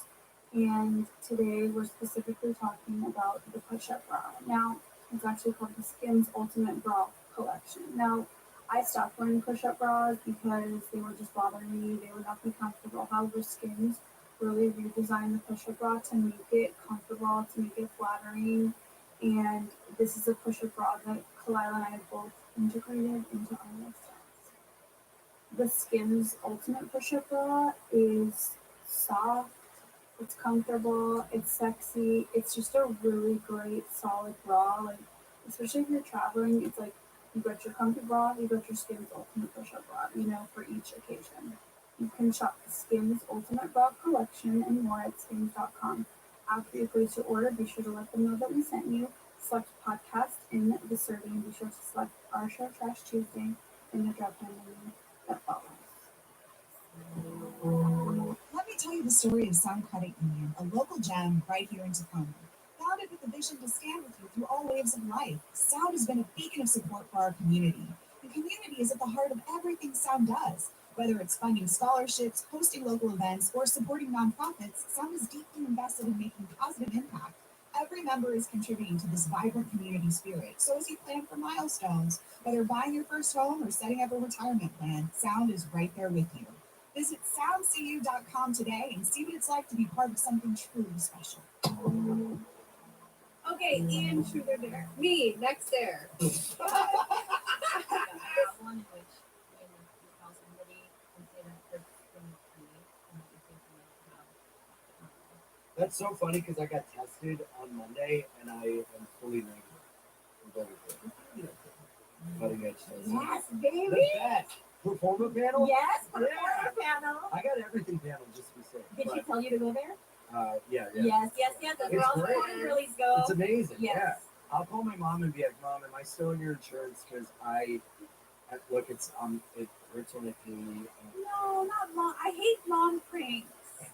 Mom My pranks mom's hurt the me best. too. I will not allow mom pranks, but at the end, My mom's already so anxious. I can never. Yeah, my mom could not have a heart attack from that.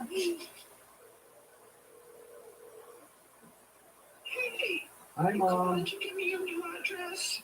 Yeah. And Yeah. When are you moving across the street for me in California, Mom? It's 123 Funtime Street. Ian and Gail Forever, California. 902 now. hurry up, I'm all excited. Did you call Tate? No, not yet. Yeah. You have to say, okay, I'm not coming. Yep. Well, I have a question. Yes. Am I still on your insurance? Is there any way I could get your insurance to cover me? Because it's starting to hurt when I pee, and I think I might have picked up something. No, there's no way I can get you on my insurance. I have Medicare now. Oh, okay. Yeah, because I think a couple months ago I may have spent my time unwisely with one of the whores on the road, and You better just go no matter how much it costs. Something a chair, walk into a bit of it.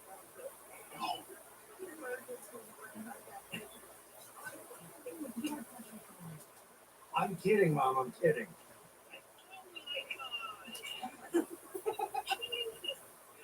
I actually got tested the other day, and I'm totally clean as a whistle. Can you believe it?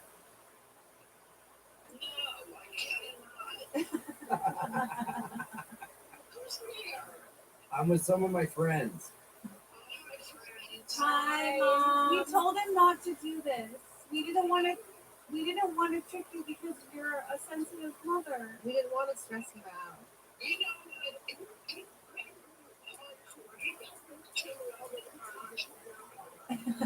My mom came to visit for the first time. She stayed with me in my apartment, and it was so stressful. She had no place she was. Yeah, but Mom, you have to admit, it was stressful.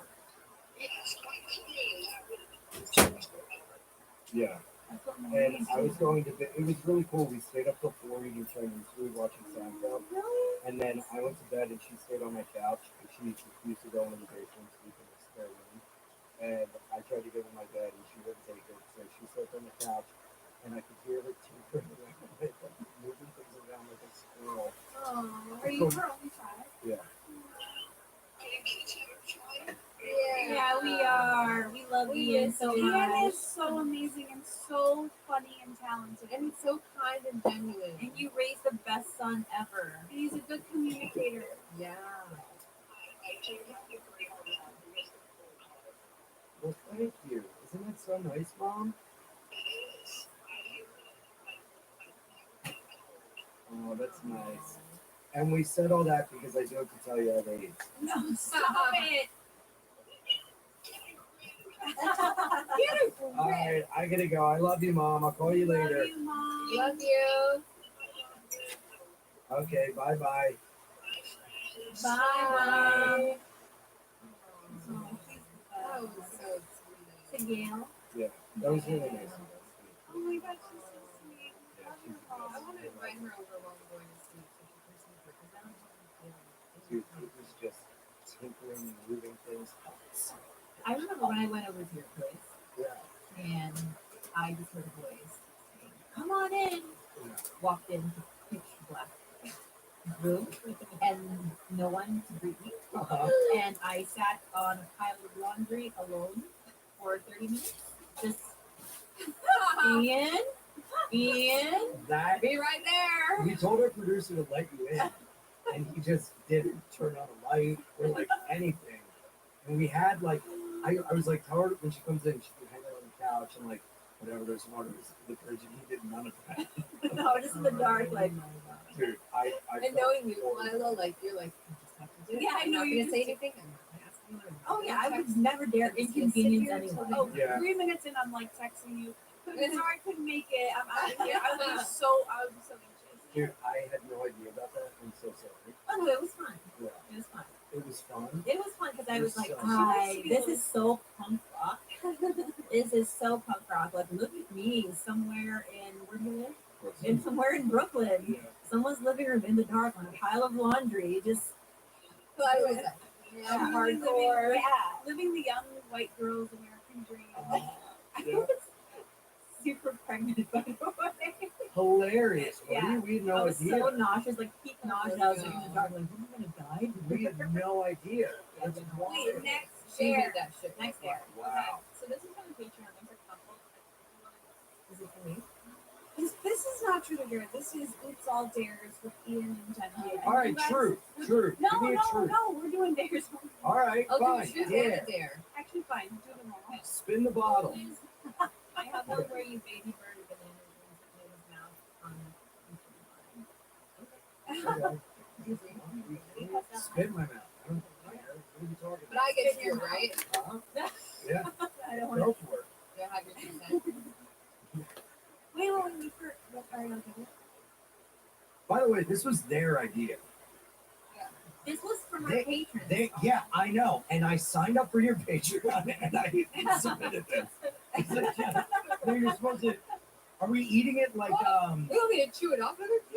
No. We're supposed to eat it like Lady and the Tramp. No, it's baby bird. Eat it. So you're not okay with that? Yes, you have to. I know, cute. Okay, we need to do another one and just bite it and put it in your mouth. No. That's nasty. It's already mushed. You're gonna spit it in my mouth like yogurt? This is like a sleepover where like you end up getting molested because it goes that far. They're like, do it, just masturbate in front of us. Do it or we'll beat you up. This is your baseball team in 6th grade. Do I have to do it with my clothes off? Yes. Yeah. No Sit on my one lap said and that. No one said Yeah. that. Do it. All right, I like this. Oh my god, are you serious? Are you kidding me right Yeah, now? you gotta take off. No. Fun now. It's a deep breath. God forbid! Lady! Fucking Jesus Christ.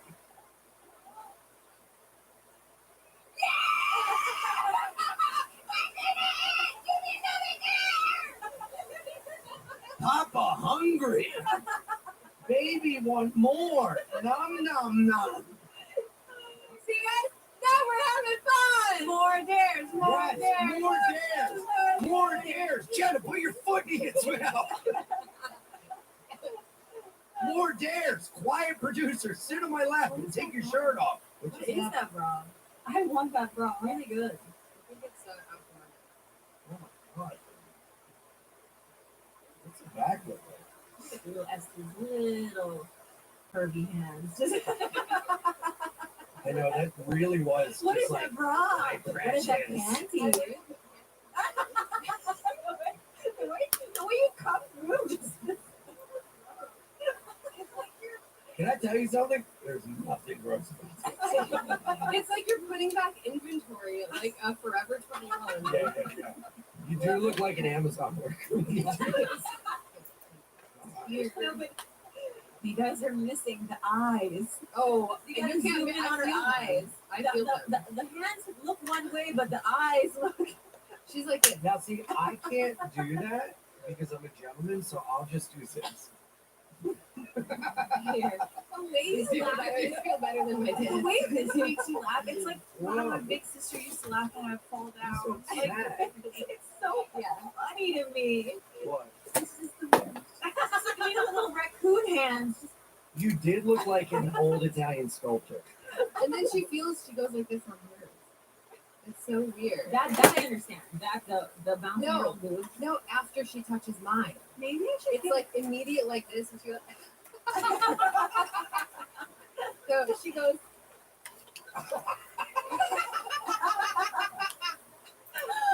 I actually think I just found my calling. I think I should give all my friends breast exams. Actually, you would Yeah. feel in mine. I love how you're like, I just found my calling. You've literally been pitching this to us for years. I just want to say I just found my calling. She's also You been should like, let be me. a boobologist. Yeah. Should we start a clinic together? Yes. Yes. Next day. What would I next do day. at the clinic? You think Okay, Ian, you should go around and smell the breath. No, I just ate bananas. That's the worst fucking breath ever. I have bad breath. Next I year. don't. What? You have to Okay. smell our. Let you smell your armpit, All right. preemptively thinking that's the next question. Okay, it's just so I thought it was weird. going to be I have to smell Look, you your have to smell my pits. armpit. Yeah, it's Okay, fine. I we can literally do this. bathed this morning. Oh, wait, this is great. No, it's not. It's not great. Why? Can I tell you that I don't, I promise you, I'm not exaggerating. I don't smell great. It would be No, so here we are funny again. if everyone lined up and it was like the Pepsi Coke challenge, but Wow, I had to that tell smells good. whose pussy was who. That would be such a like you funny. should blindfold yourself. Wait, should we just take your underwear? I'm on the period. I can't do that. I just started spotting. I got mine this morning. When did you get yours? I haven't bled in That's 587 days. Well, yours is now period. Oh, we could do that with I'll shut my eyes and you guys come up with armpits. Okay, Yeah. the armpit. Yeah. All right. Yes. Yes. Yes. Here, hold on, Take my hold on. clothes off for this. I have a blindfold. I got a bandana. Okay, what kinks are you doing? I feel like you can't smell it through our clothes. You gotta like really get in there. You can smell my clothes. Can I say I'm into art when I like someone. I'm really into armpits and like smells. This is like when Quentin Tarantino's in a movie. He's like, in this scene, where everyone's gonna be barefoot. It's like, okay, director. I have to say, I recently ran into an ex, and he had his nose real close to my underarm. I was like, You dating Brad was Williams? he? Yeah, like was he a gnome? Fucking a gnome named Norm? Like how did he just how? walking by. That's Oh, I saw one. okay, so then we have to put it up to your armpit. Oh, no. I mean up Now, to what do I do? Just go lean back like that. okay. And we have to Like you. getting my hair. Wait, and no talking. No talking. Yeah, but I know it's gonna be Jenna, because I'm gonna hear her giggle. No, we're gonna mix that. Stop talking, fucking idiots. Okay, 31. It'd be so funny if you guys got a homeless person behind us up to them. That's Esther. That's Esther. This is great. I think my Wednesday. Hold on. Wait. More? Hold on.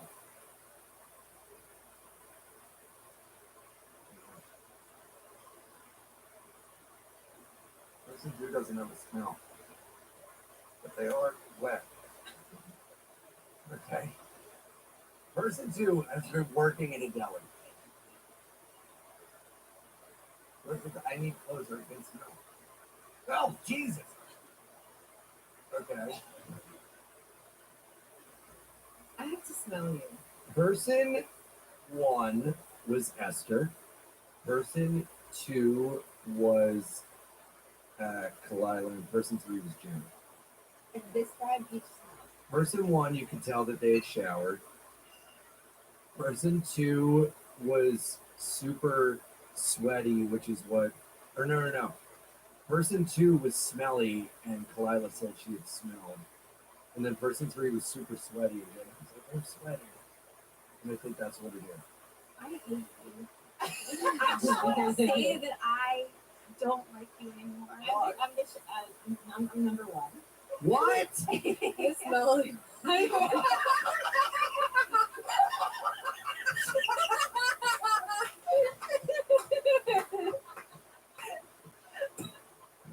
Oh my god.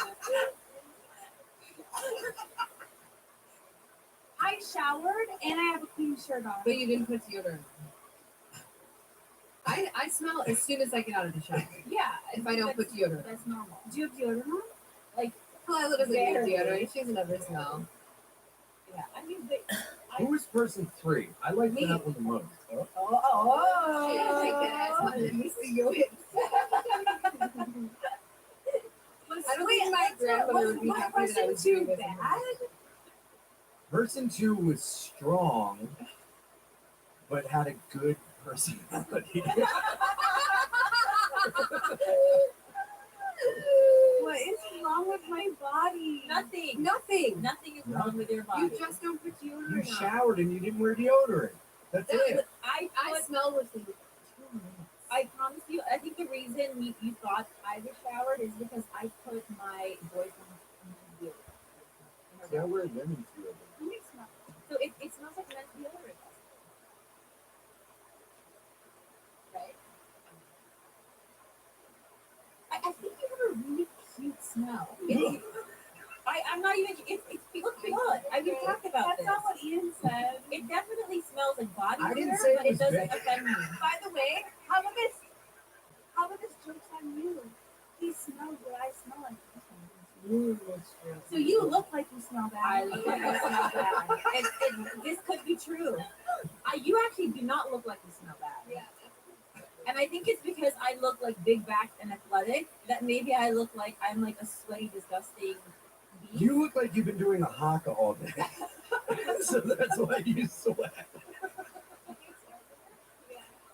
But I'm also, also chronically sweaty, so I look. but also the only reason he thought that it was because I had prefaced it Because you were like, you I said it really was smell. shower. yeah. Oh, And you Jenna said was you the smelled. last one. Yeah. That was sweat. But what did it smell like? It felt the most closest to a pussy. Felt. But I'm saying what is Was that what you were grading us on? yeah. What did it smell like? We were putting our pussies to it. No, but the last person really laid it on. Yeah, because you were like, I can't smell it. I couldn't. I can't. You guys were like holding them far away, and you weren't wafting you. I put that shit up on you. That's the thing. A sommelier. I don't get wrong. No, you No, they can smell it in the other room. You can smell it in the 405. That's why there was traffic. okay, this is me. We can do like one more game. Let's go. Ian and Jenna have this shit swap clothing. That's hilarious. Cool. On camera? Or off Yeah. camera? Ooh, they're out. I'm trying to be a gentleman and not like look. Let's do a round of truth. How about that? My head is so small. Like if I wear that this way, good night. Goodbye, good night. Yeah, ready?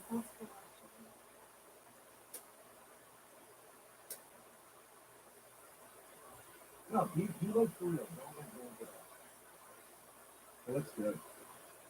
One of them It seems like I've seen this look for 15 uh, years. okay. This is a good thing with here. Okay. Oh boy. What's the least favorite thing that people know about you? What do you mean? That you like know, like a story that you told or a thing about you that you regret. I think I was too open about my sexuality too early. And I feel like I'm very much judged and looked upon as the truth. Wait, do you mean like open just publicly, like in the comic community or like with fans?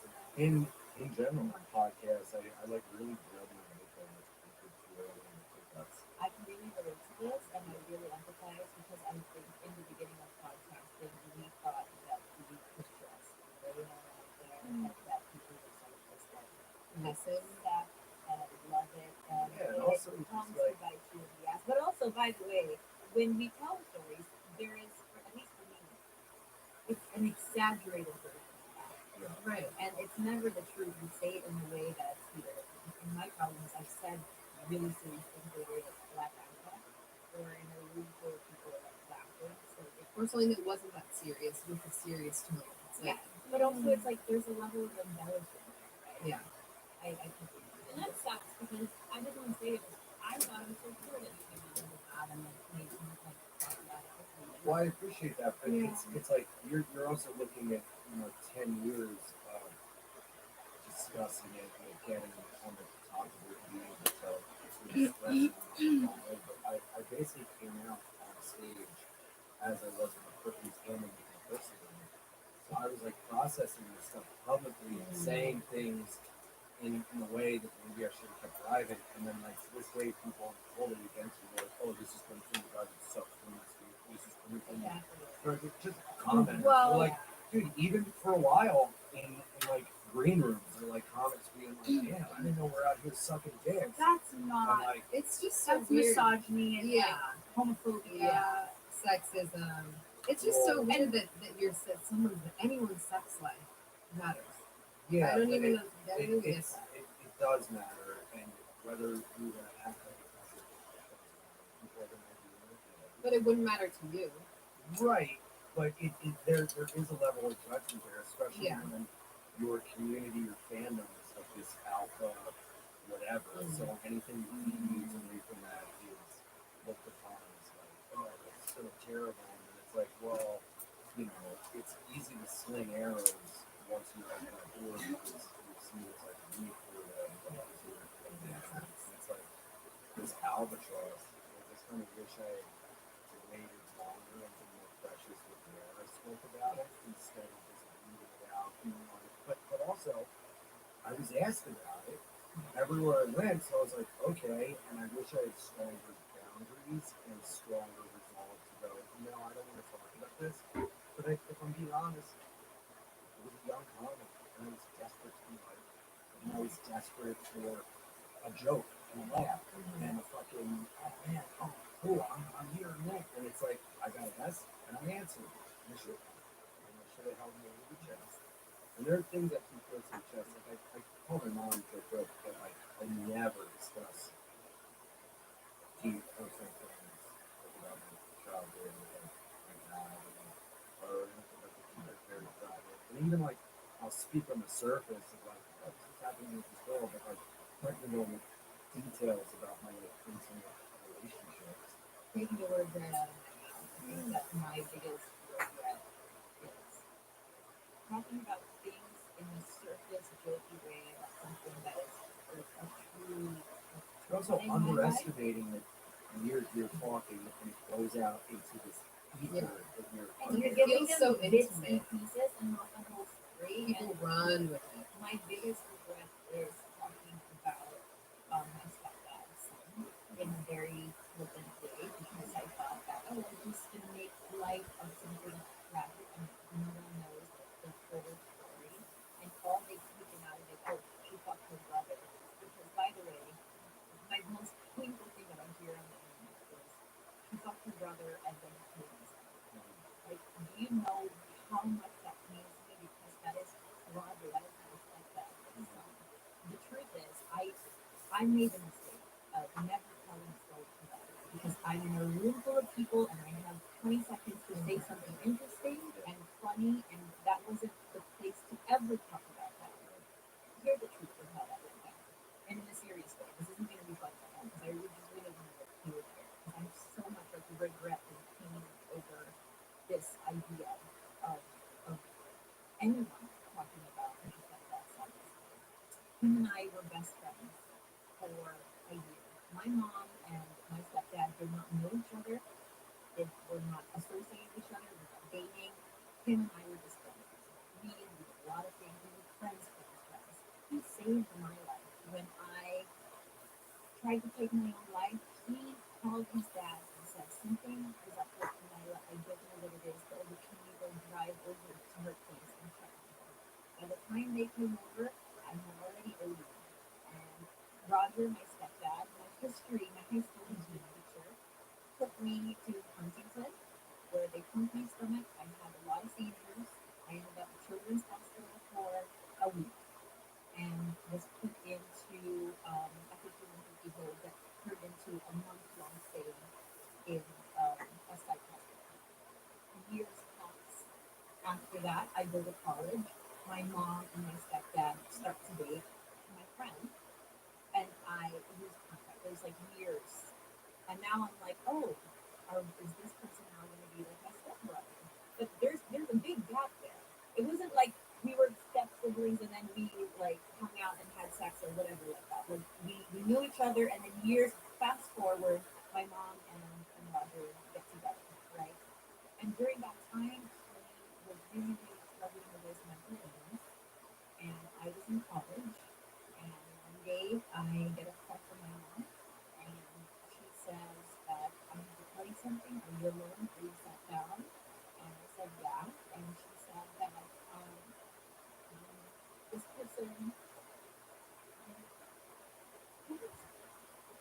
and this is a person who saved my life, and who listened to all of these horrible tweets that I had as a teenager, and we lost contact because I left in Nevada to go to college.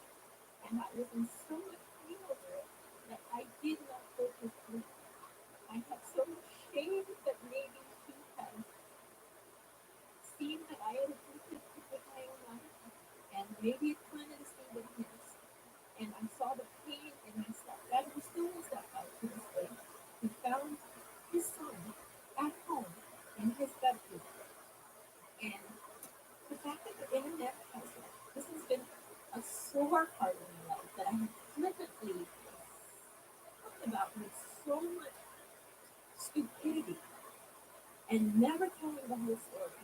And the fact that people have gone on to be like, you fucked your brother and killed yourself. Do you know how painful that is for me to hear? Because this is like a real tragedy in my life. But the person who saved mine lost his life. And can I say one? Thank you so much for sharing that and telling that story. And I'm so wanting to jump in. Yeah. I don't want to hug you. Because I have a kid now, and I just think about like Roger losing his kid. But Kalila, I have something seriously like to say to that, which is that podcasting is similar to stand-up. Like that is your creative outlet, and a way I literally relate to this so much because I have relatives who have lost their lives, and I have literally gone on to do stand-up, making fun of that situation. But if I made a mistake, and I know where I made a mistake, and I'm embarrassed. I know that you feel that way, but in that moment, you were coping with humor with something traumatic, and that is the most relatable thing for anyone, especially for in comedy. Someone like me that laughed my whole way through my grandfather's funeral, told jokes about my grandfather dying, or about my cousin dying. Like these are things. Now they weren't broadcast on podcast, so I don't have any comments to remind me all the time. But I'm just saying, like, don't hate on or reject yourself for the way that you flippantly said it funny in a moment, because that is a way of coping, that is a way of processing. Who doesn't when something really bad happens? Just laugh it off to make it not hurt. Like, what you did is such a normal reaction. You did nothing wrong. Yeah. But I understand how you feel now, but I want to go back and tell you, like, it's okay that you did that. Yeah, and we're not, like, I'm not just trying to be nice when I agree with you either. There is literally nothing wrong, and even if you did it again, I would say you didn't do anything wrong. Like, you are coping with something. The wrong is the way that people extract things and then attack. There's nothing wrong with anyone sharing on their own platform how they cope with things or not telling the full story. You don't think every comedian you know takes something painful and uses it to go for a laugh? That's I just want to know, when you were 5150, did they give you a gown that looked like mine? They don't. They don't. By the way, I've been 51 times. Yeah, so internet, consider the source. Unreliable source. By the way, this is exactly what the counselor at that place thought. She's an unreliable source. So but we really met at the wrong time. We could have really been something. We would have not been. We wouldn't be alive. We would have burned it to the filter. Oh my goodness! I was a disaster. But I think my pain comes from feeling that I disrespected this person, and that I disrespected Roger and stuff like that. And I know how close you are with Roger. Like I've talked to Roger and I've talked to you about Roger. I know that he is like. I actually never put it together that was his son, and I'm like in shock over this. I just had no idea because there's always state place and stuff, and I just think it's not because it's so crazy. I can't imagine how much pain you must feel over this because I know how important this is for you. Yeah, and I hope that you put yourself some slack. I'm so sorry. I didn't mean to do that. It exploded in my hand because I was twisting it. You got too nervous. You got too tense. I was just popped the thing open. But just give yourself grace, please. Thank you. Appreciate that. I was also just gonna say, you were in rooms with huge comedy people and body people, like and of course, in that way, people pleasing. I will honestly, thank you for saying that, but I really want to hold myself accountable for just like, not being better about the way I delivered some things in the past. I don't think it's holding yourself accountable. It's if you're choosing that you want to change the way you deliver information, then you can. But it's not holding yourself accountable in a way that you did something wrong. People that listen to podcasts all the time have this idea of us that is not based in reality. So they're putting their bias on how you talk and then they develop these friendships with these people that don't exist. And then they get mad that you're taking away from this person talking, and they're just listening to hear their friend in their mind. And then people that listen have lives that they could never imagine being public. people's number one fear is public speaking. So they're putting their bias, like, why would they ever share that? They can't, how would they? And they don't understand the pressure and the stress and the feel of the room and what's going on and XYZ. And to them, they would never, so they put their stink on it and then judge you for that. And it's like, you couldn't fucking do, you couldn't sit here and do what you're doing. And we probably couldn't sit and do your fucking job. So don't fucking judge us and Monday morning quarterback everything you're doing and then make it your identity and totally make it out like you're, you know, some, like, there's nothing gayer than being a catty, gossipy guy podcaster. It's crazy to me that these motherfuckers talk about other men all day long and get defensive about their friend that they think they have in their head. You're a pathetic fucking loser, and you think you're entitled to us and your idea of who and what we are, and we're just giving you a snippet of the existence that we're sharing, and we're totally different, and we're playing things up, and the fact that they can't realize that is very frustrating. Yeah, it's like read fucking. But at the same time, it's like I didn't expressly sign up for this when it started. It just kind of turned into this. But it's like, you know, you say things, and then you're like left with it. I'm really glad you're starting to like come forward with things that you've been feeling a long time and that you've been dealing with. You know, I'm glad that you're starting to sort of like share with us and everyone like how these things make you feel and what you think you feel. I just think it's really interesting because for so long we've sat and not think, which is also totally a great response too. But I think this is really interesting for everyone to have new content. Yeah, I have like gone off on comments for years, and then I realized like, no, they don't get it. Like in Kalila's defense, I mean, I am perfect. I know that this is how I come because and people really don't, and they don't want. Like, no, they actually want to. They want you. Yeah, they don't want you to win. Is what I'm saying. But like you know, like Jay Moore says, like you're shaking your fist at like an institution so large, so big, you're never gonna want to sort of make your peace with yeah. The way I had to read this, like living in this like WWE. It's not real life. It's for entertainment. Like this is not touch grass and look at the people around you. You just gotta go touch grass, eat ass. I mean, what else is there? You got a t-shirt, shirt, grass, Speaking of shirts, somebody stole my. I had this joke I ended the special with it, and I had shirts that says "Happiness is like 9/11." It's an inside down, and someone showed me a shirt that has that inside down, and a flame with a smiley face on it, and they took my fucking pin. It's like, what can you do? You know, have it.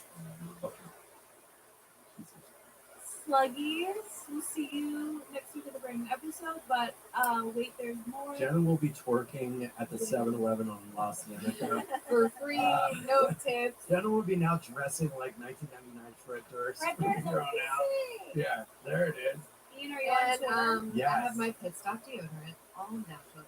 Smells great. You should tell us about if there's been a change. I will You take can your word get for it it. on buyteamjenna.com or go to my Instagram.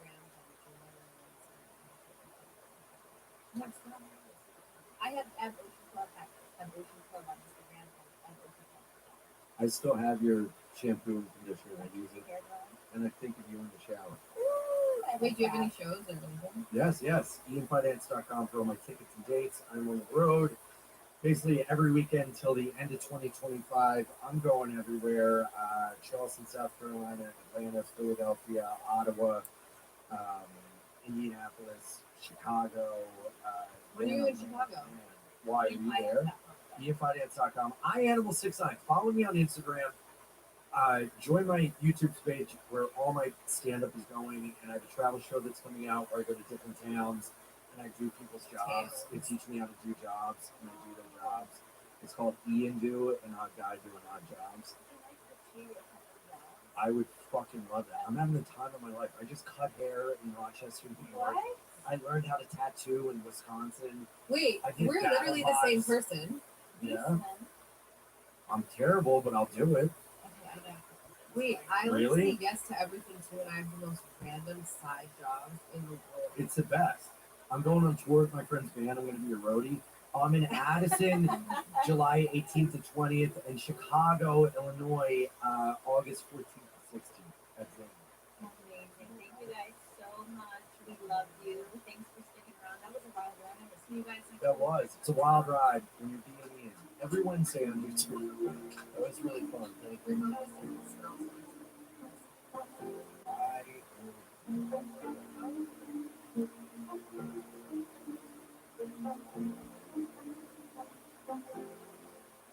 At Budget Blinds of Bellevue and Bothell, we do more than make beautiful blinds and shades. Our design consultants work with you to design, measure, and install the right window treatments, customized to your space, style, and budget.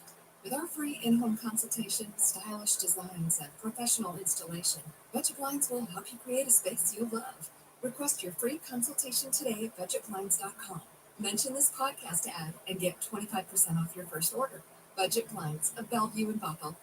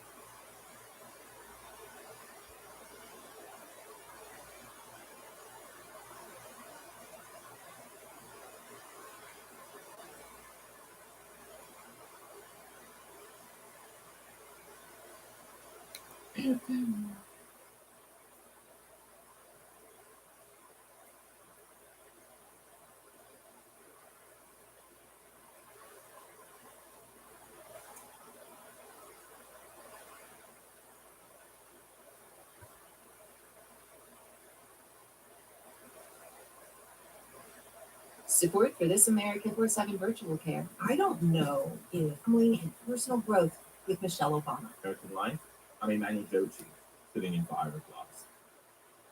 So, about 2 months ago, I left work in the middle of the day and joined about 100 million people worldwide in a very particular kind of prayer. Now, I wish I could tell you that I was praying for a fix to any of the world's problems, but I wasn't.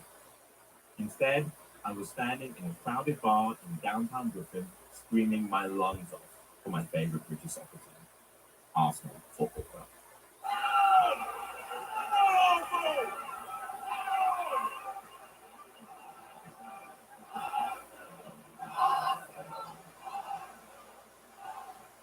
Arsenal are my hometown London team. A lot of the fans in the bar are just like me. There's quite a few Brits, lots of black 30-somethings. Probably because when I was a kid, I swear Arsenal attracted an entire generation of us into supporting them. They played some of the best soccer I've ever seen with a team full of all these black legends. They went an entire season without losing a game in the British Premier League. And then they stopped winning and decided to break my heart every year for the next 20 years. My brothers and sisters in Christ, I have seen some things. I've seen us lose by record margins. I've seen 2 separate seasons derailed by horrific, why did you show that in slow motion leg breaks? I saw one of my favorite players leave us for our rivals, beat us to win a trophy, and then thank us sarcastically afterwards. Arsenal have sometimes upset me so much that for the sake of the people I love, I've had to deliberately skip games the day of family events, just because I don't want to look stricken in our photos. But then, 3 years ago, lots of things just kind of started to go our way. We finished that season as the second best team in England, and since then, it just feels like we've been inching ever closer to becoming winners again. We've got this young coach, my mum says is far too pretty to be so smart. We have a star player who, I don't know, I love like he's my own son. And this most recent season, we went on this miraculous run in European soccer's biggest competition, the Champions League.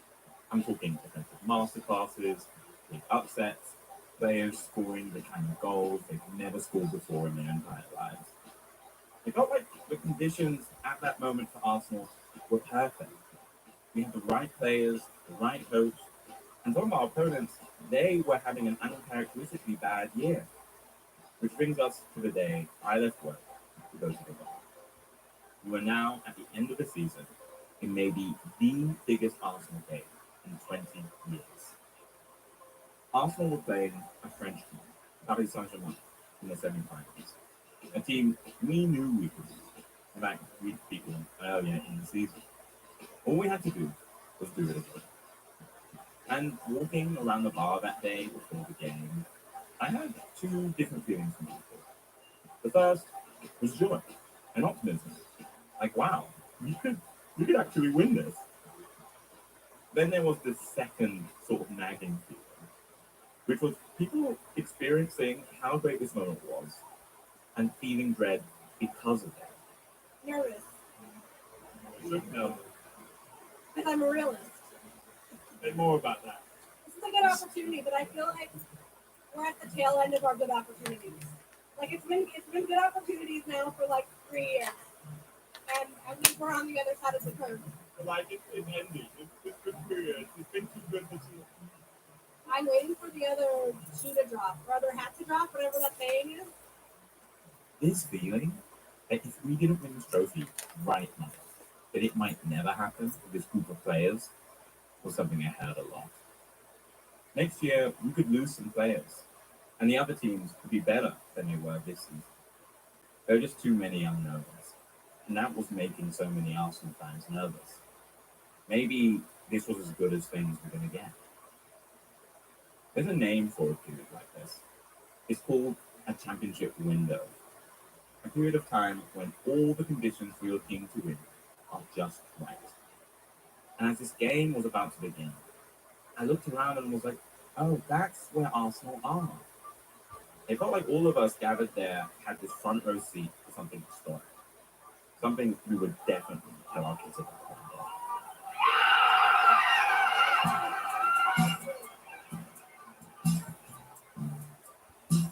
And that's what today's episode is about.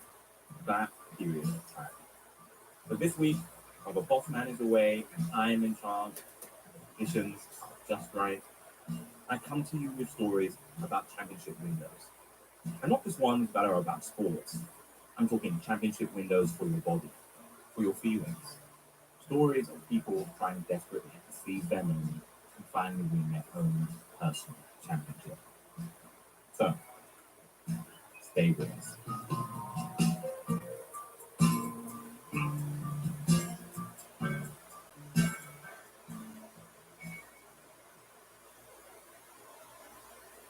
Support for This American Life, the following message comes from Data IQ. AI can be a kind of raw power. Take control of AI with Data IQ, the universal AI platform. It's good for business teams and AI experts alike, designed to trust and engineer to scale, fit your tech stack today and tomorrow. And analytics, models, and agents make AI flow through your enterprise. Don't just keep up with AI. Control it with Data IQ, the universal AI platform. Find out more at dataiku.com/thisamericanlife. This message comes from Capital One. Banking with Capital One helps you keep more money in your wallet with no fees or minimums on checking accounts and no overdraft fees. Just ask the Capital One bank guy.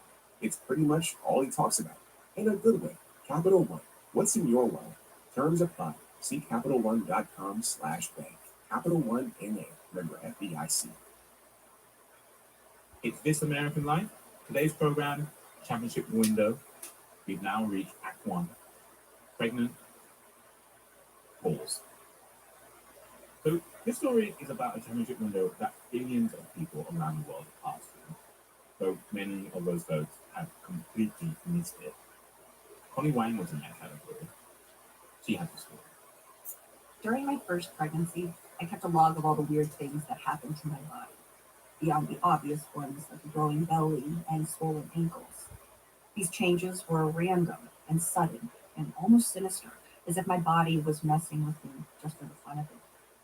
My gums bled. I broke a tooth. My boobs began to itch from the inside. Varicose veins sprouted all over my legs and other places too. The pinky on my right hand clicked each time I bent it, and my right foot, and only my right foot, was always hot. There were some nice things that happened too. My horrible acid reflux disappeared, and the back pain that I've had for 5 years also stopped bothering me. When I read this list to my doctor, he told me that everything I was experiencing was perfectly normal.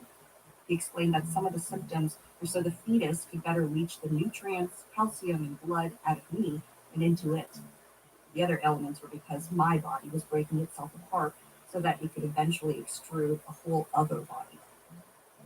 Then, my doctor said, after the delivery, all the pregnancy hormones that made me so pliable and scrambled would leave my body, and my bones, joints, organs, and muscles would find their way home again and lock back into place. Most of the things on my list would disappear, but some things might remain. Among everything on the list, it was my back pain, rather the lack of back pain, that I wished would be a forever thing. I had tweaked it in my 20s during the move, and for 5 years, it kept me from doing basic things, like tying my shoes without sitting down on the floor, or even leaning over the sink to brush my teeth. Pregnant, even with a massive belly and jello legs, I could lower myself onto the floor to squat without my back giving out. It would be amazing if the pain never returned. My doctor said that was unlikely, but my mom actually had a whole theory about how exactly to keep my back pain away. She told me I should actively take advantage of the window of time right after I gave birth, before my body locked back into place. She wanted me to do postpartum confinement.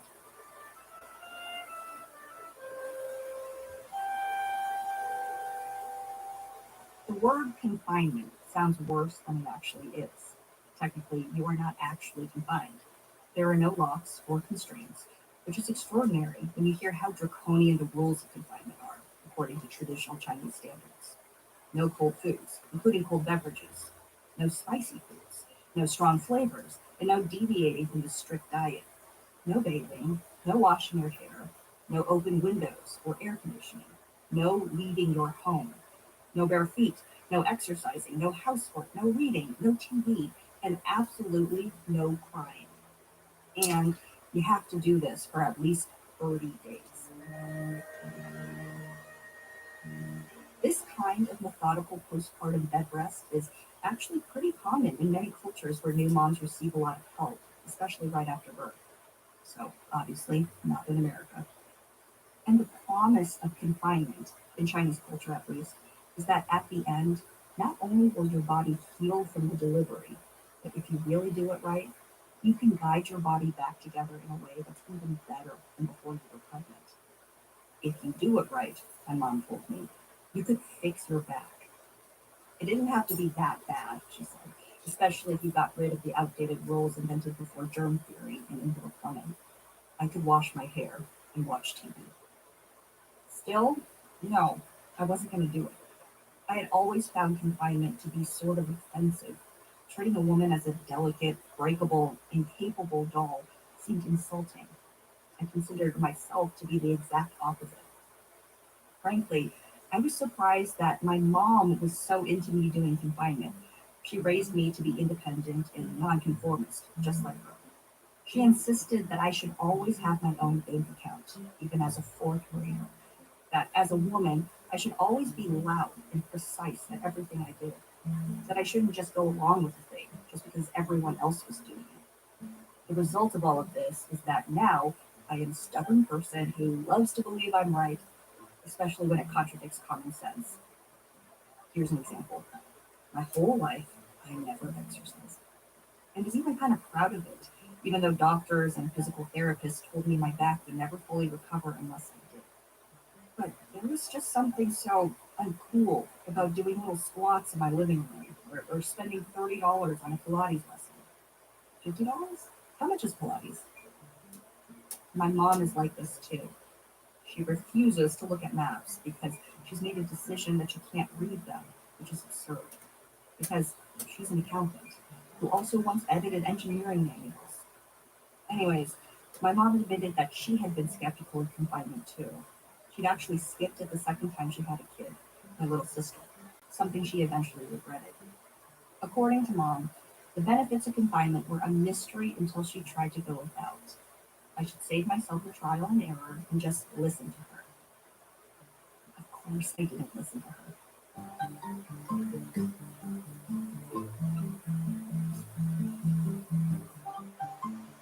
I gave birth via emergency C-section 10 days after I was due. When a nurse admired how quickly my wounds were healing, it activated the overachiever in me, and I became determined to prove how talented I was at healing.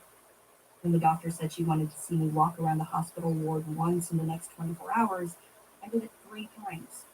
When she told me to wait 2 weeks before bending over or climbing stairs, I did it as soon as I got home.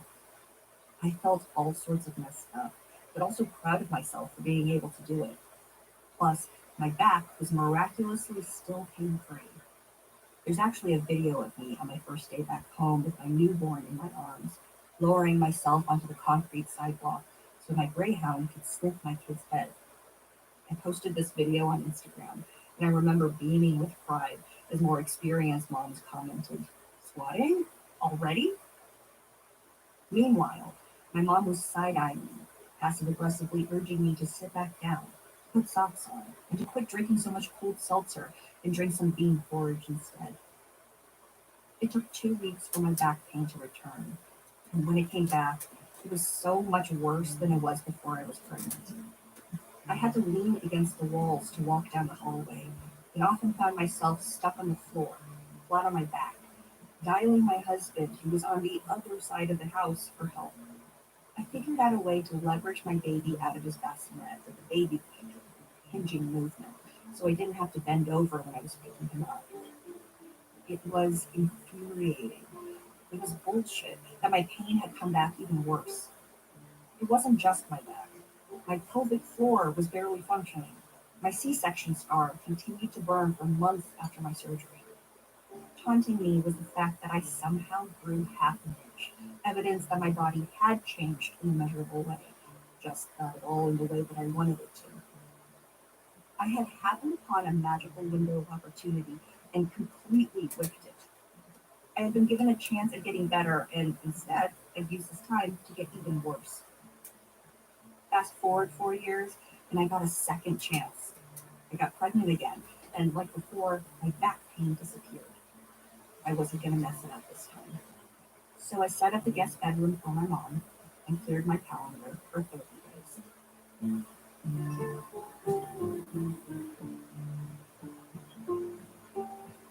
I figured the first day would be the easiest. After all, I was in the hospital.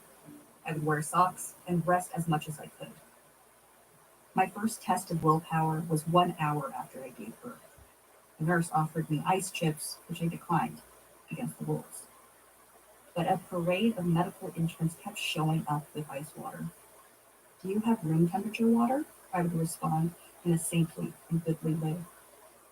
By the 4th or 5th time, I began to mutter my question through a scowl, asking for my disgusting lukewarm water. My husband would absent-mindedly swish his own bottle around, and the ringing peels of ice against metal sounded like the beginning of an argument to me, which was, if you're keeping track, also against the rules. My doctor told me I had to do 2 laps around the ward before I could be discharged, which also bumped up against confinement rules. So instead of pushing myself to do more, I pushed myself to do the bare minimum. I took my first lap nearly 24 hours after she had asked, and it took me nearly 30 minutes to complete the small circuit. At home, my husband played with our 3-year-old while my mother showed me that she had stocked the kitchen with special confinement food: overnight oats, hard-boiled eggs, blueberries, and raw cashews. There was a crucible of bapal fat, a porridge made of red beans, jujubes, and goji berries that would help me replenish my hemoglobin count. The taste was pleasant and mild, and I was to have it any time I was thirsty, which was constantly. I ate my weird spread of nuts and fruits, porridge and eggs, like some kind of storybook bear who lives inside of the cottage, and found myself oddly satisfied. Maybe confinement was less like a prison, and more like an omakase, where you give yourself over to the will of the sushi chef for the sake of your own enjoyment. I had been worried about how I would manage all the sitting. At first, I had the TV on all the time, playing in the background as a matter of habit. But then I found myself going hours without paying attention to whatever was on, and just staring at my sleeping baby without thinking about anything in particular. I felt pretty proud of myself for all this nothing. I had eaten vats of booze. The couch had a knee-shaped dent in it. I never even thought about my back. It never bothered me even once. I must be feeling so well. And so, one day during the second week, I decided to pick up all the toys on the floor of my son's room where my baby napped. And then I decided I wanted to go see what it would look like if I moved the lamp from the left side of the kitchen to the right. And then what the bookshelf would look like if I separated the nonfiction from the fiction.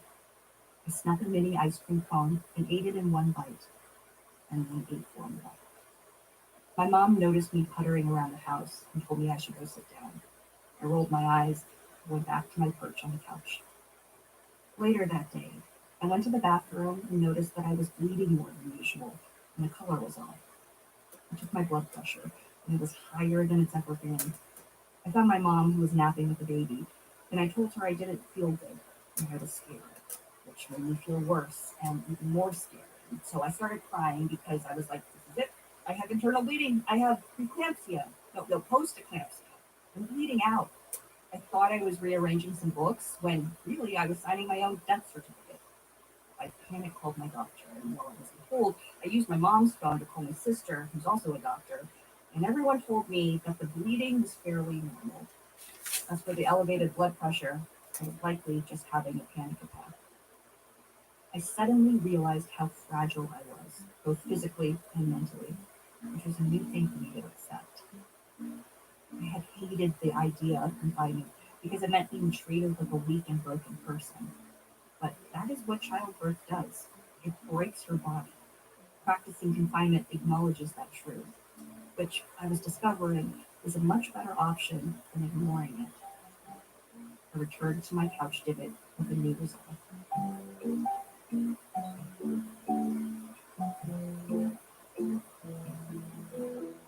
2 weeks later, I was officially done, and confinement worked. My back felt great. My C-section scar was almost totally healed. Compared to my first time, my body was working 1,000 times better. The biggest change in those 30 days, though, wasn't to my body. It was to my mind. I was calmer and happier, but I was also less stubborn. I had new proof that sometimes it did make sense to just go along with the thing everyone else was telling me to do.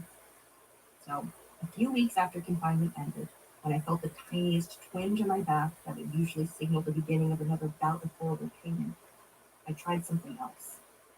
Instead of just taking Advil and hoping it'd go away like I used to, I signed up for a physical therapy workshop and started doing little squats in my living room. Old Connie would have never done this. I'm still doing them.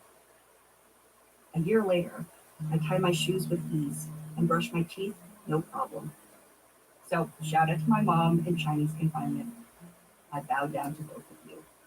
And I don't even have to hold on to anything to do it.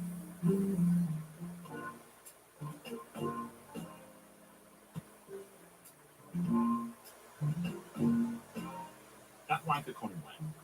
The story was produced by Diane Wu, and we first got the idea to do it from Aaron Fleece. You can read more about Connie and her mum in her book, Oh My Mum. Coming up, a group of people I can only describe as cursed tried to change their fortune, and, well, I tell you about something that's made being in the office a little awkward. That's in a minute in Chicago Public Radio, when our program continues. You're listening to the NPR network, live from NPR News Unleashed, a living, breathing record of your neighborhood, the country, the world.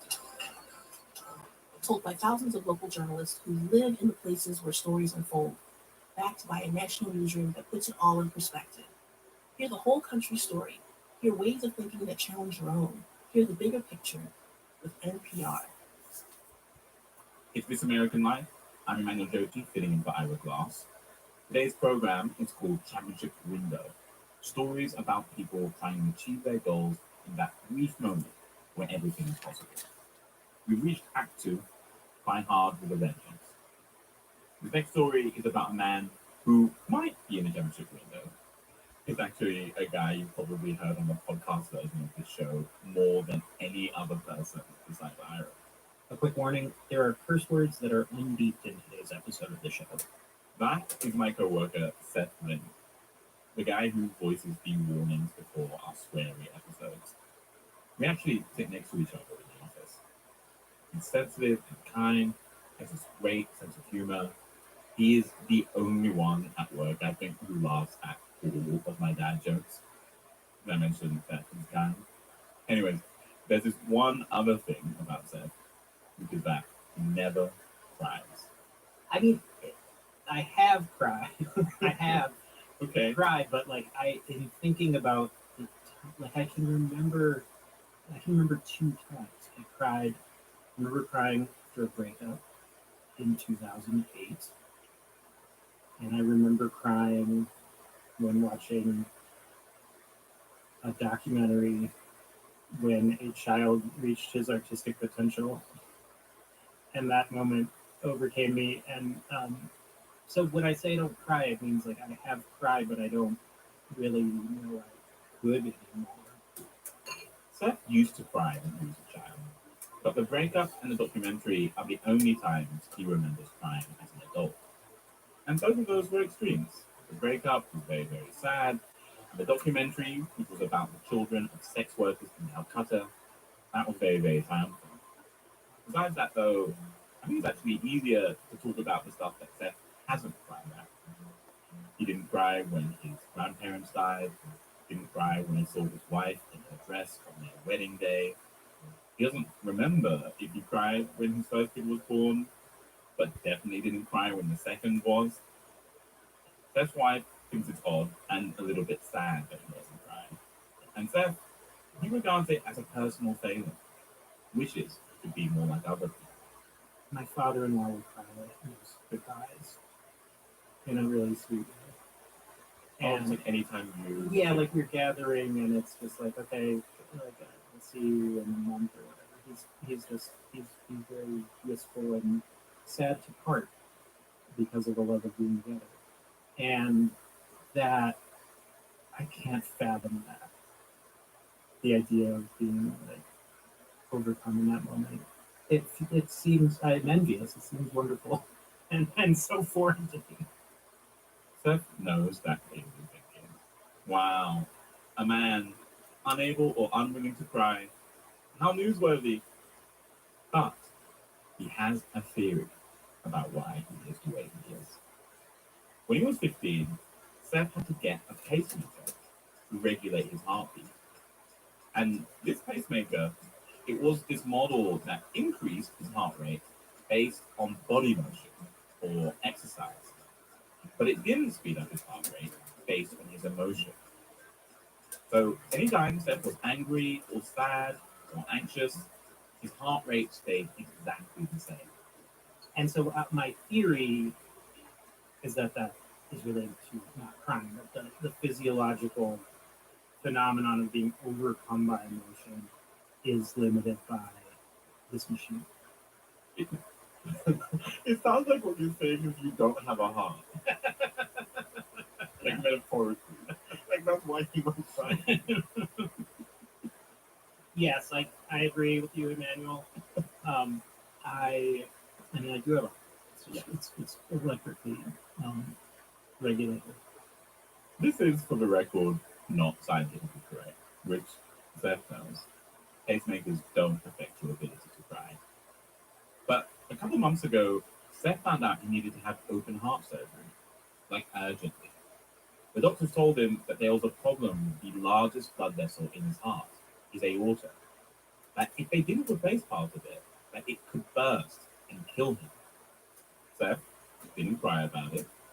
Instead, he told all of us at work about it in the most casual way possible. He messaged us all on Slack, and he said, quote, "Hey, if things go pear-shaped, it's been fun." But after the surgery, he woke up in the hospital on heavy painkillers. And it wasn't until about 5 days later that it all hit him. I was writing a note on my phone, a Mother's Day note to my wife, and I was typing in the notes app alone in my hospital room. I was writing about my appreciation for her as a mother to our kids and partner, and I was absolutely overcome and started weeping. Oh, man. Yeah, I started crying, and I also had the feeling of, oh my gosh, I'm crying. I'm alone. No one's here to see this. Gabrielle isn't here to witness this. So I pulled out my phone and I try to capture this moment. Like seeing a Bigfoot in the woods, trying to get a info. I mean, it's so funny to me that you were like no one's here to see this. That was the thought that popped into your brain. Yeah. I was like, of course I'm alone. No one's gonna believe me. I've seen this video Seth took of himself crying, and I gotta say, this is no single bug here kind of joke. Like, Seth was ugly crying. I'm not gonna play it though, because it just feels a little too vulnerable to share. Seth did share the video with his wife though. She was moved by it, glad for him. And ever since then, Seth's been thinking about that crying, how those tears just rolled on out, how he had no control and was just overcome. But here's the thing, Seth hasn't cried since. And recently, he's been wondering, was that it? Like, was this just another freak crying accident that will likely never happen again? My hope is that this wasn't just a window, but I don't know. I mean, I think it was probably the extremity of the surgery. Just the pure gratitude for still being alive.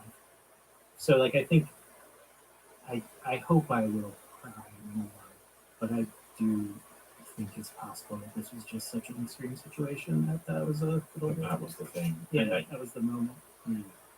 Okay, well, so you've come to the right place, and I say that because I want to find out, if this was a window for you, if this was a one-time thing, and to help us do that, your coworkers and I created a set of triggers for you. Are you serious? I'm dead serious. I spent hours yesterday compiling a list of things that make us cry. So we're gonna start with sort of our first one. Yeah. We're doing this now? Oh yeah, we're doing this now. Oh wow. Is that okay? Yeah. I feel so unlikely that I'm going to cry, and I feel bad for my in the future. Don't feel bad. Okay. All right. So, yes. Level 1. So, obviously, it's June. And, we at this time of year, we have a lot of graduations from college, from high school, and there is sort of this trend online of people posting, graduations, and I just want to show you this. You want to describe what you're seeing? I'm seeing a graduate, a high school graduate. Oh, he's putting his own gown onto his dad. Yeah.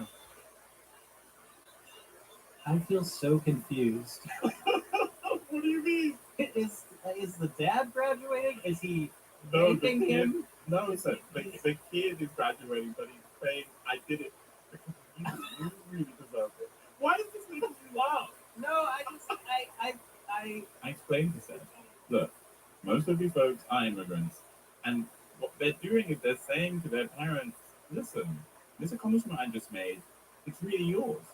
That's so sweet. I don't feel anywhere close to crying. I feel like I'm appreciating their emotion. It is okay because we tried, sir. You know why? Because there's more. Because there's more. Just to say, I had a bunch of videos queued and ready to go. I had Susan Boyle singing I Do the Dream on Britain's Got Talent, which my coworkers want me to make clear, makes me and only me cry. I had the ending to the randomly extremely violent children's movie about rabbits, Watership Down. The opening scene from the animated movie Up. But first, there was this next one. It was an old sports video. I want you to picture it. Yeah. It's the 1992 Olympics, Barcelona. Okay. It's a 400-meter race. Okay. And this young British sprinter, yeah, Derek Redmond, is like in the race of his life. Big deal. And the eyes of the world are like watching. So the race starts. Okay, that's him right there, like screaming away. Okay, blue, okay, white and purple. Yep. And really great. It's 400, so you have to run all the way around. Yeah. And then right here, his hamstring goes. Oh, yeah.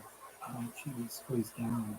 So, only 40-second race. All the other runners, finish without him. Yeah. And then he decides, oh, okay, I'm gonna keep on trying to finish. It's like basically hopping on one foot almost. Yeah, he's no hamstring. It's oh, not. God. All of a sudden, this guy comes up. He's like being his crutch. That's Derek's father. He's run onto the track to make sure his son finishes. And it's funny because the security people, they don't know that it's his father. So they have come onto the track and he's having to wave them away, keep them away from him, say, I'm going to finish with my son. And this man is just, he's collapsed in his father's arms. And they're finishing together.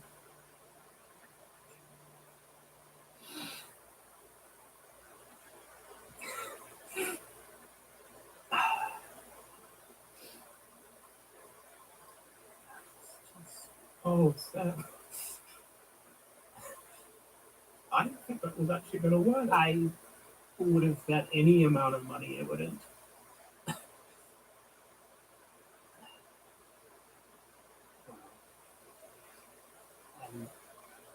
My mouth is blown.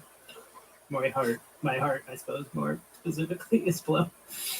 There's part of me, I have to say, even as I am feeling uncomfortable and sad and kind of crying myself, there's part of me I could say that you actually just cry for real? Yeah, I mean, I want to be really honest because, I think I was trying to feel open to it. Yeah, and so I think I could have not. Mm-hmm. I could have stopped it. And maybe that's something I would actually do without knowing it, but then I actually felt it, and I still sort of am. It's, I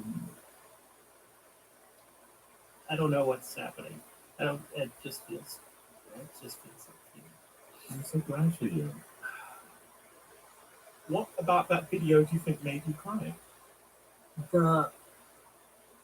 I think it was seeing he's in so much physical pain, and he's in so much, I imagine, emotional pain at losing this shot.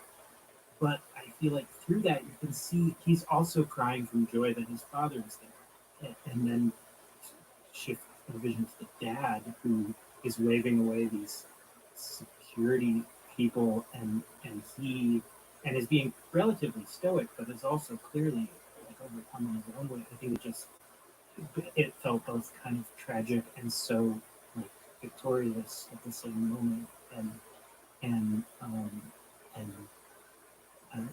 got to me, and I can, still can't quite believe it. As I sat there, listening to this grown man who almost never cried in his adult life, struggled to find the words, his eyes still slightly watering, I didn't know what to say. I just started sniffling, which is normally what happens when someone cries in front of me. I am, for the record, a crier, but I'm really just a crier because I often find it easier than saying the right thing. For me, crying is like a shortcut. The best way to let the people in my life know that I love them and that I care. And it struck me that for years, Seth hasn't had that. And now, well, he does.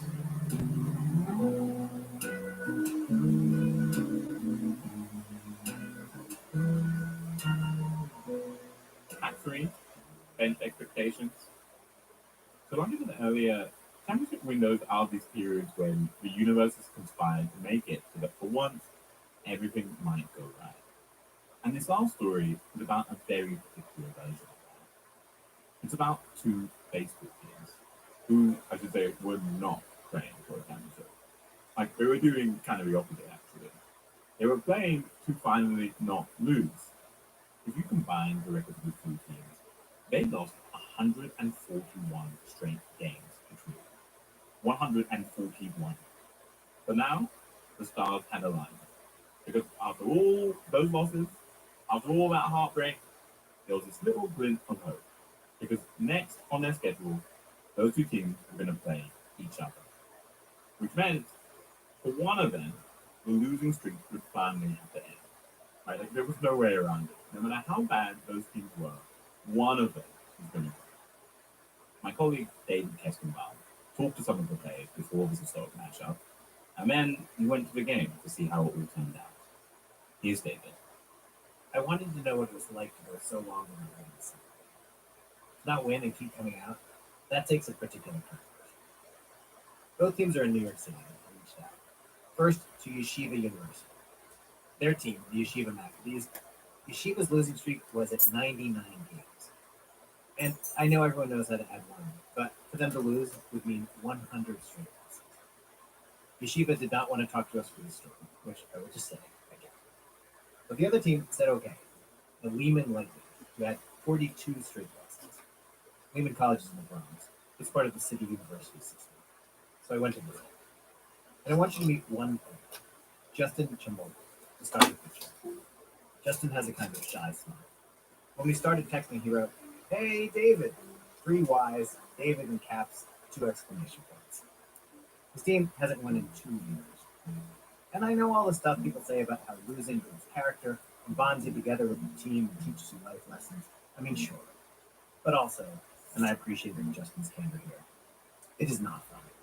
I've never been this long of a losing streak a day in my life.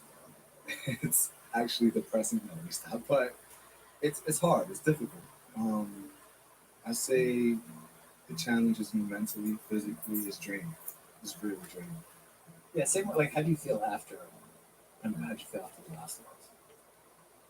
The last loss weighed on me heavy because Mount St. Mary, they're a good school, but we also competed to their level. Playing games like that, where you're constantly in the game and you just lose it, it's exhausting. That's what sucks out of everything. Honestly. It's not just him going. It's a whole team that every game says to themselves, this time, and then has it not happened? There's a lot of frustration. You have people upset at themselves, the coach. There's a lot of stuff like that. But in the locker rooms also is very quiet. There's an eerie atmosphere in the locker room, honestly.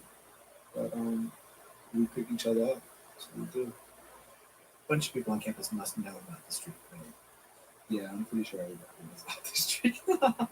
I'm pretty sure. I mean, it's no secret. There's multiple videos out there, media outlets that highlight it.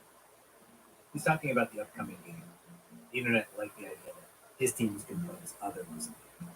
One post called it the worst college baseball game of all time. I asked Justin why, when the other team did not want to talk, he was willing to. He said he wanted the world to know who they really were. So here's a little bit about Justin. In his bedroom, he has the following: a poster of Muhammad Ali, an Xbox, shoes, a bag filled with baseballs from the best games he's played in, one from when he was 11. Oh, and textbooks. He's a bio major, planning to be a physician's assistant after all this is over. Maybe work in a clinic. He said, "That's my second love." What's your first love? Baseball. Oh, I love baseball with passion. Yeah, like since you were little? Oh, since I could remember. Yeah. What do you like about it? Well, I like how competitive it gets. I like the fact that it's a game based off of failure. When you actually succeed, it feels that much better. Yeah, they say like if you get up at bat and you fail 7 times out of 10, you're doing great, right? Yes.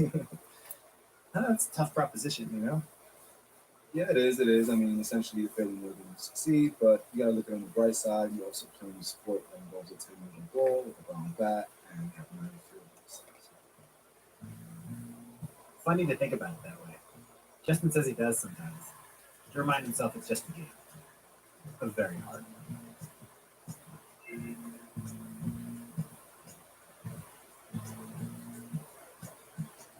So what do you do to turn things around?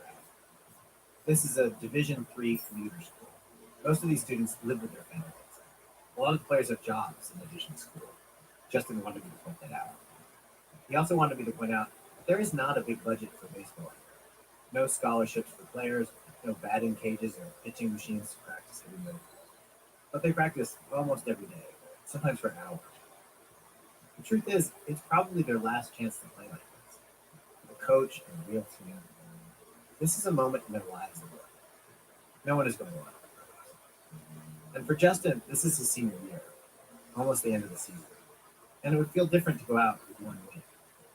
So, to try to turn things around, their coach, Coach Delgado, gives them grades after every game.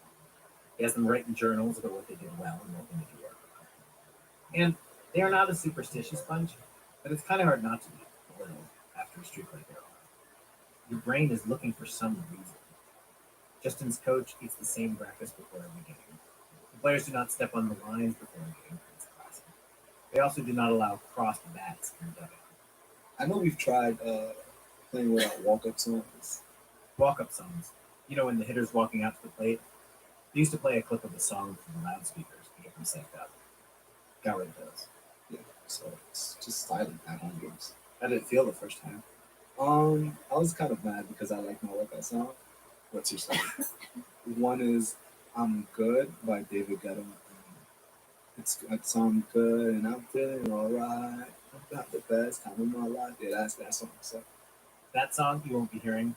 Other songs you won't be hearing: "Lemonade" by Gucci Mane, "Nokia" by Drake. Do you think about how it's gonna feel when you eventually win? I think about it every single day. One streak has to end, and I'm very confident that ours will end tomorrow.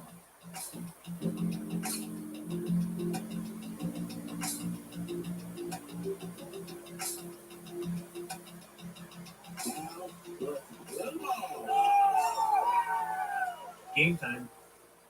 It's a Tuesday, 2 in the afternoon, at a turf field in New Jersey, far from both schools. And yet, so many people, like 300, some baseball nerds drawn, I think, by the strangeness of the situation. It kind of went viral online. These two teams that had together lost 141 games about to play each other. One of them had to finally win. I had no idea how this was going to go. No one seemed to. Mostly the people who show up are fans. Some have never been to a game before. Lots of yeshiva supporters, hoping the 99 losses would not turn into 100. Do you have any cheers? No cheers? On the fly. And plenty of lenient fans. Here's one. Francesca Angelis came to support one player in particular, the shortstop. He's a girlfriend. It's funny. He sleeps, he eats, and he talks baseball. Like he dreams baseball. Like I'm telling you, it's funny. Sometimes he will flinch. He's sleeping, and he's. I'm like, what's happening? He's like, I'm getting a grounder ball. So yeah, he's in the game always, you know. I settled in on the legal side, right up against the fence in the dugout. The game starts, and immediately does not go well. Yeshiva, the other team, is at bat. One of their players hits the ball deep, but the fielder is there. Should be in the out. So He missed it. that right there should have been caught. Then another ball hit in the air. Oh, that should be a routiner. Oh, yeah. The guy narrating here is a former Lehman player named Eric Lynn, who come to watch the game with his girlfriend. He knows Justin and all the players. Right after that, another mistake. Yeshiva scores. They kept going. Oh, that should be a routine out. Oh, and that's an error right there. Do they look nervous to you? Oh yeah, definitely. Another one scores. Yeshiva scores again. So it's 2-0. And if you're thinking, oh, I know how this will go, Justin's team will bounce back. Can I remind you, this is real life? A tiny ball, a round bat, and all that. And that is Justin out there pitching, a real human being. The Lehman players do score one in the next inning. Both teams actually play pretty solidly against this Sunday. There's some truly incredible moments. That was an amazing play right there. That's like ESPN top 10 right there. But by the end, going into the last inning, Lehman is still behind. The score is 6-4. They have this one last at bat, and they need to score 2 runs to tie it up. They do get a runner on first. Then this guy Eli steps up the bat. Let's go, Eli! Where am I? Yo, Eli, tie this shit. Let's go! One swing, baby. Right field. Yeah! You got all hard! Look at you, Dynasty! The pitcher walked him. It's a huge moment right now, right? So somehow, some way, right now, he's got to make something happen with that bat. Next batter steps up to the plate. Hey, you're not free! The pitch. Yeah! Let's go! Let's go! So right there, hit by pitch. Now it's a base loaded right now. This pitcher's obviously flustered up right now. We get a hit. Oh, let's go! The runner on third races to home plate and scores, and then another runner. Yeah! Let's go! Let's go! Let's go! Hold on! Let's go! Now they just tied the game up right now.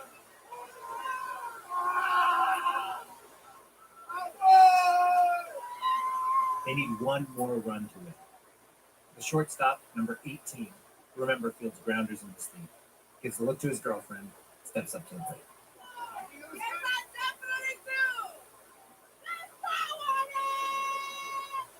You say let's go, honey. No, let's go on 8. Oh, yes, that is my honey. 1-8, that's his number, 18. He grounds out.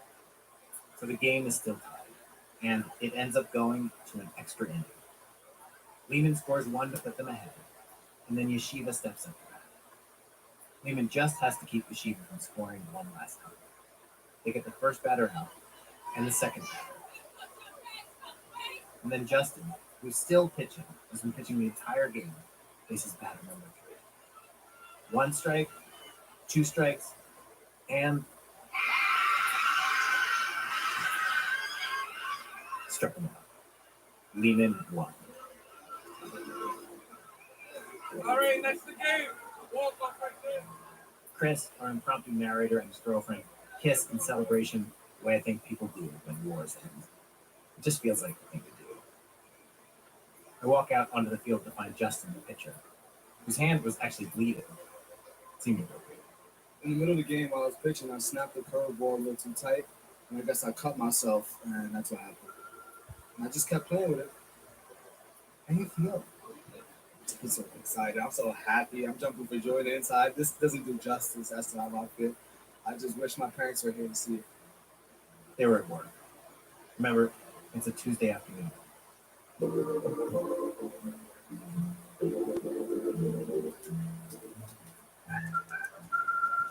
So the Lehman streak was broken. And for the Yeshiva Maccabees, their streak was now at 100 straight losses. But at some point that will come. Probably. It has to, right? Sometime, the universe will shift. The stars and the planets will be in the right spot. The ball will take that weird hop that gets you an extra run. They'll get their championship.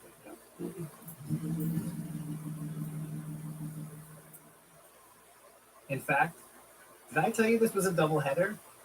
Lehman and Yeshiva had a second game to play against each other. Here's what happened. After the first game, almost everyone left. It was getting late and super cold. One person on the way to their car pointed out that Yeshiva had run through like 4 pitchers, so who could they possibly have left? There didn't seem to be much point. But the two teams played again, and somehow, Yeshiva, after 100 straight losses, they won. Final. The championship window had opened for both of them. And then it closed. Turns out it was the only win either team would have for the rest of the season. They both went on to lose every remaining game. Justin, the Lehman pitcher, graduated the other week. He told me he still thinks about it. Their one win. He can replay every pitch in the game. His fingers felt warm and tingly, like every pitch he threw was going to be perfect. We could say the stars were aligned that day. But there's another way to see it. The stars had nothing to do with it. They made it happen.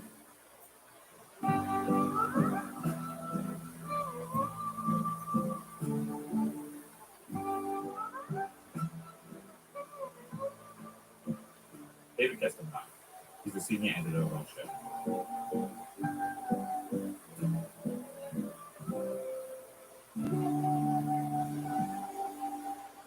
So there is, of course, one last piece of business that I have to take care of, I guess, which is I've got to tell you that Arsenal, my favourite soccer team, the ones who were in that game I was watching in the bar at the beginning of the show, they lost. We ended the season with nothing. Again. And on the way out of the bar that day, I ran into a couple of Arsenal fans arguing about the state of the team. The inquest had well and truly begun. I think we were the better side today. You have copium out the ass. We were not the better side today. The first half, we had them on the ropes.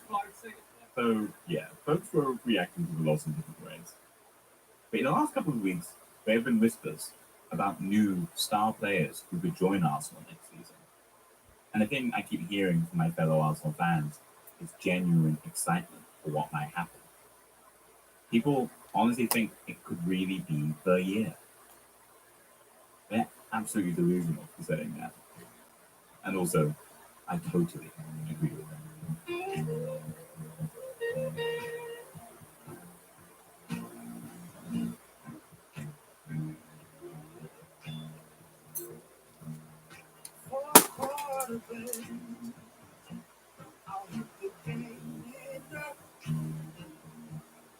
Baby, believe in me.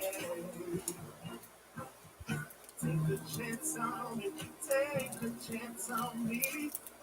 I'm ready to make it right. I can make anything.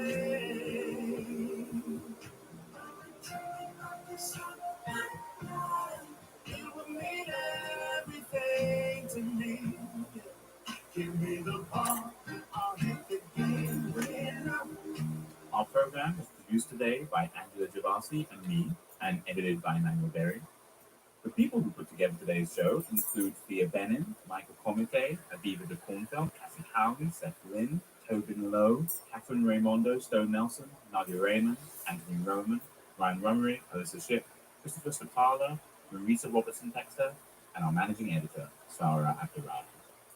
Okay, I'm now going to read the written statement for the sheriffs because I've made some amendments to what I read last night. It reads as it stated last night, which was recorded in this recording in the live stream that preceded it, but the following has been added. So I'll read the last sentence that I read to you last night and then the new information. This group is considered armed, dangerous, and has nothing to lose. Note, this is not a case. It's a declaration of war against a state-sanctioned criminal organization. I've been subjected to a campaign of terror that violates every conceivable civil right under the 1st, 4th, 5th, and 14th Amendments. The tort claim on file reads like their looming RICO indictments. I've been held prisoner in my own home by the very people sworn to protect me. The fact that I must resort to pulling the fire alarm to beg for my life is a catastrophic failure of governance. I repeat, the fact that I must resort to pulling the fire alarm to beg for my life is a catastrophic failure of governance. One more time. The fact that I must resort to pulling the fire alarm to beg for my life is a catastrophic failure of governance. The liability here is astronomical. Every officer involved should be in prison. My pulling of the fire alarm is a consequence of Everett Police Department's complete and illegal subversion of due process. I declare under penalty of perjury that all of the aforementioned is true and correct. Lynette Hanson, Mystic Gwen, legally Mystic Gwen, 10:23 a.m. PST, July 1st, 2025. Let's read it from the top now. Sheriffs, page 1 of 2, see back. Urgent Bolo Officer Safety Alert. Mystic Gwen, aka Lynette Renee Hanson, at 2120 Highland Ave, number 105, Everett, Washington 98201, reports Everett Police Department will cut her internet on July 1st, 2025, in parentheses, in the afternoon, to facilitate her murder, staged as a suicide. This is the final felony reported to the FBI in 2017 and an August 14, 2024 tort claim filed in case number 105005934 at Snohomish Superior Courthouse that has not yet been executed by this group. On June 30th, Everett Police Department dispatched multiple individuals to my location for surveillance and intimidation. The subject has been illegally detained for over 300 plus days, with all communication channels blocked by Everett Police Department using advanced cyber tactics, including man-in-the-middle, kernel access, and fraudulent credentials across her devices. With all communication lines to the FBI and Sheriff's Office severed, she will pull the fire alarm on the morning of July 1st, 2025, to request fire department personnel to contact your office, then in parentheses, sheriffs, directly before the planned homicide, in parentheses, afternoon. Full forensic details of Everett Police Department's network intrusion are documented. This group is considered armed, dangerous, and has nothing to lose. Note, this is not a case. It's a declaration of war against a state-sanctioned criminal organization. I've been subjected to a campaign of terror that violates every conceivable civil right under the 1st, 4th, 5th, and 14th Amendments. The tort claim on file reads like their looming RICO indictments. Note, that's underlined. I have been held prisoner in my own home by the very people sworn to protect me. The fact that I must resort to pulling the fire alarm to beg for my life is a catastrophic failure of governance. The liability here is astronomical. Every officer involved should be in prison. My pulling of the fire alarm is a consequence of Everett Police Department's complete and illegal subversion of due process. I declare under penalty of perjury that all of the aforementioned is true and correct. Then my signage, 10:23 a.m. PST, July 1st, 2025. Note, when I say every officer involved needs to be in prison, I'm not talking about the whistleblowers. The whistleblowers aren't going to prison. Remember, they're going to be testifying against those of you who put them in a hostile working environment where they faced 100% retaliation and had to do things covertly to make sure you all didn't murder me or send any of them to a psych ward or any of the other things you like to do. Every officer that didn't blow the whistle deserves and will be in prison. It's almost that time, but not quite yet. Unit 207's been spending the whole morning doing much of what they were doing from 11:46 p.m. last night to 12:46 a.m., which is going over what frauds they're going to say based on what an old woman with a dirty vagina has told them and filling out paperwork. Happy Tuesday. Hope it's terrific.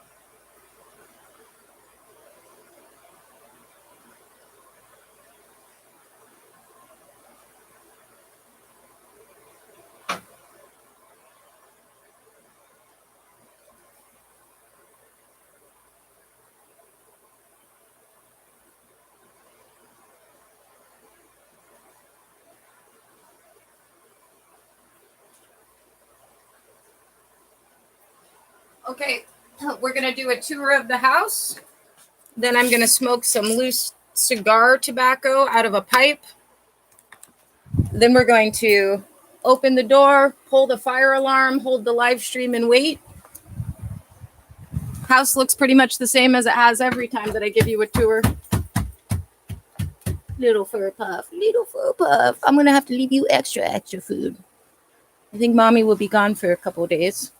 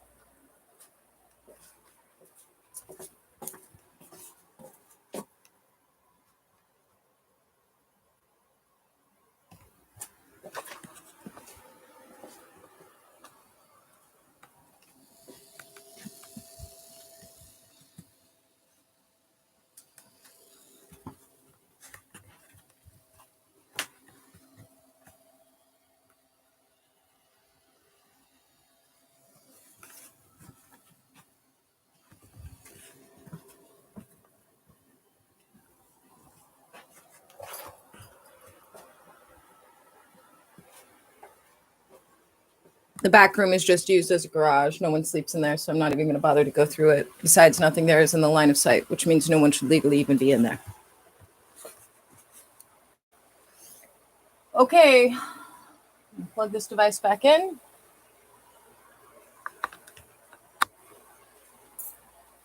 Now I'm going to smoke that loose tobacco.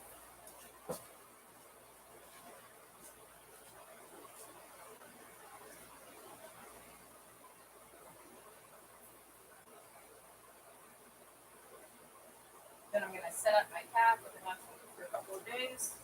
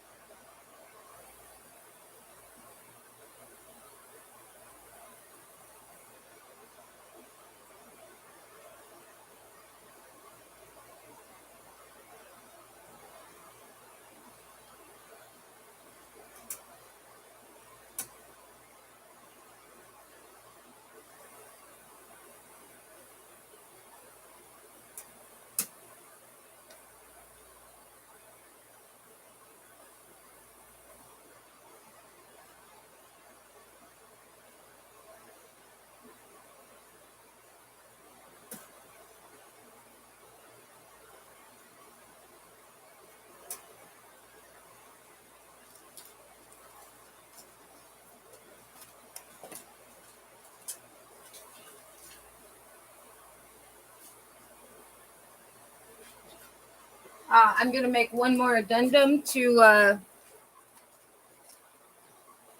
the sheriff's written statement, where I list the individuals and write et al. I'm merely going to add prosecutors, as has been documented since, I believe July, maybe it was June. I can't recall. Where does it say?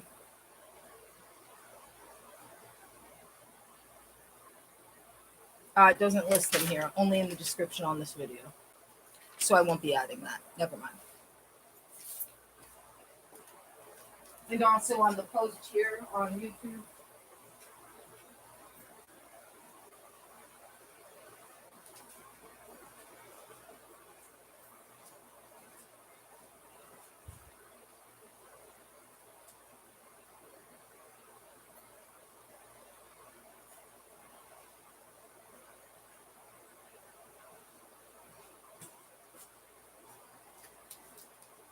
Okay, my little fur pup, you're going to have to use your waterfall heat. I'm going to fill the stew bowl up to the brim. Don't eat it all at once.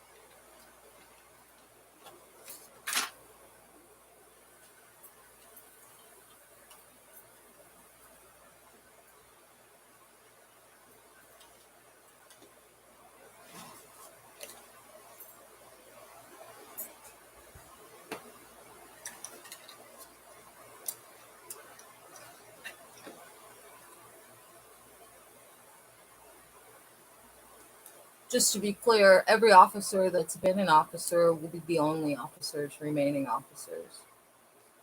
Also, to be clear, I don't know definitively that you're all going to be detained today.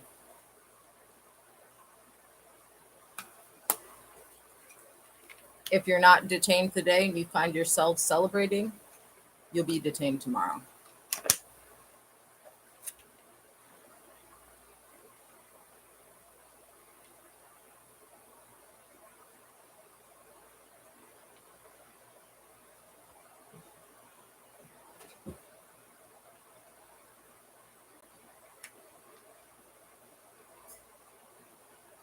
And if you're wondering how I know, go back and watch some of the YouTube live streams on youtube.com/Mystic Gwen, particularly from August and September of 2024.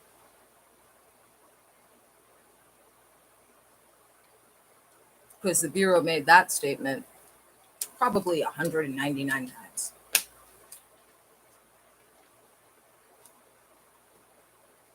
The day after they're celebrating, the very next business day, it's Tuesday, so that would be tomorrow, they'll be detained.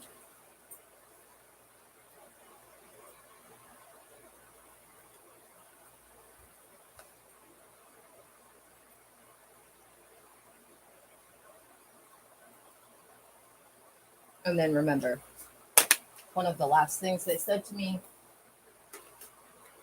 was that it would be a rescue mission for me, which is why I packed a bag with a change of clothes, a toothbrush, toothpaste, deodorant, and my ID. Note, the neighbor, Russ, has my house key and the only debit card that Unit 207, the Everett Police Department, has allowed any money to be on during the entire 300 plus days of illegally detaining me, preceded by 11 months of stealing tens of thousands of dollars from me, including government mandated federal grants that I fulfilled all of the requirements of in order to be paid. And that'll be on your indictments as well. So because yesterday it was made apparent that Unit 207's encoder they've been using to selectively mute me, I'm going to once again read in full the sheriff's written statement. Urgent Bolo Officer Safety Alert. Mystic Gwen, a.k.a. Lynette Renee Hansen at 2120 Highland Ave, number 105, Everett, Washington, 98201. Reported Everett Police Department will cut her internet off on July 1st, 2025 in the afternoon to facilitate her murder staged as a suicide. This is the final felony reported to the FBI in 2017 and in August 14th, 2024, tort claim filed in case number 105005934 at Snohomish Superior Courthouse that has not yet been executed by this group. On June 30th, Everett Police Department dispatched multiple individuals to her location for surveillance and intimidation. The subject has been illegally detained for over 300 plus days, with all communication channels blocked by Everett Police Department using advanced cyber tactics, including man-in-the-middle, kernel access, and fraudulent credentials across her devices. With all communication lines to the FBI and Sheriff's Office severed, she will pull the fire alarm on the morning of July 1st, 2025 to request fire department personnel to contact your office, sheriffs, directly before the planned homicide, afternoon. Full forensic details of Everett Police Department's network intrusion are documented. This group is considered armed, dangerous, and has nothing to lose. Note, this is not a case. It's a declaration of war against a state-sanctioned criminal organization. I've been subjected to a campaign of terror that violates every conceivable civil right under the 1st, 4th, 5th, and 14th Amendments. The tort claim on file reads like their looming RICO indictments. I have been held prisoner in my own home by the very people sworn to protect me. The fact that I must resort to pulling the fire alarm to beg for my life is a catastrophic failure of governance. The liability here is astronomical. Every officer involved should be in prison. My pulling of the fire alarm is a consequence of Everett Police Department's complete and illegal subversion of due process. I declare under penalty of perjury that all of the aforementioned is true and correct. Lynette Hansen, Mystic Gwen, legally Mystic Gwen, 10:23 a.m. PST, July 1st, 2025. The second page here is just a reminder of what to say when I see them. It'll be a struggle not to start relaying all sorts of details, and I need to keep it short. To the fire department, There's no fire. I apologize for the false alarm, but this was the only way to get help. My life is in danger. My name is Mystic Gwen. I'm being illegally detained in my home by members of the Everett Police Department who are planning to murder me today. They have all of my communications blocked. I need you to immediately contact the Snohomish County Sheriff's Office. Please don't leave until the sheriff's deputies are here. To the sheriffs. Thank you for coming. I've been illegally detained in my home for over 300 days by a criminal cell within the Everett Police Department. They're planning to murder me today, July 1st, and stage it as a suicide. This entire situation is documented in my tort claim, case number 10-500-5934. Everett Police Department has my communications blocked, which is why I had to use the fire department to reach you. I've prepared a written statement for you with the critical details. I've also been live streaming and documenting evidence and documenting extensive forensic evidence. It's all documented.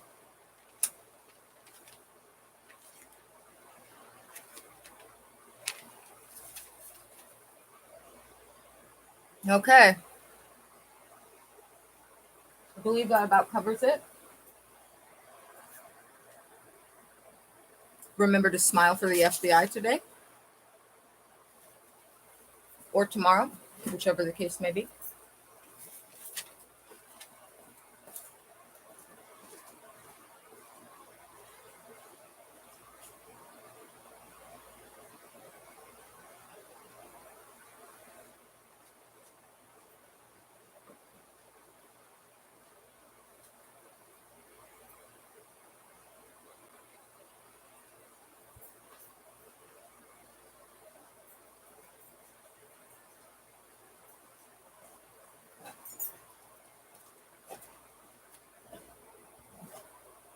I am gonna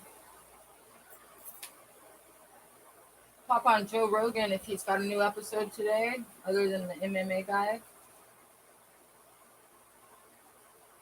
in case there's a long wait. I don't really know. The last time the fire alarm was pulled and anybody treated it like a fire was in 2013 by my recollection, and it went off for almost 5 hours. It's extremely loud. This is Joe Rogan's episode from today, 2343 Joe Pistone. Is that how you say his name? Nice to meet you. My pleasure. You always wear sunglasses. Is that to hide your identity still? Yeah, actually, it's I have to see, number one. But where I reside now, my neighbors have no idea that they're living next to Danny Glass. So well, you have a very distinct voice. I know. I don't want to ask where you live, but you know, what a wild life you've had, sir. Well, pretty much. Yeah. Never expected to go like that, but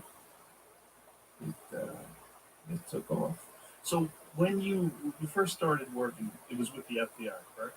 Well, I was with Naval Intelligence for 3 years, and then I always wanted to be in law enforcement. And I was working in Philadelphia, actually, and we do a lot of work with the FBI. Let's make sure that this video is still recording, because Unit 207 cannot be trusted, and I would not be surprised at all if they criminally and illegally cut off the live stream as soon as I open the door, if they have that ability, and to have been intentionally letting me think that it's still recording and they can't turn it. And so how does that... It's currently 11:25 a.m. Infiltrating the Well, likewise, they may delete the last hour or two, something they've done as recently as this past week. Look, I grew up in Patterson, New Jersey. So we're on the HP Chromebook, which isn't signed into any accounts. New wise guys, like this high school, sons of wise guys. And when you're in a neighborhood, Are we still connected? You know who the wise guys are. So you hang out at they let you hang out at the social clubs because it appears so on my end. Kid, they know it. So I knew the streets. So when I went into the FBI, I was street smart, basically, Joe. That's what it comes down to, my first assignments were bank robberies, fugitives, gambling cases, and I started doing some little undercover work on gambling cases. But back then, the FBI was big into gambling, interstate gambling cases. So what was your first undercover work? First was infiltrating a gambling house in Jacksonville, Florida. Actually, that was my first office. What kind of gambling were you doing? Craps. I had a regular casino going. And, I felt comfortable around that stuff because I grew up with that stuff. I grew up, like I say, in the neighborhood, crap games, card games. I'm also going to show you the signs that have been hanging in my windows since May 19th due to their vandalism, removing all of them.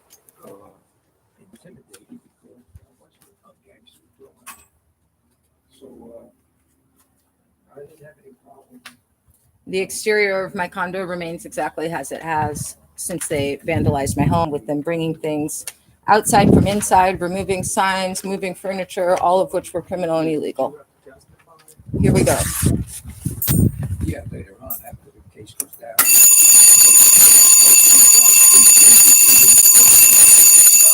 Because, it wasn't where they were facing, 15, 20 years. It's 11:27 a.m.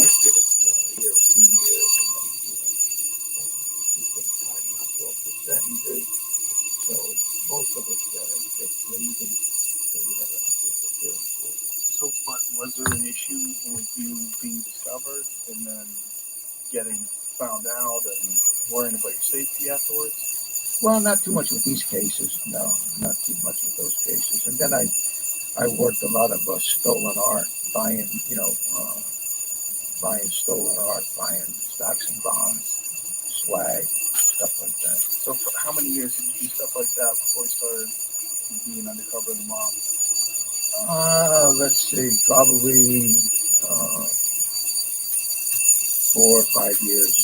Yeah. So you slowly sort of got acclimated with being undercover, you did a bunch of cases, and then how do they approach you? Well, what happened is that I'm working out of New York office of the FBI, and there's a big case in Tampa, Florida. They have a case going on guys that were stealing automobiles, high-priced automobiles. In other words, you go to them and you say, hey, I want a Cadillac. It does say local alarm only, call 911, so that could be why it was going off for like 5 hours the last time. But they do need to come and stick their key in there, at least in 2013. So they grabbed one of the guys and they flipped him. And they grabbed his son. And they said, hey, look, you help us and we'll cut your son a break. He said, okay. So he said, look, we want to put an undercover agent in this crew. They operated all up and down the East Coast, from Baltimore all the way down to Florida. And the guy that was running it was what we call a half-ass white guy out of Baltimore. So he said, all right. So he introduced me to this guy and as a car key. But before he introduced me, I said, look, I got to know how to steal cars. So he gave me about a week's lesson on how to steal cars, how to hook cars. Hot wire, this was like, what year was this? This was in 1970,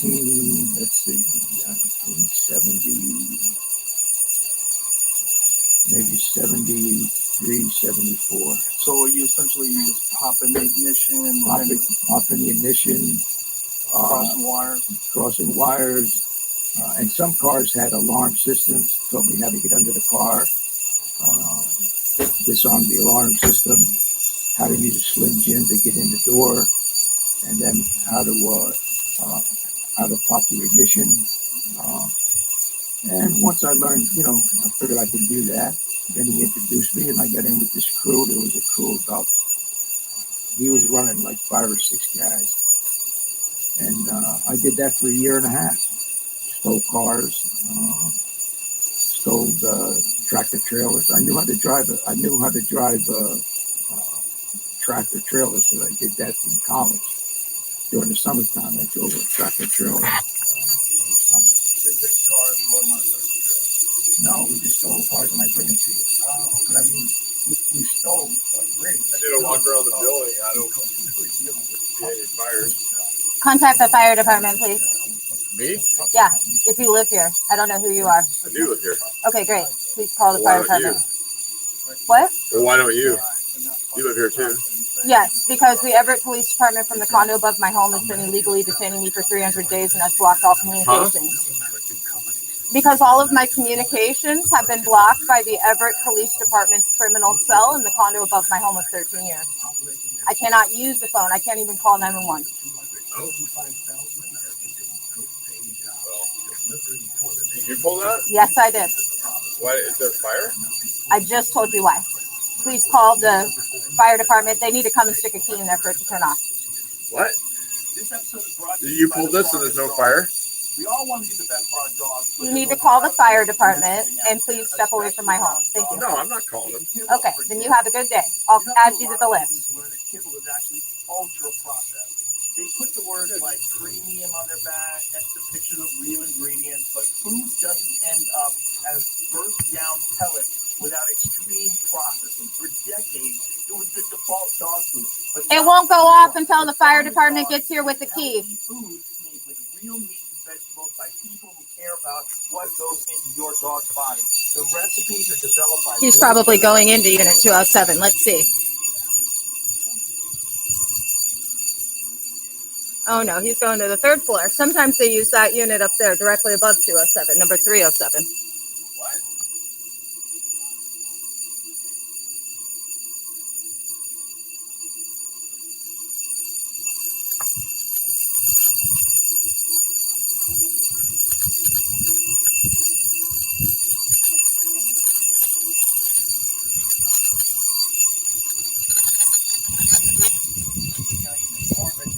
And he's already in trouble. He's in trouble.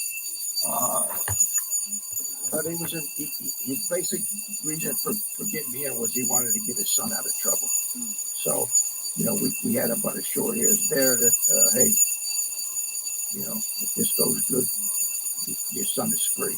We're gonna touch your son free. So that's what happened. So I did that for a year and a half, and get back to New York and make the arrest. I went to trial in that case, but that case was in Florida. And funny story on that case is, if you want to hear it, yeah.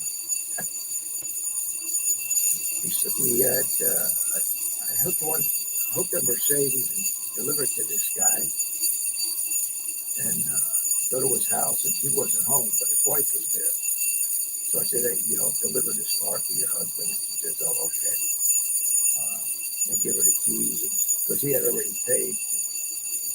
So me and the other guy, we beat. Fast forward now to court. I'm going there. I'm sitting in the outside the court getting ready to testify. And there's this lady, she looked familiar, two ladies. And so she walks up to me, she says, aren't you Donnie? I said, yeah. She said, you delivered a car to my house, right? I said, yeah. She said, well, you know, my husband's on trial now. I said, yeah, I know. I'm going in to testify. She says, after he goes to jail, you want to go to dinner? I said, no thanks. My poison, yeah. So I get back to New York, and I had a real great supervisor up there. I can't remember, Joe. It was so long ago. I would have remembered that part. If she was, I would have remembered. Yeah, I would have remembered. So I get back to New York, and I had a real good supervisor named Guy Barada, Italian guy from the Bronx, good street agent, and he was a supervisor of the truck hijacking squad. And back in the day, they were hijacking, and all these hijackings were orchestrated by the mob, the mafia. And they were probably doing, 8 to 10 hijackings a day, which was big time money because they were pharmaceuticals, high value food items like lobster, coffee. You're talking about 40-some foot trailers, so you're talking a lot of money. But they're all run by the mob. So I get back to New York. I get to New York, and because they are thinking about doing this undercover operation. Maybe, we can get something going with truck hijack. So the idea was, nobody had ever infiltrated the mafia. Actually, mafia. Had some informants in with them, but nobody had actually gotten in. So the idea was, let's try to hit the fences. Fences are the guys that sell the swag, sell the goods. So, you need to have a profession. I mean, nobody's going to do anything with you without a profession. And it has to be one that's attractive to them. And plus, in the government, if you're going to go undercover, your profession is going to be one of violence. So, who's not violent? Jewel thief. So, I said, okay, I'll go in as a jewel thief. Well, if you're going to go in as a jewel thief, what do you have to know? You got to know diamonds and precious gems, right? All right, so I went to school. I went to diamond school, diamond and precious gem school. Oh, so you have to be able to identify. Yeah, I mean, the lens. well, that's how you're gonna get caught, right? Right. It's you get in a conversation, you know what the hell you're talking about. Right. How long did you go to school for? I went, I think, for a couple months until I got, where I was comfortable. Now, take it another step further. If you're a jewel thief, what else do you have to know? You gotta know how to get in places. Right. So, Pick locks. I had to learn how to pick locks, right? What else you gotta know? You gotta know about safes. Yeah. You gotta know about alarm system. So I had my guys, when I say my guys, our guys, our tech guys, school me on lock picking, different types of safes and alarm system. So all that took a few months before I felt comfortable, And then I went out, and on this operation, we didn't do anything with contacts. In other words, everything I did under Johnny Brasco. I rented an apartment. I bought a car, utilities, phone, everything as a citizen in quote Johnny Brasco. They gave you a social security number and the whole deal? Social security, everything. So, I don't want to get into how they do that, but nothing could be that time that they couldn't uncover anything. So once I got my apartment, I bought a car, I had all that set up, and again, you have to know the mafia, you have to know New York City. You don't just walk into a place, and say, hey, I'm a jewel thief. Right. It doesn't work that way. You gotta get seen, you gotta be around. So I moved out of my residence. Because my family wasn't in New York anyway. But I had to move into my apartment. And we had certain bars and restaurants that we used, Fences and Wise Guys hung out in. And the idea was just go in, get my face seen, and hopefully get into conversation with somebody. How do you go and get your face seen? You show up by yourself? You show up. Is that suspicious though? A guy shows up by himself, not from the neighborhood? No, well, that's the thing. Because I couldn't say, hey, I'm from Brooklyn, I'm from Manhattan, I'm from the Bronx, because these guys have the contacts everywhere. Right. So it was up to me if I got into conversation with anybody. My story was, and then again, you have to know your enemy. Okay? The enemy was the mafia. So you have to know about the mafia.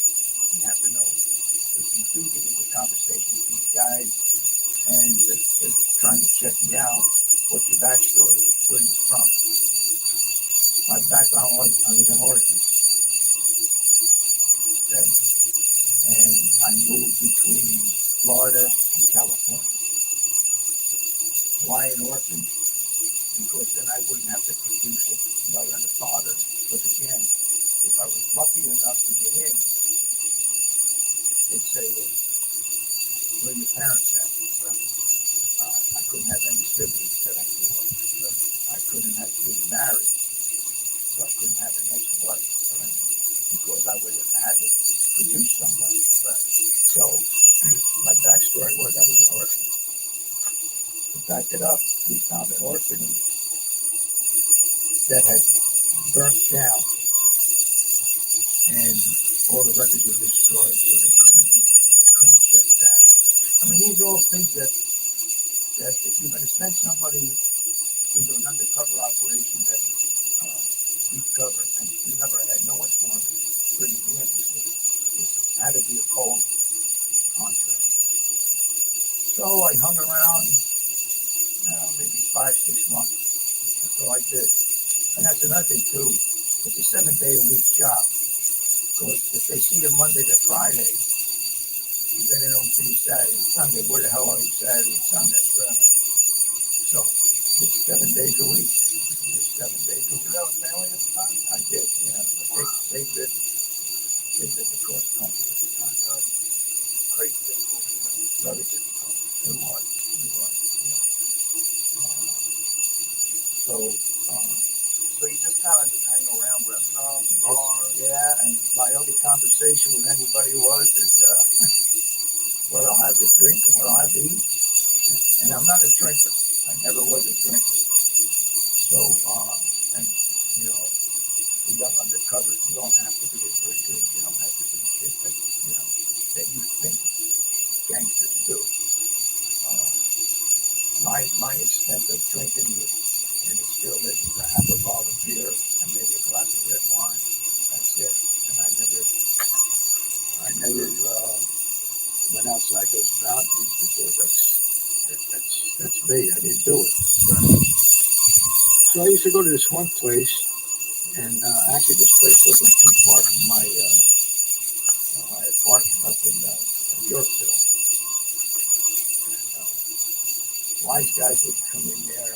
I don't remember if it was Wednesdays or Thursdays. I don't remember, with their girlfriends. There we have the Everett Police Department.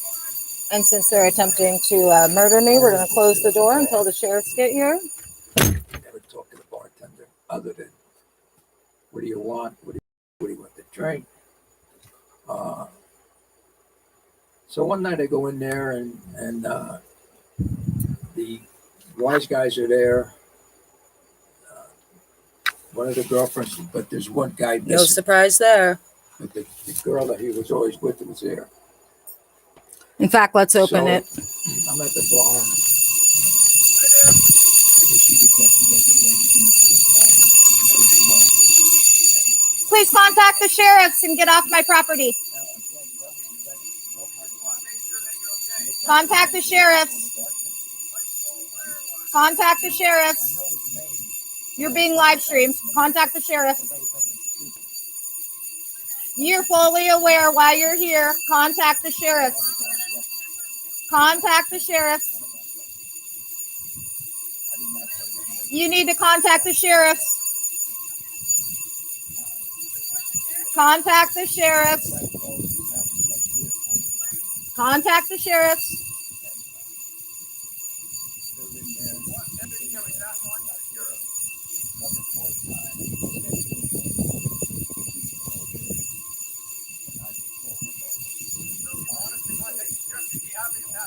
You're going to need to get the fire department here to stick their key in. So do that, and they'll contact the sheriffs for me since you're refusing. Great. You need to contact the sheriffs.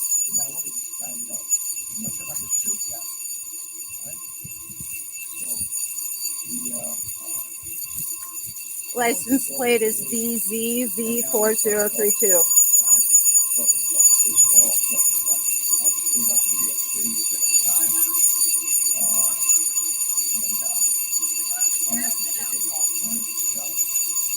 Because I need it done. And that's another thing. These guys are not the future president. Well, the future.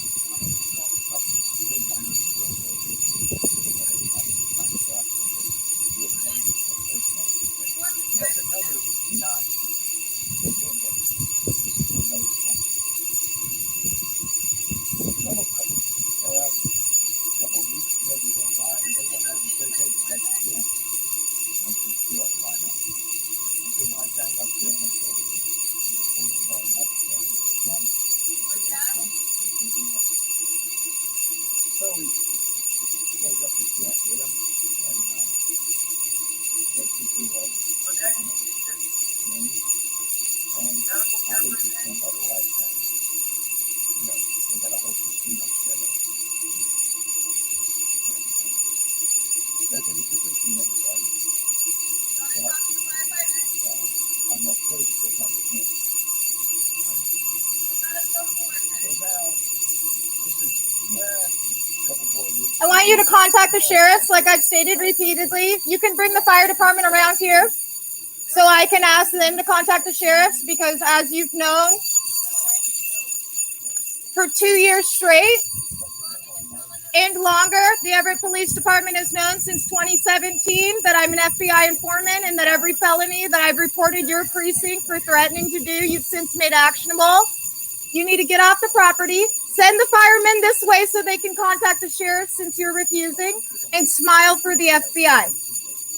Okay, I'm done talking to you. Contact the sheriffs or refuse to do so and be added to the list of individuals going to prison.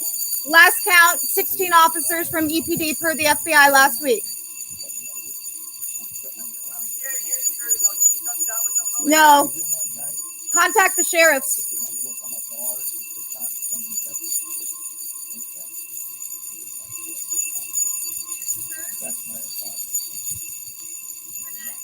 I'm not going to speak to you anymore because you're adamantly refusing to contact the sheriffs.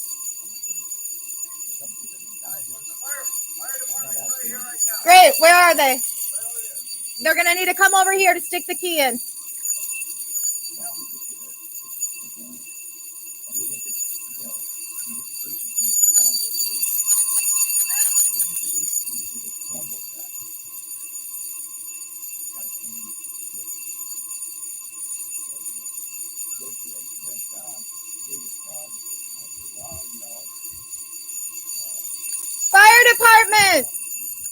Fire department, please come over here. Please. Fire department, please. Thank you for coming. There is no fire. I apologize for the false alarm, but this was the only way to get help. My life is in danger. My name is Mystic Gwen. I am being illegally detained in my home by members of the Everett Police Department who are planning to murder me today. They have blocked all of my communications. I need you to immediately contact the Snohomish County Sheriffs, who they've been refusing to call this entire time.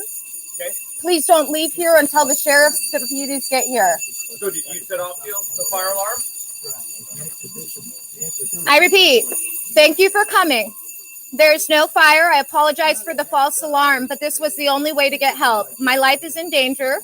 My name is Mystic Gwen. I am being illegally detained in my home by members of the Everett Police Department who are planning to murder me today. Okay. They have all of my communications blocked. I need you to immediately contact the Snohomish County Sheriff's Office, and please do not leave until their deputies get here. Okay. Are you the one who feels that you're in danger? I'm done talking to you because the FBI told me only to state what I've repeated to you twice. Okay. Are you willing to come outside with us? No. No? Okay. When the sheriff's deputies get here, absolutely. Okay. But you're not contacting them just like they've been refusing. Okay.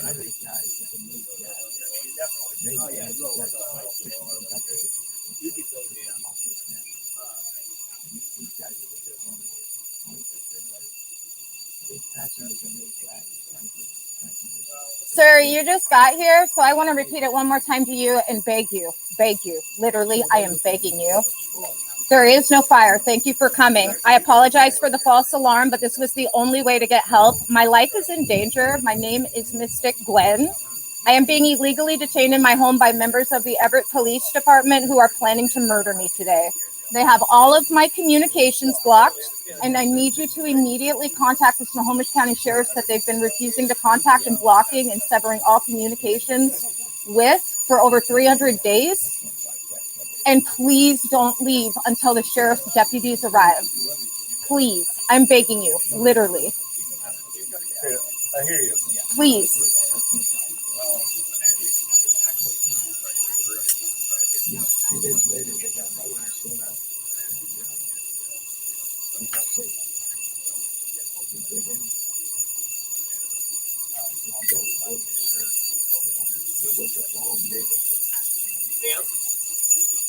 Ma'am, can you come up over here? I'm going to stay right here until the sheriff's deputies get here, per the FBI's instructions. Can I have those papers? No, one is for the sheriff's per the FBI, and the other is a blurb I need to say to the sheriff's per the FBI. Okay.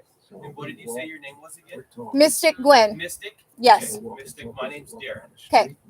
How do you feel about going up to the hospital today? I said, what's the matter? Would you feel safer up there? He said, well, I told. I'm going to repeat what the FBI told me to say that I've said 3 different times that you've heard.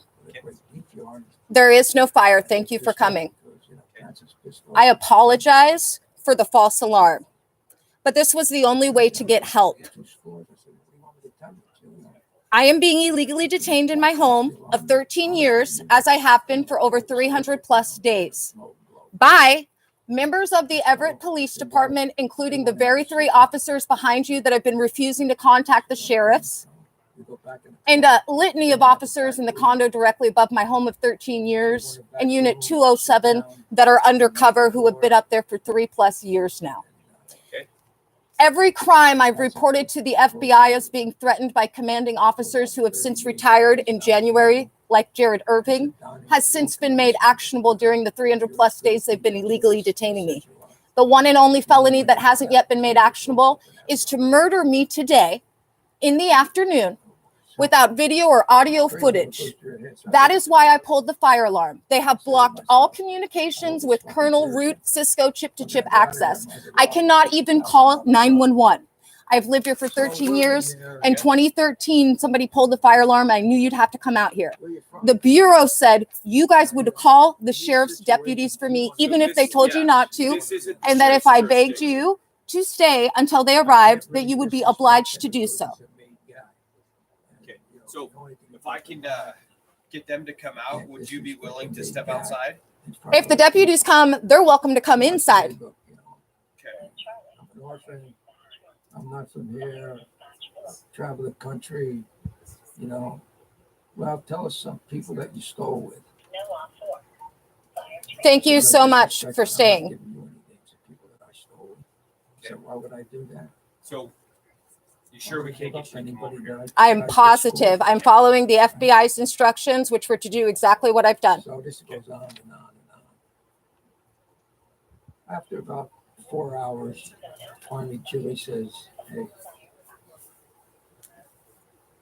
Donnie's been with us for months now. We know what he can do. It's over. It's over. It's okay. Now I got a problem. The fire alarms. The problem is they just called me out. On the entire premise. So in their world, I can't go shake their hand because it's wise and Donnie pissed off. Right? My only recourse here is some kind of physical recourse. But I can't do anything to Patsy because he's the main guy. I can't touch him. And that's one of the rules of the mafia. You don't lay your hands on the main guy. It'll get you killed. It'll get you killed. So the only guy I can hit is Frankie. He's not a big guy. So we get up, start to walk out, and I call Cop Frankie. Oh, Jesus. But that's the only thing that's going to save me because otherwise Why isn't Donnie pissed off? Get out of here. So now I'm Was gonna. Frankie questioning you too? Yeah. Oh yeah. Yeah. But he's not a big guy, Right. so he's fair game. All right, ma'am. So So I the hit fire him, department's he gonna goes leave, down. okay? Because there isn't the fire here. As he's jumping The, on me, the pull station was. So you're refusing to contact the Snohomish County Sheriff's as well? That's correct. If you want to call 911 and All communications are blocked, like I stated Okay. 4 times. Yep. So I know these officers. I know that they're not going to cause you any harm. If I thought that was the case, I absolutely wouldn't leave. Okay, But just what- be aware that you will likely be charged for this decision. That's Same okay. with you I too, other understand. firemen. And I just want you to be clear that if you pull that pull station again and there's not a fire, that is also a criminal offense. Okay. And that The consequence of the fire alarm being pulled is due to a result of the Everett Police Department attempting to murder me and blocking all communications, including calls to 911, which they intercept via Unit 207. They are here right now to make actionable a murder that you will all be charged with if you leave here without contacting the sheriffs. So if you're concerned about that, I can offer you this. I can get an ambulance to come out here. You keep saying that. To be clear, Yep. I am a former mental health professional. The reason you're saying that is because of the Everett Police Department's premeditated and reported to the So the FBI Everett- 2017. If Okay. you willfully got You an have an ambulance- obligation per the Federal Bureau of Investigation to contact the sheriffs. They are waiting for your contact. So you do what you want to do. I'm done speaking to you. Okay, fair enough. So I go back. I go back with Charlie, to the card games. And, I start siding up to this mirror. Complete psycho case. Complete fucking psycho case. Which I find out later on. He's a big brawly guy. We're calling someone for you. And The sheriffs finally. We're getting there. says, why don't you come downtown? I said, yeah, okay. So he was from Little Italy, and that's where we hung out. He had a bus stop luncheonette, Little Italy, but he was psycho. So I started hanging out with him. My first Bonanno guy that brings me around. So we're out one night, and he was shaking down nightclubs, and I was helping him. When I say help him, I was with him, shake down owners at nightclubs and stuff.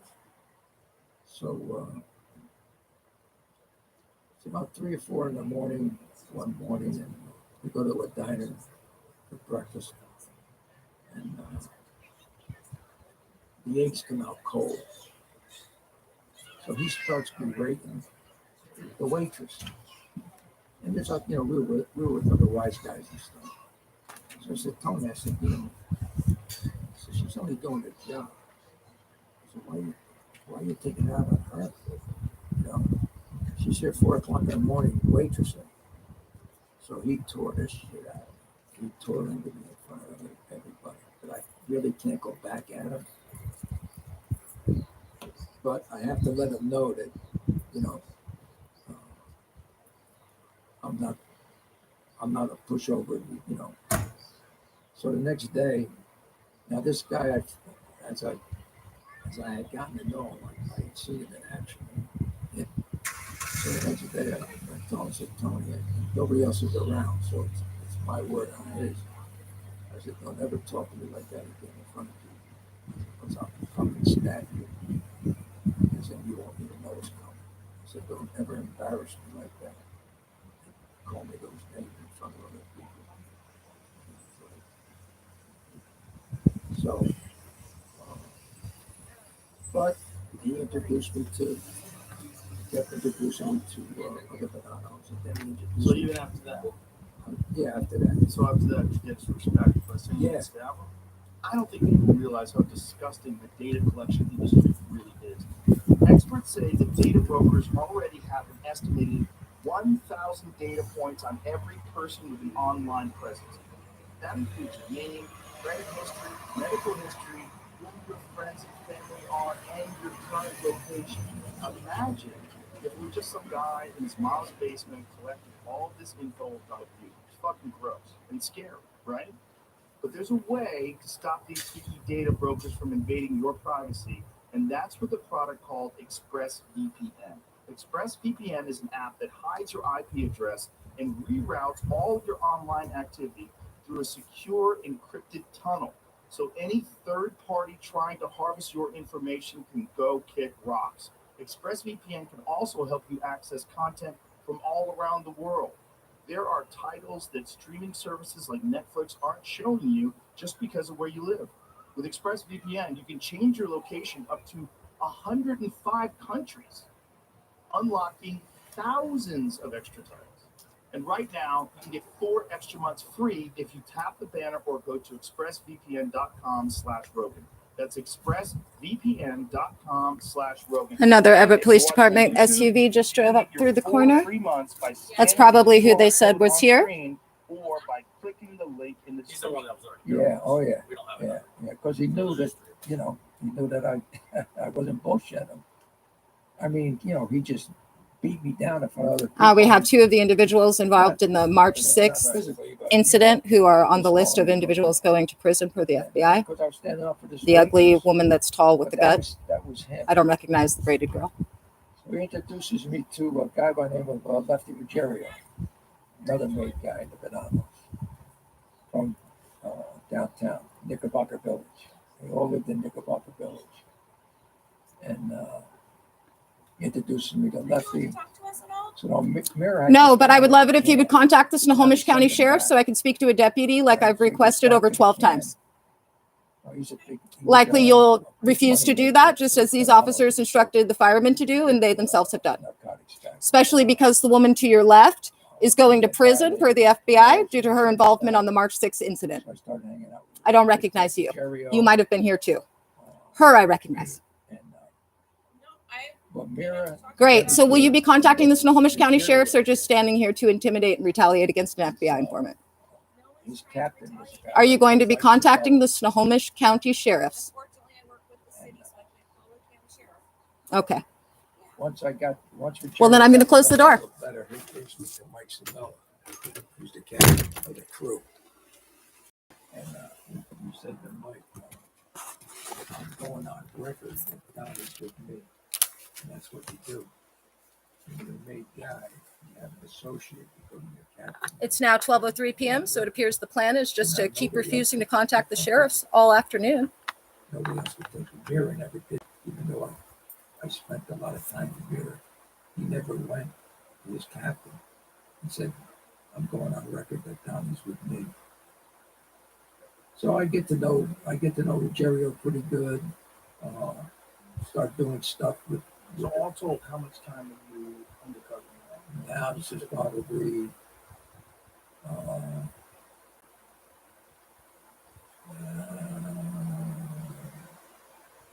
going over a year. Yeah, over a year now. Yeah. Now, you reporting to anybody during this time? Do you have to go back to the FBI? Never. Once I stepped out of the office, I never went back to the office. I had. What you have is a contact agent, Joe, and that's somebody that you, if you have a problem, you call him, and he helps you solve it. So you're totally on your own. You're on your own. I have no surveillance because you're in New York City. Right. You're working 7 days a week. My day would go from maybe 11 o'clock in the morning to maybe 3, 4 o'clock the next morning. 7 days a week.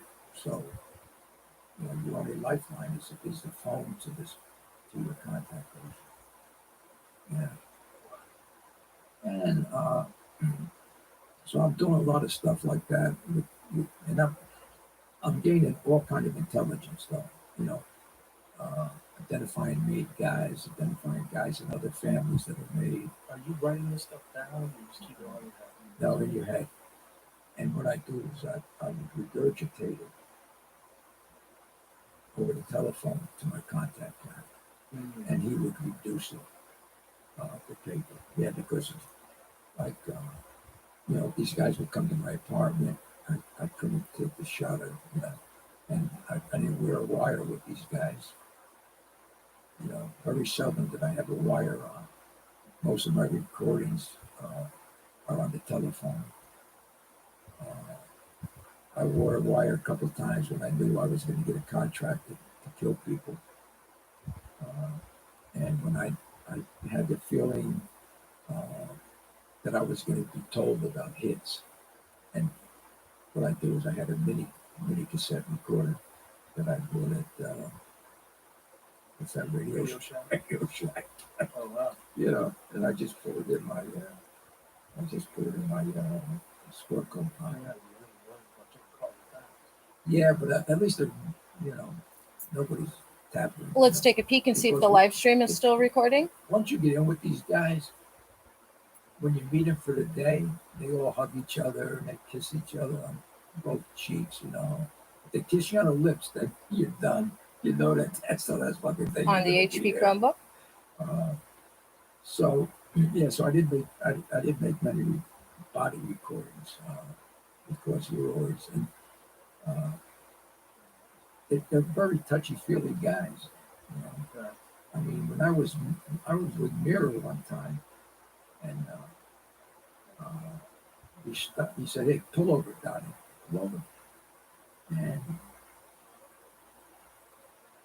he tears my Are we still recording?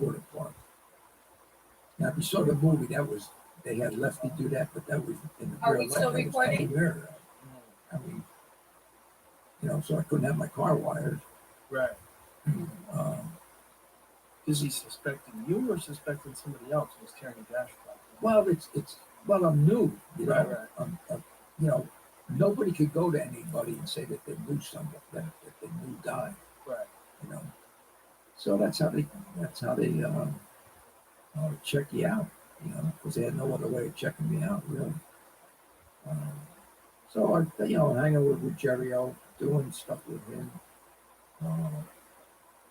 and now we come to a point where I'm really in with the Bananas. I mean, they're starting to talk. They would talk business with me there, you know, and they felt comfortable with me because, again, reverting back to my early years growing up, you know, hanging out at the social clubs in the neighborhood, you know, I knew that if you don't have any interest in the conversation, walk away from it. And that's what I did with these guys. Is if they started to talk about something, I would get up and walk away because it puts in their mind, you know, Downey's not really interested in. You know what I'm saying? It's not. He doesn't want to get into our real business. So that made them trust me more. That made me trust. You knew the protocol. Yeah, I knew. Right, I knew the protocol exactly. So now what happens is that the FBI had an operation going in Milwaukee, undercover operation against the Milwaukee family, right? The Balistreri family, who's connected to Chicago. Now this will give you a little hint how the mob works. So they're not really good, not really going anywhere, right? They had a vending machine company set up, and the undercover was a undercover actually that I knew, which is because I had a rule. If I didn't know you, I don't care if you're an FBI agent or not, I'm not introducing you. I'm not vouching for you. Because I don't know if you're any fucking good or not. You know? So they reach out to me and they say, hey, we've got an operation going in Milwaukee. Yeah. And this is what it is. We got a vending machine company. We got trucks. We got a warehouse. We got machines, but we're not getting anywhere. You know, the undercover. Who's the undercover? Ty Cobb. That was his, that was his real name. I said, Ty's the undercover. They said, yeah. I said, okay, now I'll listen to you. Because I know Ty and I had done undercover work in Chicago together. I said, okay. So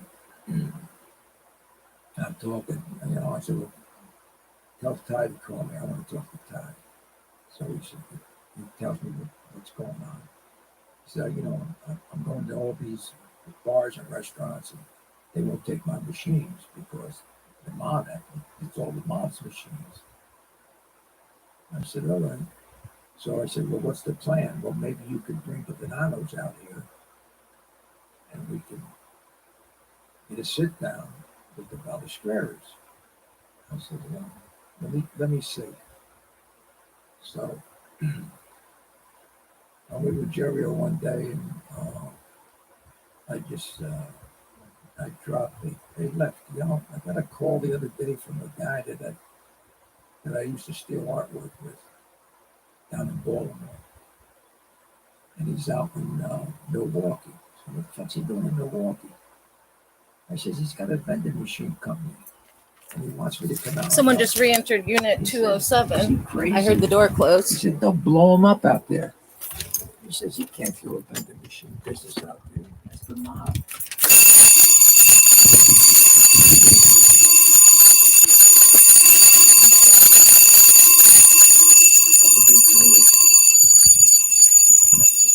Per the FBI's instructions, I'm to keep holding the fire alarm until they bring the sheriffs or they do something that warrants their detainment.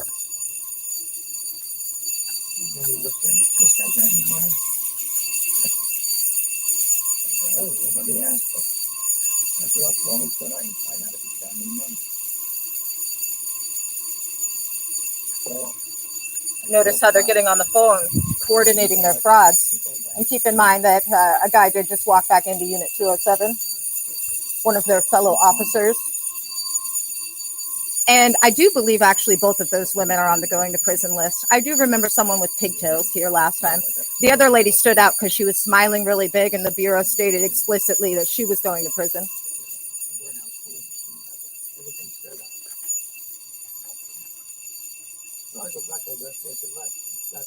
I'm just following the FBI's instructions. That's all I'm doing.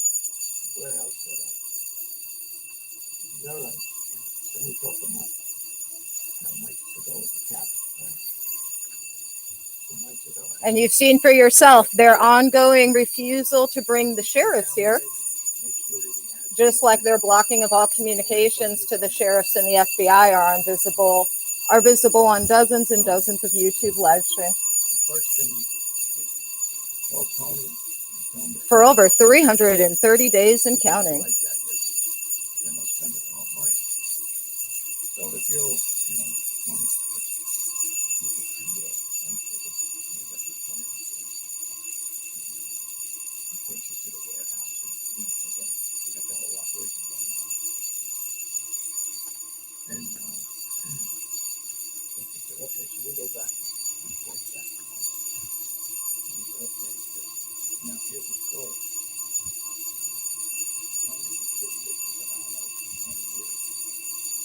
Keep in mind also, it is now officially afternoon.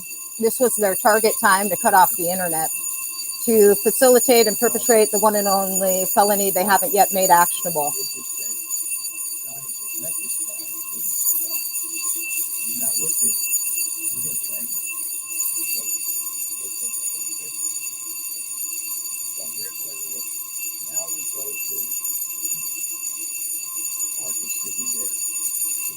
I noticed the glare from the ugly woman that's on the going to prison list definitively.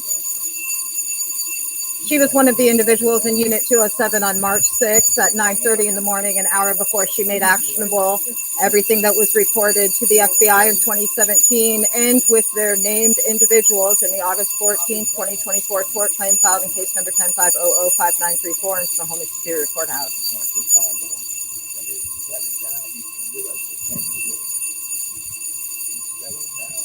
Per the FBI's instructions, I'm to keep pulling the fire alarm until a fireman gets the sheriff here. And or these individuals do something that elicits them being detained.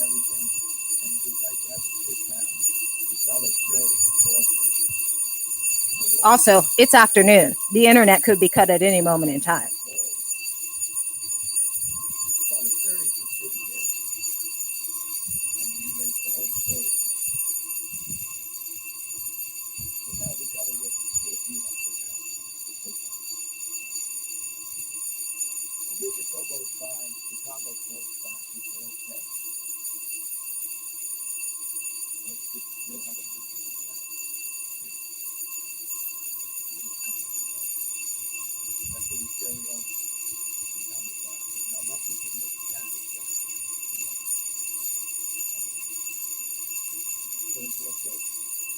The female officer has entered into the police vehicle, as you should be able to see. Likely requesting some sort of authorization to do something criminal.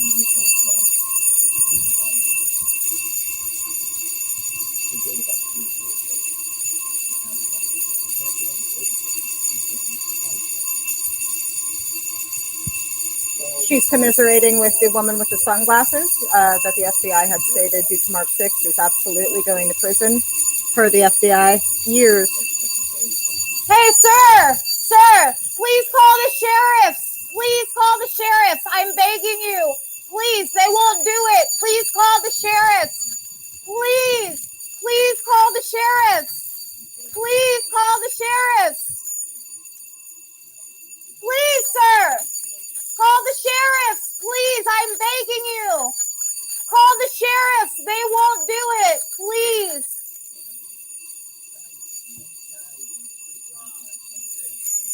Please call the sheriffs. They won't let you if you talk to me. Please call the sheriffs. They won't do it. It's too much to tell you, but they're refusing to contact the sheriffs. Please, I am begging you.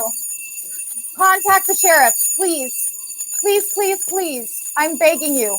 They're already coming over here to try and tell you not to. Please, sir, please.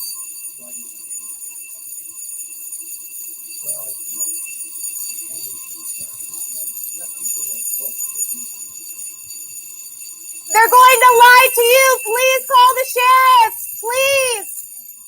If you can hear me, please call the sheriffs. They're refusing to do it. Please call the sheriffs.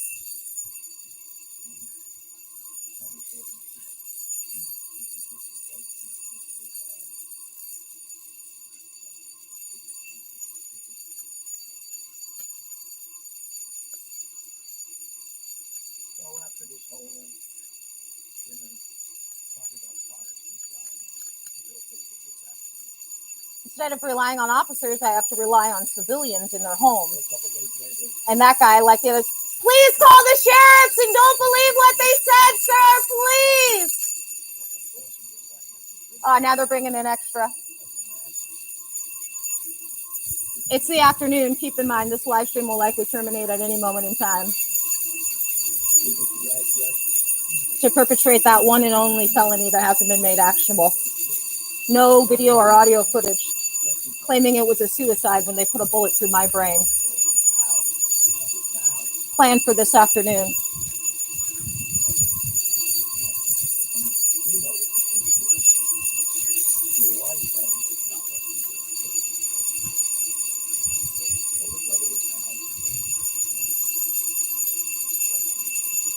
Please call the sheriffs if you can hear me. They won't do it. I need the sheriffs. Please.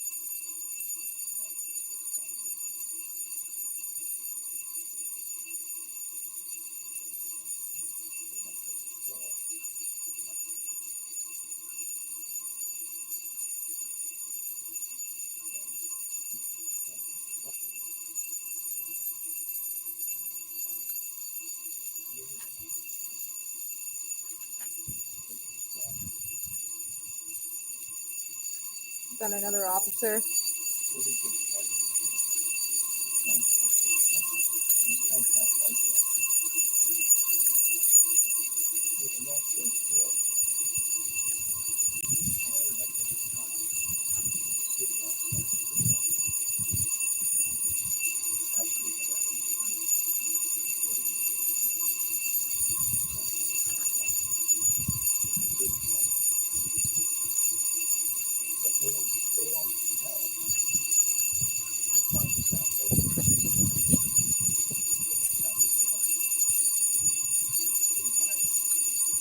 I can only assume that the FBI feels that this is substantial evidentiary value because their instructions were clear.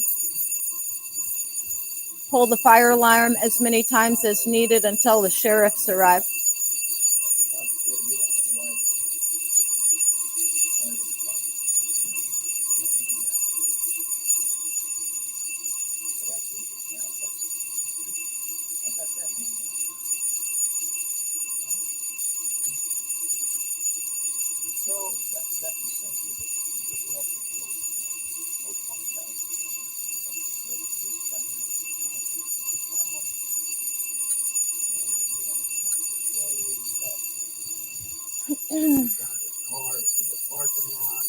Hopefully the red-haired guy did the right thing. Hopefully the sheriffs are already on their way.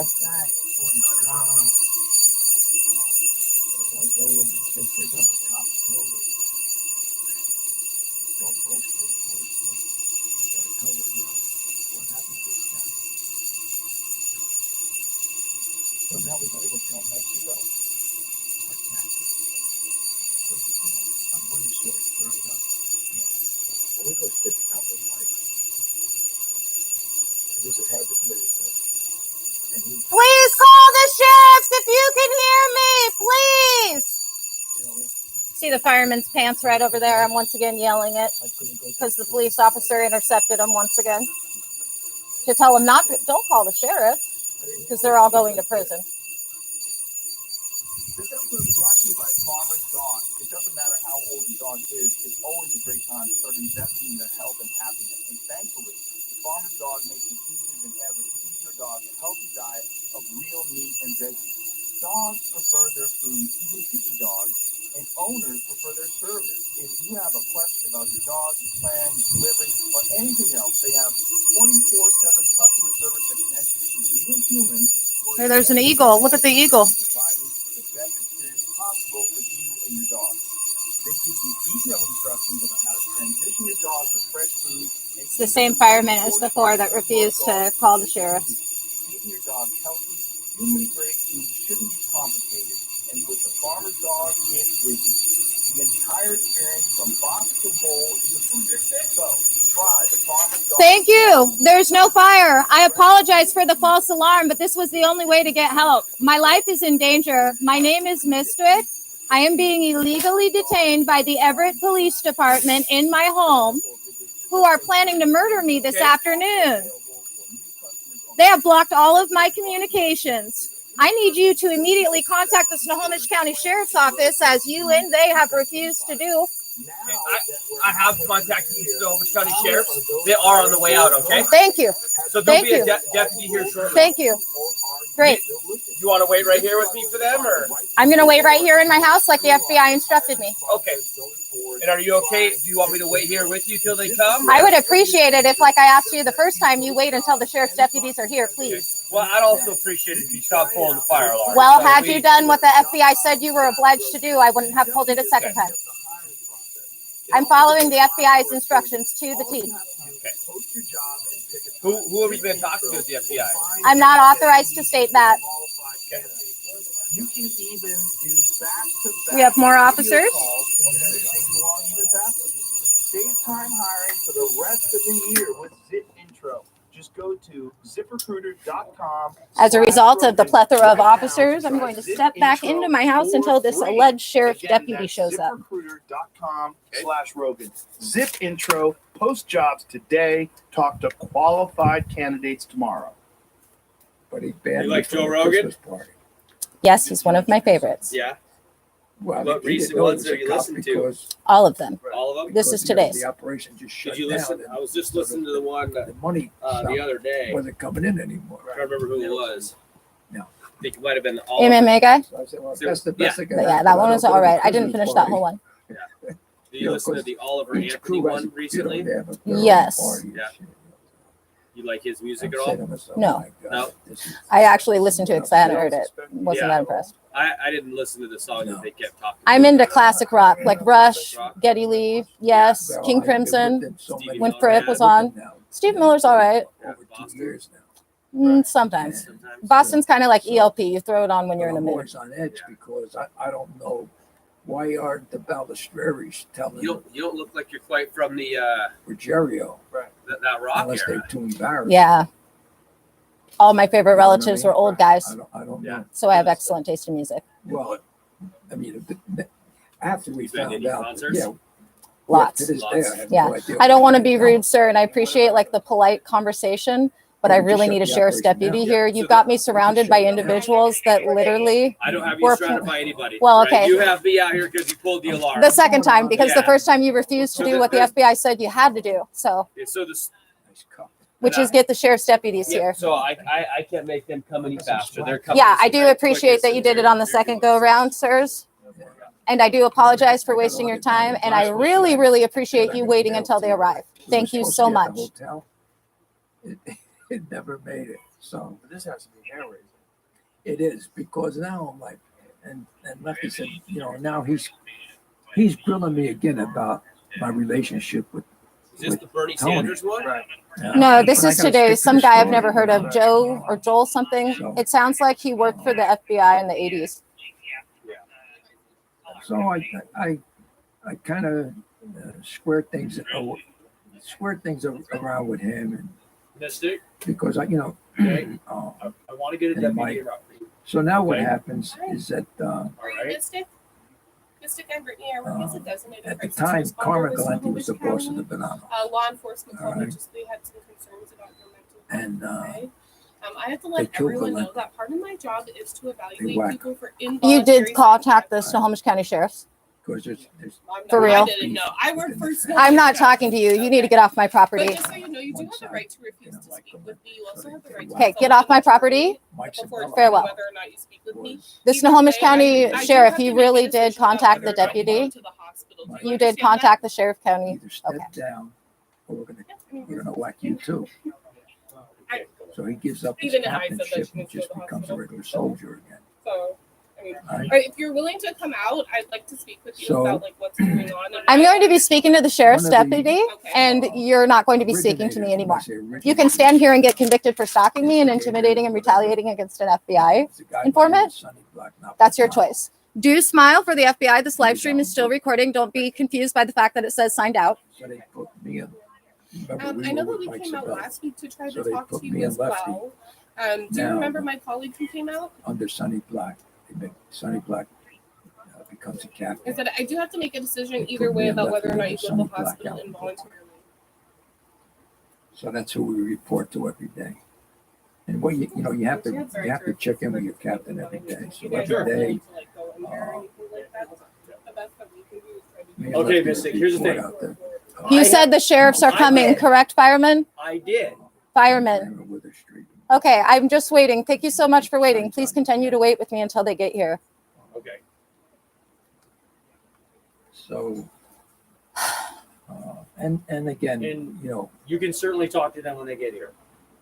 the intelligence information I'm gathering is like no other than anybody else can get, because you know informants are going to give you all this stuff, and I'm meeting different people again. I'm meeting people from different just for families clarification, through these guys. Why did you pull the fire alarm the second time? So I'm I didn't rocking catch out that part. there. I'm sorry, I wasn't here at that point. In Brooklyn, under Sonny Black, and I get another call.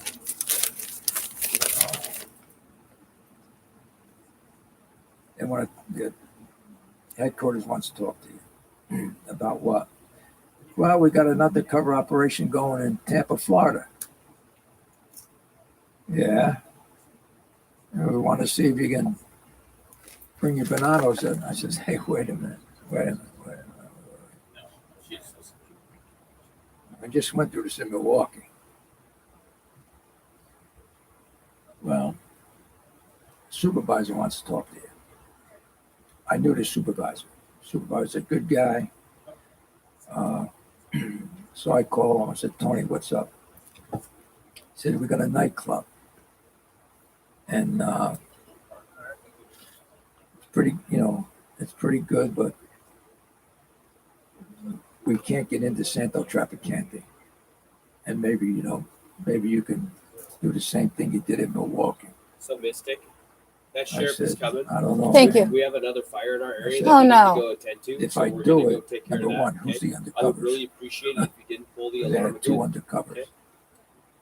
running the night. How long should I wait? Because if the sheriffs aren't here in 10 minutes, I'm not inclined to be standing here. Well, one of them is.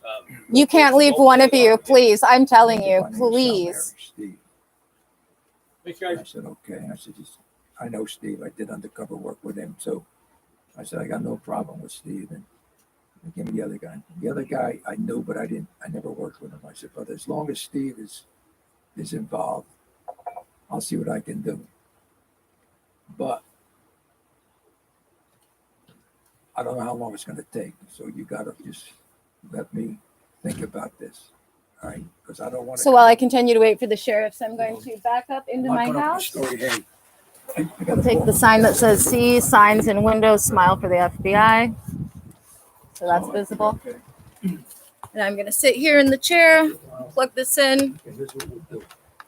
And then in the event that they terminate the live stream today, as was part of the plan to do this afternoon, and likely the reason for their extensive delay, will be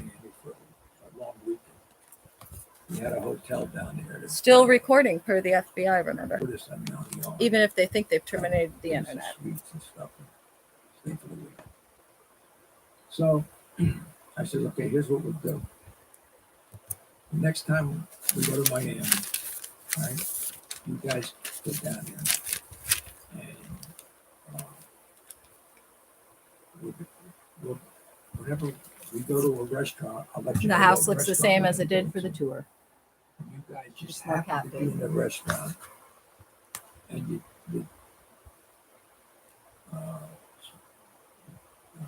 Steve Salmeri was phoned by Chico.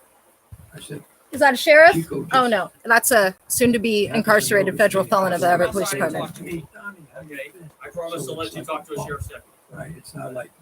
Okay. I give you my So word. that's what we did. So we're out at the restaurant. And, we set that deal up. Does that sound like a Chico comes plan? over, Donnie, hey, I haven't seen you in years. How That's you what doing? you wanted all along. What are you doing down here? Okay. Well, we got a nightclub. We got a nightclub where? It's outside of Tampa, up in Tampa, Florida. No kidding. How long you been down there? I don't know, 3 to 4 years. You know, what are you doing? Nothing. It's a nice club. Why don't you come by? Now that, you know, again, you're talking about a nightclub, and, you know, so everything is dollar signs. So I said, look, do you want to take a ride up one day? He said, yeah. So when they leave, he says, you know these guys? I said, well, I know Chico. I said, I don't know the other guy. I said, but, you know, Chico, he was a good thief, you know. I said, I haven't seen him in a while. I haven't seen him in like maybe 5 years. But he's always, you know, he's always a good thief. So, I should take a ride up. So we take a ride up, and it's a nice nightclub. It's on like 5 acres. They got tennis courts.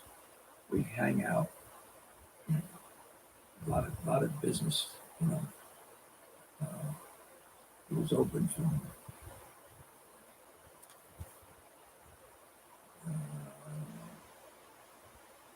9 o'clock. It was going to be open overnight. So, I said, nice place. He said, I have to tell Sonny about it when we go back to Brooklyn. Okay. So we go back to Brooklyn and tell Sonny about it. Now, you know, now I'm like in my 4th year with these guys. So I go back to Brooklyn and tell Sonny, hey, we ran into one of Donnie's old friends. Boy, they got a nice club there. Oh, yeah.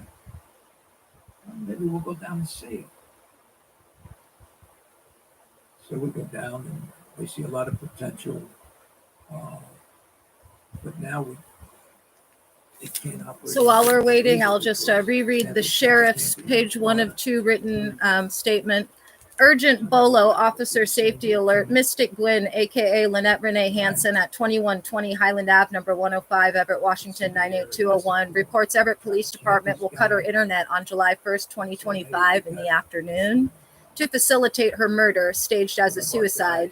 This is the final felony reported to the FBI in 2017 and in August 14, 2024, tort claim filed in case number 10-500-5934. At Snohomish Superior Courthouse that has not yet been executed by this group. On June 30th, Everett Police Department dispatched multiple individuals to her location for surveillance and intimidation. The subject has been illegally detained for over 300 plus days with all communication channels blocked by Everett Police Department using advanced cyber tactics, including man-in-the-middle, kernel access, and fraudulent credentials across her devices.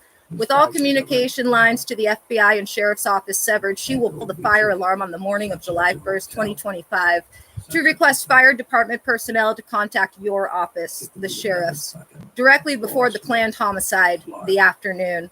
Full forensic details of Everett Police Department's network intrusion are documented. This group is considered armed, dangerous, and has nothing to lose. Note, this is not a case. It's a declaration of war against a state-sanctioned criminal organization. I have been subjected to a campaign of terror that violates every conceivable civil right under the 1st, 4th, 5th, and 14th Amendments. The tort claim on file reads like their looming RICO indictments. I have been held prisoner in my own home by the very people sworn to protect me.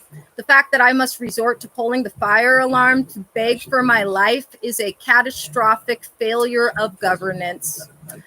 The liability here is astronomical. Every officer involved should be in prison.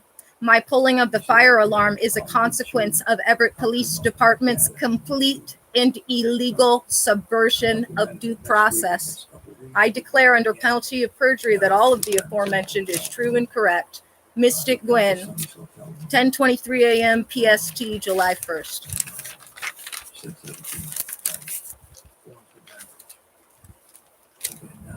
the second time we married two fucking mafia families together. So he said, "Oh, you want to do a casino night?" Yeah. He said, "I'm going to send my two guys up." Okay. A couple days later, two guys come up from Miami, Sure, your sister would like to talk to you. card sharks. You mind if I get her on the phone? I sat in a hotel with these room guys. I don't know. They were marking all the dicks. Not moving at all. I could not. After they get done, I had no idea Mystic. how they mark these cards. They were just blackjacks, right? Wait, I think your dad would like to talk to you. Yeah, craps Can I tables. call John for you? Dice were fixed. You on speaker? Everything was, yeah. So we set the club up, and we're advertising casino night for the veterans of foreign war. We even had a certificate and everything, right?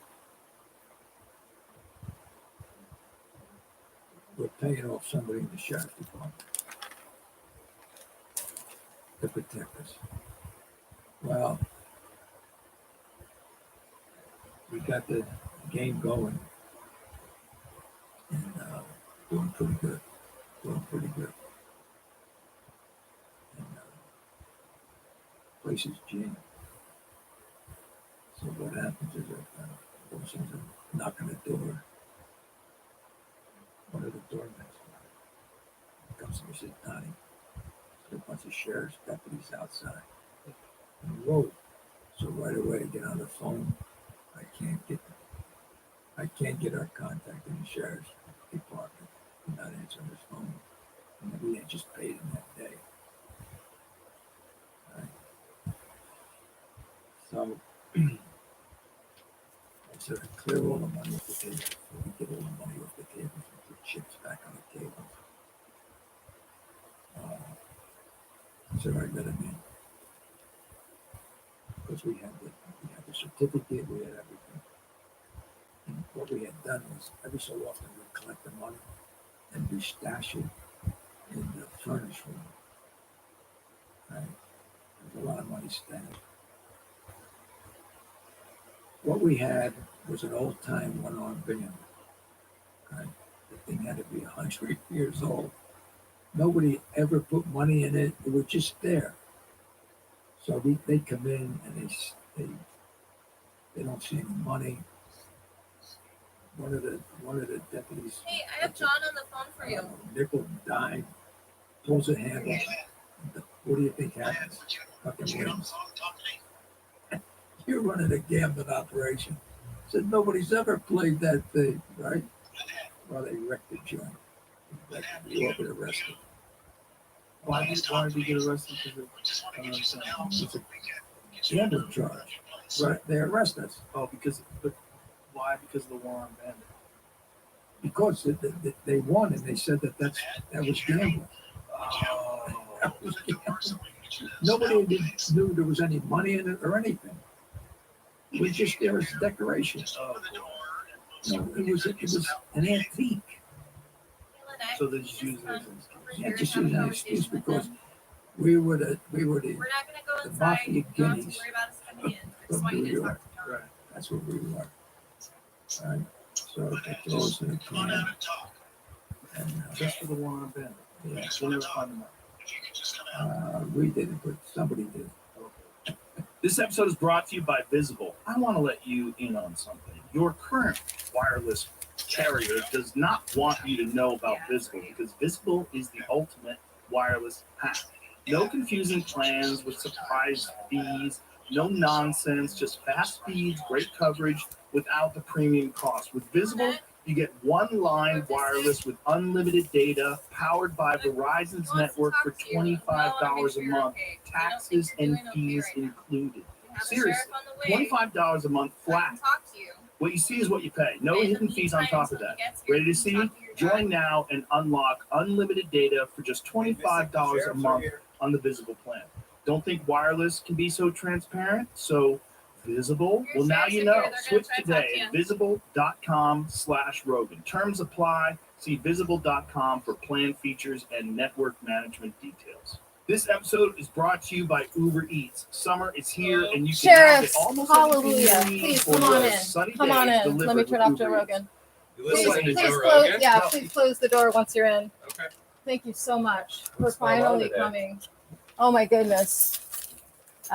Yeah, please close that all the way. So thank you for coming so much. Yeah. Greatly appreciate it. I have been illegally detained in my home of 13 years for over 300 plus days Okay. by a criminal cell within the Everett Police Department. They are and were planning to murder me this afternoon after criminally and illegally shutting off my internet to prevent audio and video footage. The one and only felony they haven't yet made actionable that I first reported to the FBI in 2017 due to Jared Irving, Randall Mars, and some other named individuals. On August 14th, 2024, I filed a tort claim in Snohomish Superior Courthouse, 105005934. It details every single felony they have since made actionable during the 300 plus days of illegally detaining me. The one and only felony they haven't made actionable, which again was first reported to the FBI in 2017 and in the tort claim, is to murder me in a way that would be deemed a suicide. At last discussions, the plan was to knock in my doors, put a bullet in my brain without audio or video footage. Notice they're stalking us right now through the window. And that was the plan for today. Everett Police Department has all of my communications blocked. Every sort of communication that you can think of, even calls to 911, which is why I had to use the fire department to reach you. I have prepared a written statement for you with the critical details. I've also been live streaming and documenting extensive forensic evidence. The FBI wrote the document that I just provided to that sheriff. And other than that, I'm supposed to just let you two do whatever you're going to do after you read that. Thank you again so much for coming. I would offer you a drink, but all I've got is tea. That is okay. I'm good, thank you. So why do you think that Everett PD is planning to murder you? The Bureau stated to just relay the information I relayed to you and to hand you that document, to say nothing else whatsoever. And they also stated that everyone at the Sheriff's Department that needs to know already knows. Who's the person? There's you front spoke and with? back, so you should really read that entire thing, and perhaps him too. I only made one copy because I just thought one would suffice.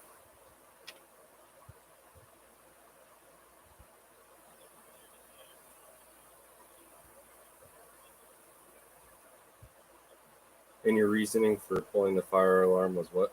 For what again? As it states right there. Okay.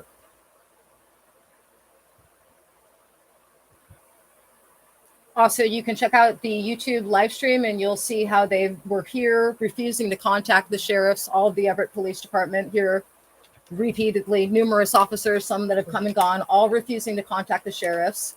I have no way of contacting you guys for over 300 days. Every time I attempt to, they block it with their Cisco chip-to-chip kernel root access on all devices, including cell phones.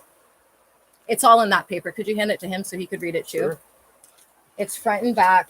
I apologize. I do write like a 12-year-old boy, so it's mostly in capital letters because my penmanship's poor.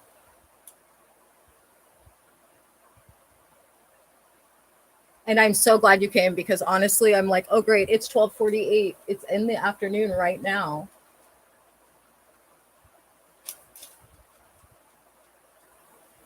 And that's for you to take. Okay. And we'll take that and we'll document. But that's all you'll do? We'll document everything that you told us. Okay. Today, though, you're going to have to go with Everett PD. Oh, I'm not going with them anywhere. So there's no. You are currently under arrest. Yeah, you're for currently under arrest. falsely using the fire alarm. So stand up for me. Even though I was forced to do so to contact you? Well, like you said, what even though you need still to take contact these us. 2 laptops because they will wipe evidence off of them and you need those per the FBI. Okay. So please unplug them and take them with us. You want them booked? Wait, can you also grab my purse? Can you bring that bag right Absolutely. there? This here, purple Yeah. bag. That Bet. bag, and then both of those laptops you need. If they stay here, they will be tampered with, and you guys in the FBI need them. Don't close them, just unplug them.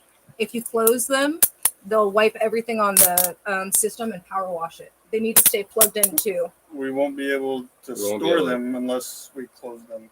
Okay.